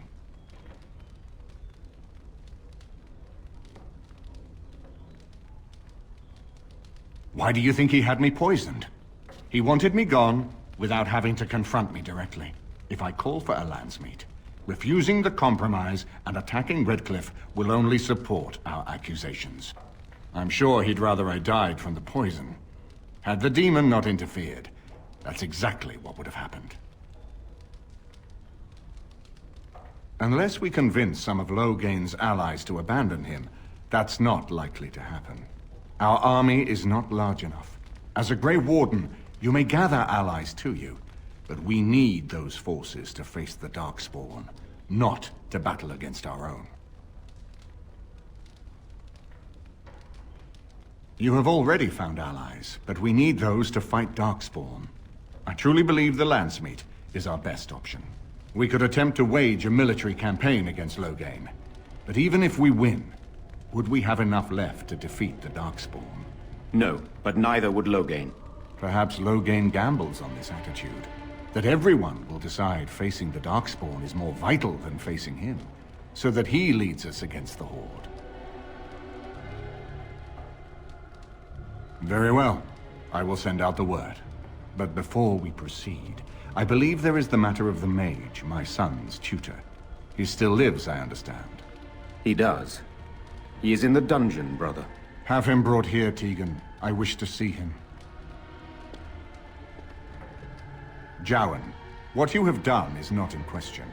You tried to assassinate me and set into motion a series of events that nearly destroyed everything I cherish. What have you to say in your own defense? Nothing, my lord. Other than to say I am sorry. I expect no mercy for what I've done. I see. Grey Warden, have you anything to say on Jowan's behalf? Oh? That is unexpected. And what would you have me do?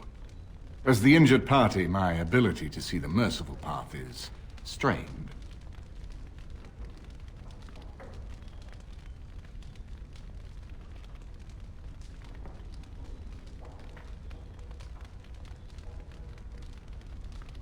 That I cannot do.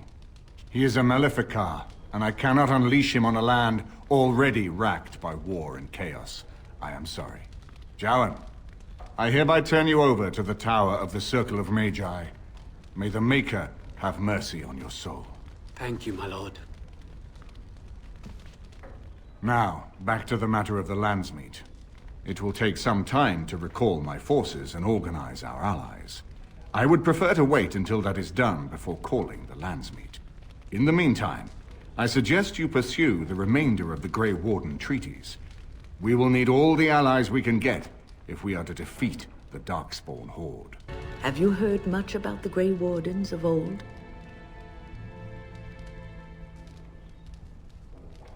Griffins. Alas, that seems to be the only thing people remember from the tales. The mighty flying mounts that bore the Grey Wardens into battle.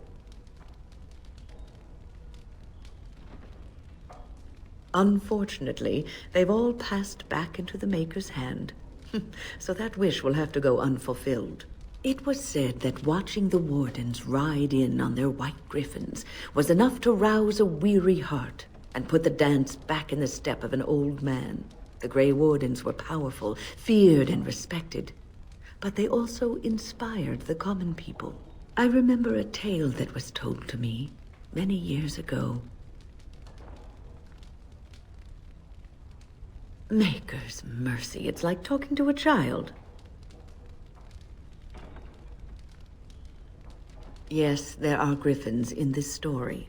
The Blight had ravaged the land for months, and the armies of the great kings had amassed for one last stand. As the sun burst through the clouds that boiled and churned in the dark sky above, it illuminated a vast, seething horde of darkspawn, with the archdemon at its head. And it was then, when courage seemed to fail, and all lost to death and despair, that the Grey Wardens came. They arrived with the beating of wings like mighty war drums, and stood before the armies of men. That's not the point of the tale. The Grey Wardens, grim and fearless, marched forth, ever between the men and the encroaching darkspawn. They formed a shield of their own bodies and held that line until the archdemon was dead, and the last darkspawn lay trampled in the dirt. And then, demanding neither reward nor recognition for their sacrifice, the Grey Wardens departed. When the clouds finally rolled back, and the sun shone full upon the blighted ground, the great kings knew that they had lost no men, and none of their blood had been spilled. This is a tale about no battle the Grey Wardens have fought, and yet about them all. They have always defended us from the Darkspawn, taking losses so we do not have to. People may have forgotten over the centuries, but nothing has changed. This knowledge has been blessing and burden to Grey Wardens past, and now it shall be your blessing and your burden. I think I owe you an explanation for what happened earlier. You should know that something happened to me at the tower before you came along. You spoke to Petra, did you not? She told you I saved her from a demon. I did, but I did not survive that encounter. Let me explain fully. I engaged a very powerful demon to rescue Petra. It sapped me of all my energy and will and left me drained. It took everything I had to defeat it. And when I was done, I no longer had the strength to keep my heart beating. I remember my life ebbing away. Everything receded from me. Sound, light. I remember being enveloped in complete, impenetrable darkness. And then I sensed a presence enfolding me and cradling me, whispering quietly to me. The sensation is impossible to describe. I was being held back, firmly but gently, as a mother would a child, eager to slip from her grasp. I felt life and warmth flowing through my veins again. I began to be aware of small sounds and the discomfort of my hip pressing into the cold stone of the tower floor. The Fade contains spirits both benevolent and malicious. The benevolent spirits seldom make themselves known, because they want nothing from mortals, unlike the demons. It was one of these spirits that saved me. Without it, I would be dead. And it has not left me. It is with me, even now, bonded to me. You see, I am supposed to be dead. It is the spirit that is keeping me in this world. And this is not the way of things. Perhaps the spirit did not expect this, but it is weakening gradually. I am living on borrowed time.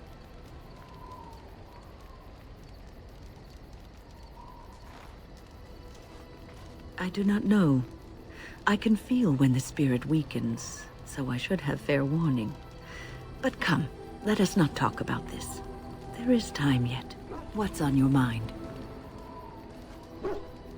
I have always had an affinity for the spirits of the Fade. As a child, I never feared my dreams because I knew they were there. I've always been able to feel the spirits, even if I never saw them. And as I nurtured my talent in the circle, I became more sensitive. I began to notice every time I was in the Fade, whether it was in a dream or in magical practice, that I was being watched. I suppose they must. It is these benevolent spirits that create our dream worlds in the Fade. Sometimes I would see it, a glowing, nebulous form. Most times I would just feel its presence, gentle and comforting, but somehow alien. I think it is a spirit of faith. They have never been seen before, and perhaps I am wrong. But something tells me I'm not. It always felt like the same entity. This one spirit was curious about me, and was guarding me, for want of a better word. There were times when I was in the Fade that it seemed to stretch forth to shield me, keeping me safe. And I think it gave me strength in my most terrible battles, Ostagar being one of them. I don't know why I was chosen. Perhaps it knew that there was something more that lay in store for me. I like to think that I was given a rare chance, and I'm going to make the best of the time so generously given to me. I will not lie motionless in a bed with coverlets up to my chin, waiting for death to claim me. That is not the death for me. And so I will fight alongside the Grey Warden, and help prepare him for the task that is yet before him. So you had better listen to me, because I swear, if I should fall before the end and you don't seem to be doing things properly, I'll get up again to give you a good finger wagging.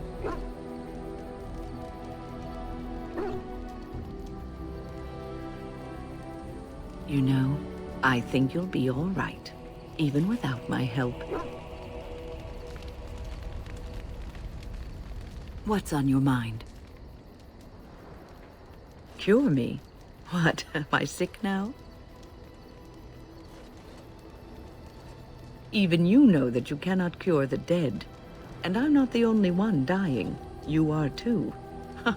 I'm just more efficient about it. Ah, child. Your concern is heartwarming. But death comes to everyone, and it is not something to fear.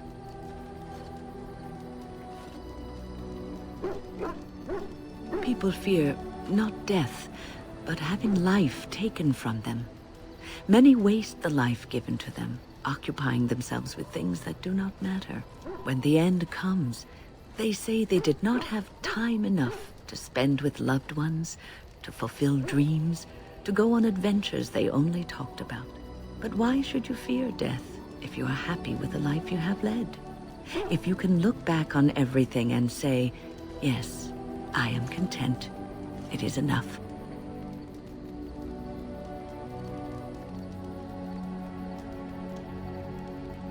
Ah, human nature. You are right. Some people will never be content and will always want more. I think I've led a good life, a full life, and I, for one, am not afraid of death, whatever it may bring. They say that when you die, your spirit travels through the Fade and returns to the Maker. And after that, we'll see, won't we?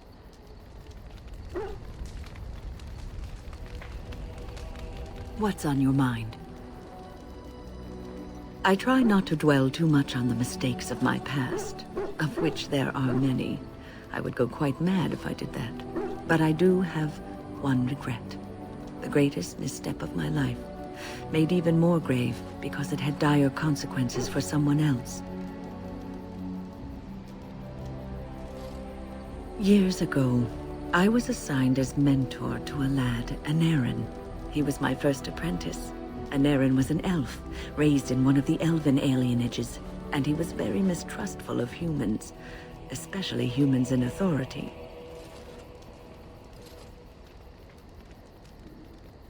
All he knew of the humans was what he had seen in the alienage. He was very wary of us. What Denerim needed was time. Time to get used to his new home. Time to emerge from his shell, so we could build a rapport. I gave him no such time. I was young and arrogant. He is a mage, I thought. He needs to grow up and act like one. I expected too much from him too quickly. I gave no consideration to his origin or his feelings, and he retreated further from me. All I could think of was how stubborn he was, how he was throwing away all his talent and his potential just to be difficult.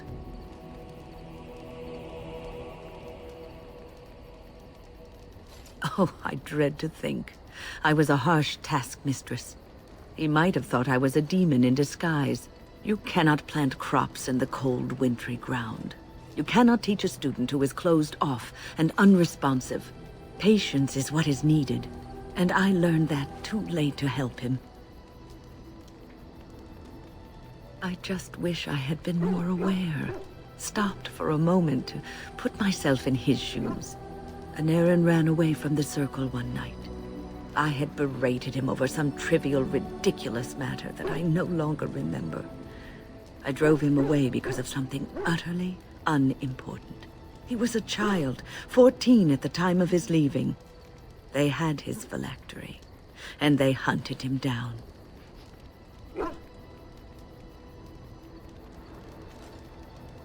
They called him Maleficar, a mage who practices forbidden magic, deserving of death.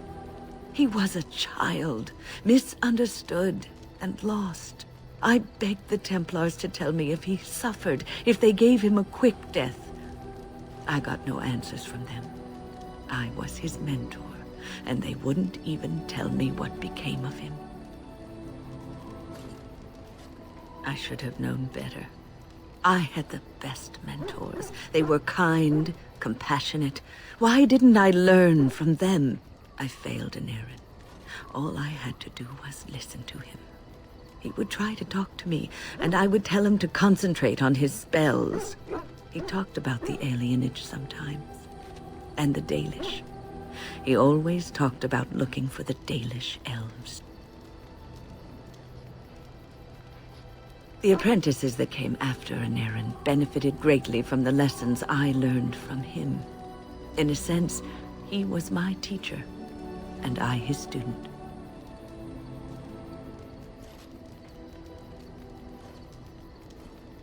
And there it is. My story, my one greatest regret. What's on your mind? No, you won't. I don't think so either. You would not have been happy living a dull, uneventful life, dying in obscurity. You wonder sometimes, don't you? If your life would be better if you weren't who you are.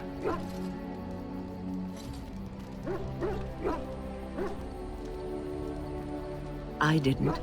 Not for a long time.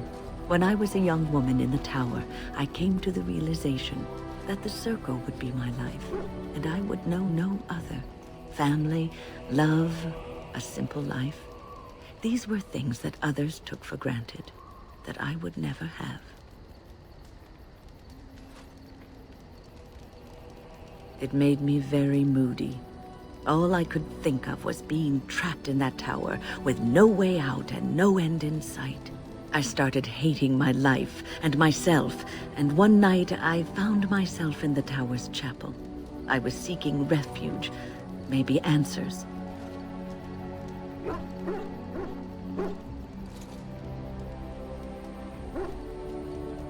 I must have looked tearful or made some noise, because the revered mother came out and decided to speak to me. And because I had no one else to talk to, I talked to her. I must have said many silly things, but she told me that the Maker puts us all on our paths for a reason, and fighting our intended course is what causes so much anguish.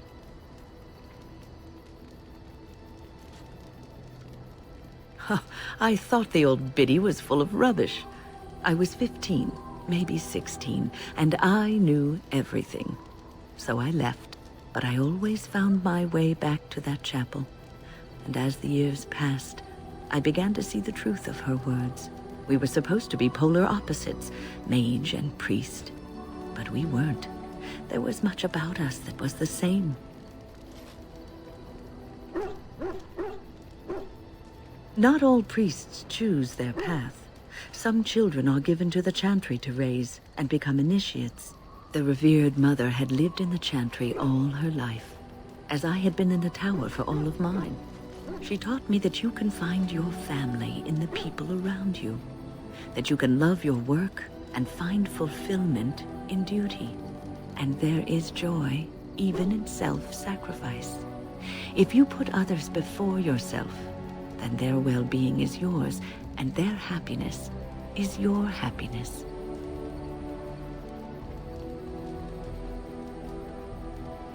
You can scream and cry and be angry about life as a Grey Warden, or you can accept it and allow yourself to see the good in it. This is your choice.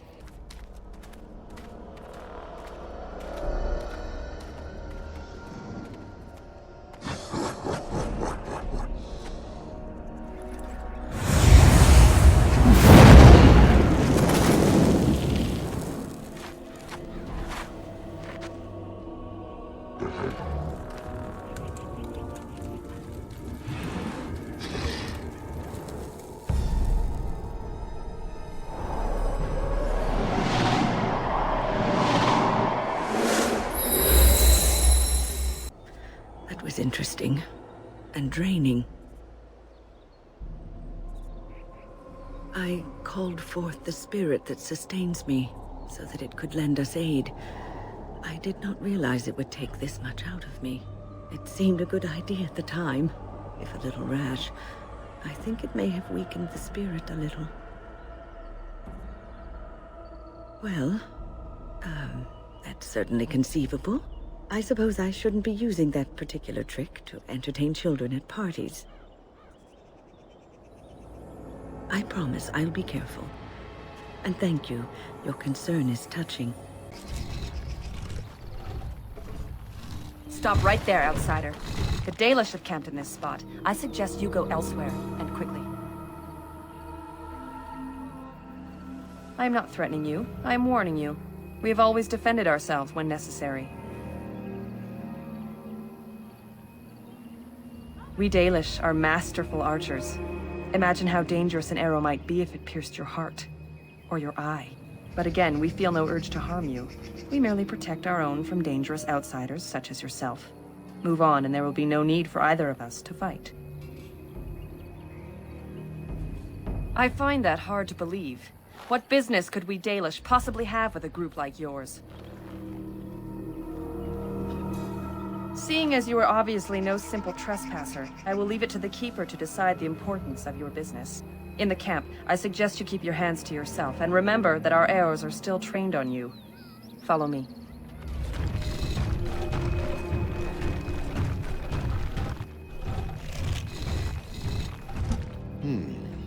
I see we have guests.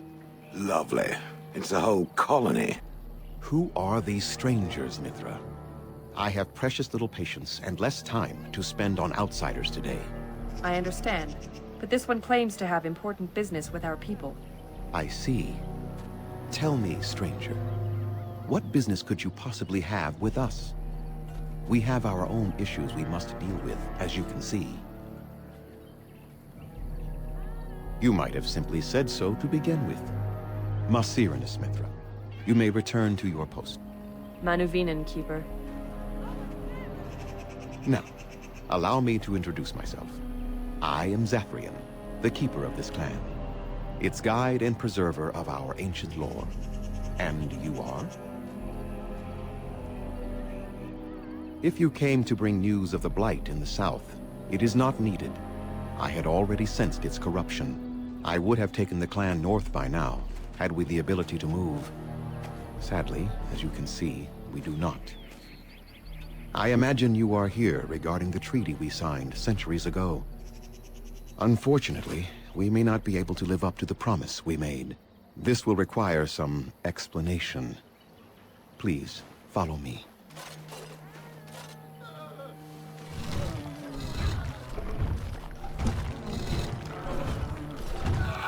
The clan came to the Brecilian forest 1 month ago, as is our custom when we enter this part of Ferelden. We are always wary of the dangers in the forest, but we did not expect the werewolves would be lying in wait for us. They ambushed us. And though we drove the beasts back, much damage was done. Many of our warriors lie dying as we speak. Even with all our magic and healing skill, we will eventually be forced to slay our brethren to prevent them from becoming beasts. The Blight's evil must be stopped. But we are in no position to uphold our obligations. I am truly sorry.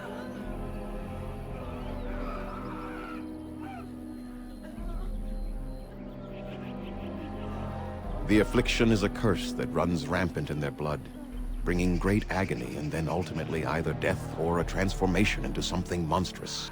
The only thing that could help them must come from the source of the curse itself.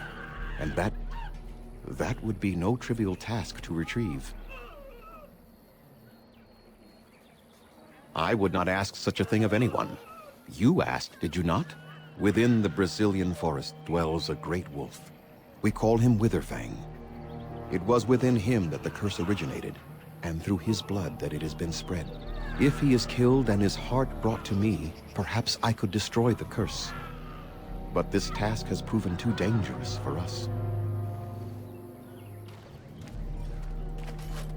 I sent some hunters into the forest a week ago, but they have not returned. I cannot risk any more of my clan.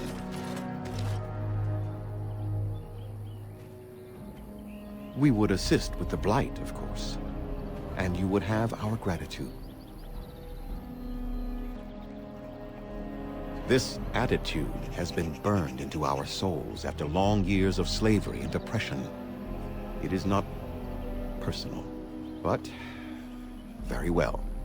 I will remind my people of the danger you will undertake on our behalf. I must warn you that more than werewolves lurk in the Brecilian forest. It has a history full of carnage and murder, you see.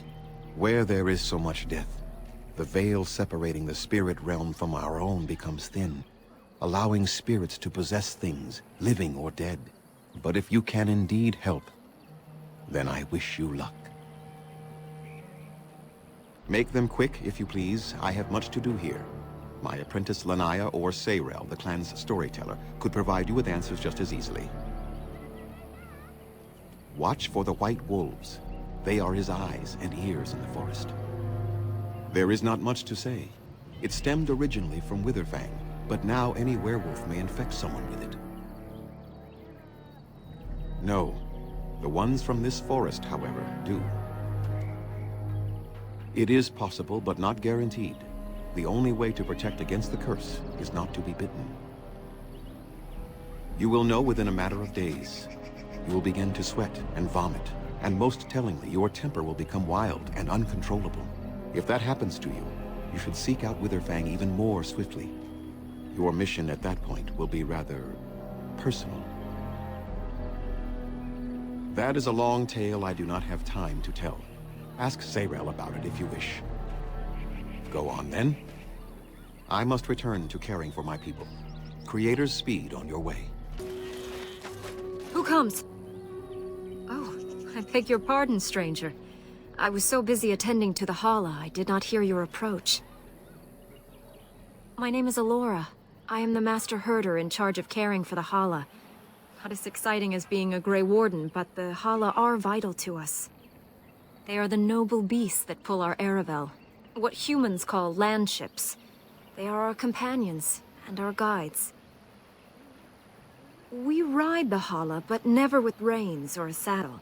It is the Hala who decide where to lead us, and our privilege that they take our Aravel with them.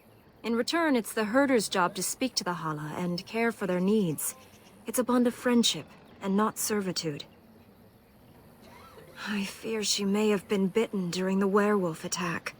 I have tried speaking with her, but she is too agitated for me to understand. The curse would not affect her as it would us, but it would still be lethal. And it may prove contagious to the other Hala as well.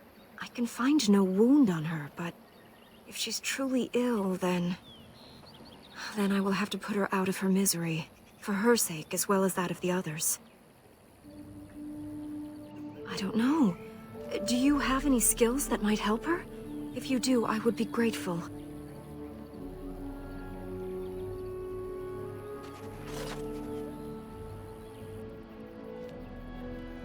No. No, I'm sorry. She isn't calming any more around you than she is for me.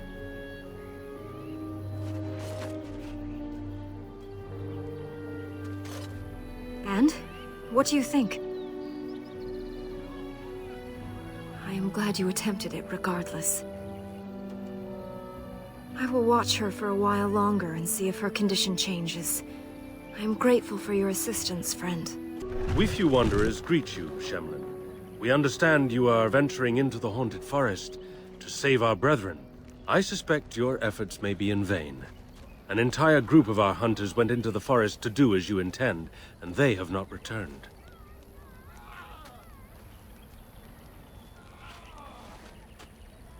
Ah, bravado.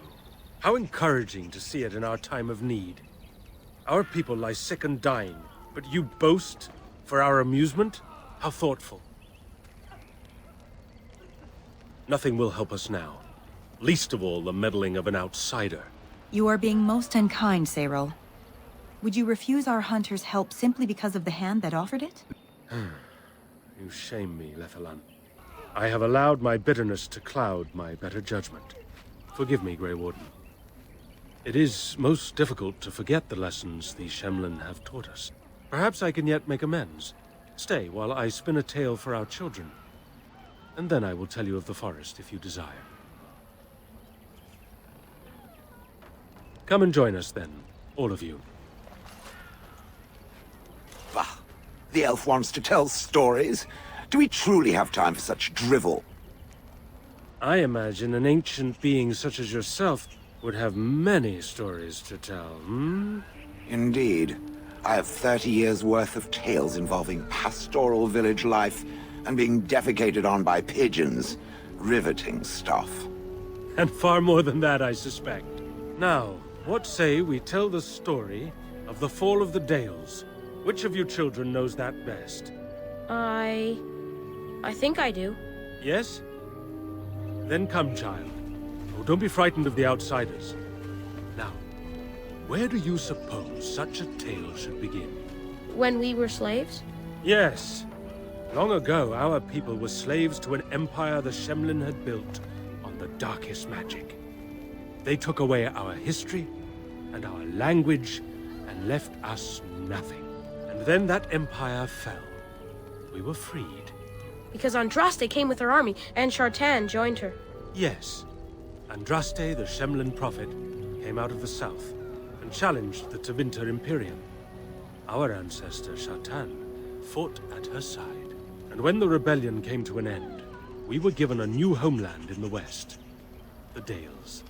We began to rebuild the culture and history we had lost in our years of slavery. We worshipped the creators and made the Dales our home. Perhaps you know what happened next, stranger. Do you know what happened to the Dales? We started the war, did we? And you, child, what do you believe happened to the Dales?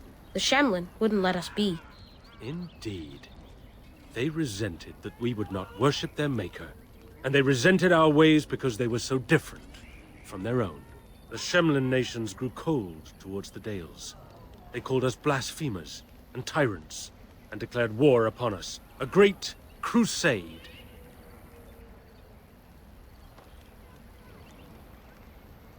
Oh, I am certain we played a part in our downfall. We believed that the Shemlin would not revoke their prophet's gift so lightly. We were wrong. They took our lands, forcing us to abandon our gods and live as beggars in Shemlin cities. But there were those of us who refused to abandon our ways. They emblazoned the symbols of the creators upon their flesh and and vowed to keep their ancient lore alive. That's us. That's the Dalish. Indeed, child. We chose to wander, homeless, rather than be ruled by the Shemlin. And all our clans wander alone until the day we have a homeland once more. Then we bring the old ways back to our people, because they have forgotten it all. For we are the Dalish, the keepers of the lost lore. The walkers of the lonely path. We are the Elvenan, and never again shall we submit. And that is the tale of the Dales, stranger. Thank you for allowing us to tell it to you. Perhaps. If anything, it is meant to be more of a cautionary tale for us, not so much for you. Now, as I said I would, I can tell you what I know of the Brecilian forest. Do you wish to hear it? Our legends say that before the Shemlin came, the Brecilian forest was a place of our ancestors that predated even our oldest homeland. The people of the Imperium came here, and gave the forest its name. If they found traces of our ancestors, we cannot say. If they did, those elves were slain or enslaved. We know only that a great many battles were fought here. These trees grow upon the graves of those who fell, Shemlin and elves both. So much death in one place tore the veil into the beyond. The Shemlin know the beyond as the Fade, the place of dreams and spirits. When the veil is torn, spirits pass into our world freely. The legends say that one great spirit possessed the wolf that became Witherfang, who passed its curse of rage onto men and created werewolves. The forest is said to be haunted. Spirits possess the trees, the wolves, even the bodies of the dead. They yearn for true life, you see. So Zathrian insists. He says that Witherfang does not age, as the werewolves do. Witherfang is as much spirit as it is beast, and thus it is immortal. Perhaps it cannot even be slain. At the very least, it is old and powerful, much as Zathrian himself. Who can say what value the Imperium placed on this land? And how many elves died here, in slavery? Even the barbarians, who came to overthrow the Imperium, fought and died on this soil. No one knows. When the Shemlin lived in these parts, the curse would spread anew to a few of them with each passing year. They would run off into the forest, never to be seen again. Eventually, all the Shemlin left. One assumes the werewolves survive by passing their curse to their offspring. They have had no new blood. Until now, that is. It is said that one or two have turned already, though the Keeper denies it. As for the rest, they will either die or turn, unless they are killed out of mercy. I would rather die than become a ravening, soulless beast. Wouldn't you? One last warning. The forest is like a thing alive. It changes as it wills, closing paths behind you and opening up new ones. Too many have become lost within, unable to find their way out. Were I you, I would endeavor not to make the forest my enemy. Is there something you need? I appreciate you trying to find him, but what are the chances? Anerin the healer? You know Anerin? He lives? No, it can't be him. Perhaps it is a common elven name. No, I know of only one Anerin. Ah, it makes sense. Anerin said that he was from the human cities. You are old friends, then? If you seek Anerin, you must venture into the forest. He prefers to be amidst the trees and the animals. Thank you all so much. We know only what Zathrian has told us over the years. I never saw one myself until the attack. Some of us have wondered. The Keeper says they are simply cunning, that any beast can lie in wait. But this seemed more than that. It was planned. These are no simple beasts. Then the real question is why the Keeper would insist that it is not so. Other than not to get bitten? Not that I know of. The hunters say they have strength and speed far beyond what's ordinary, and are as tough as such beasts come. Like wolves, they hunt in packs so as to combine their strength. But in the end, a blade kills them as surely as it does any other. What you need to fear is their bite. If you're infected, you are done. Though not right away, and not all at once.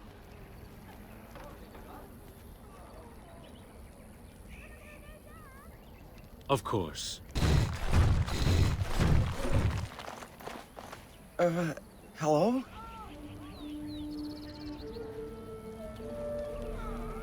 I am Canon, a hunter apprentice. Though I wish I could become a real hunter. Never mind, just go away and leave me alone. I told you to leave me alone. I shouldn't be talking about this to an outsider. You wouldn't understand. Before you... all right. I suppose it makes no difference. I've been an apprentice for too long. To become a true hunter, I must bring back the pelt of a beast I killed myself.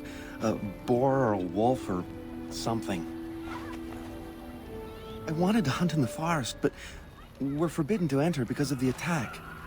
But the real problem is Gaina.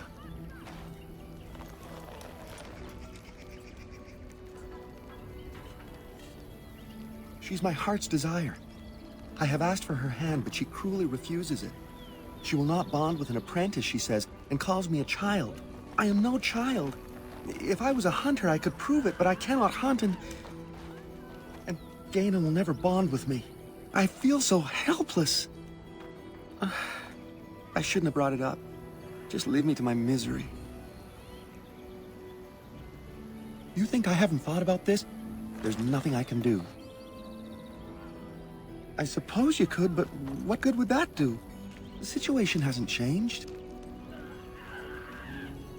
Really? I'm willing to try anything. Siranas, oh ma Siranas, I will pray to the goddess of love that you are successful. Andaran Atishan, outsider. You spoke to him? What did he say? Oh. I don't expect an outsider to understand our ways, but I just can't bond with Canon. He's been a hunter apprentice for over 2 years now, and he's yet to slay a proper beast. Each time he's tried, something has gone wrong. Perhaps the creators do not wish us to bond. I cannot bond with an apprentice hunter, can I? What do you mean? I don't understand. You mean... Oh, that's quite flattering, but... Just the two of us, you mean. You are not alone. Well, I suppose there's no harm in it. We could talk in one of the Aravels. There's nothing more for us to speak of. Go away. What? She was to be my wife. You don't even care for her. You've ruined my life.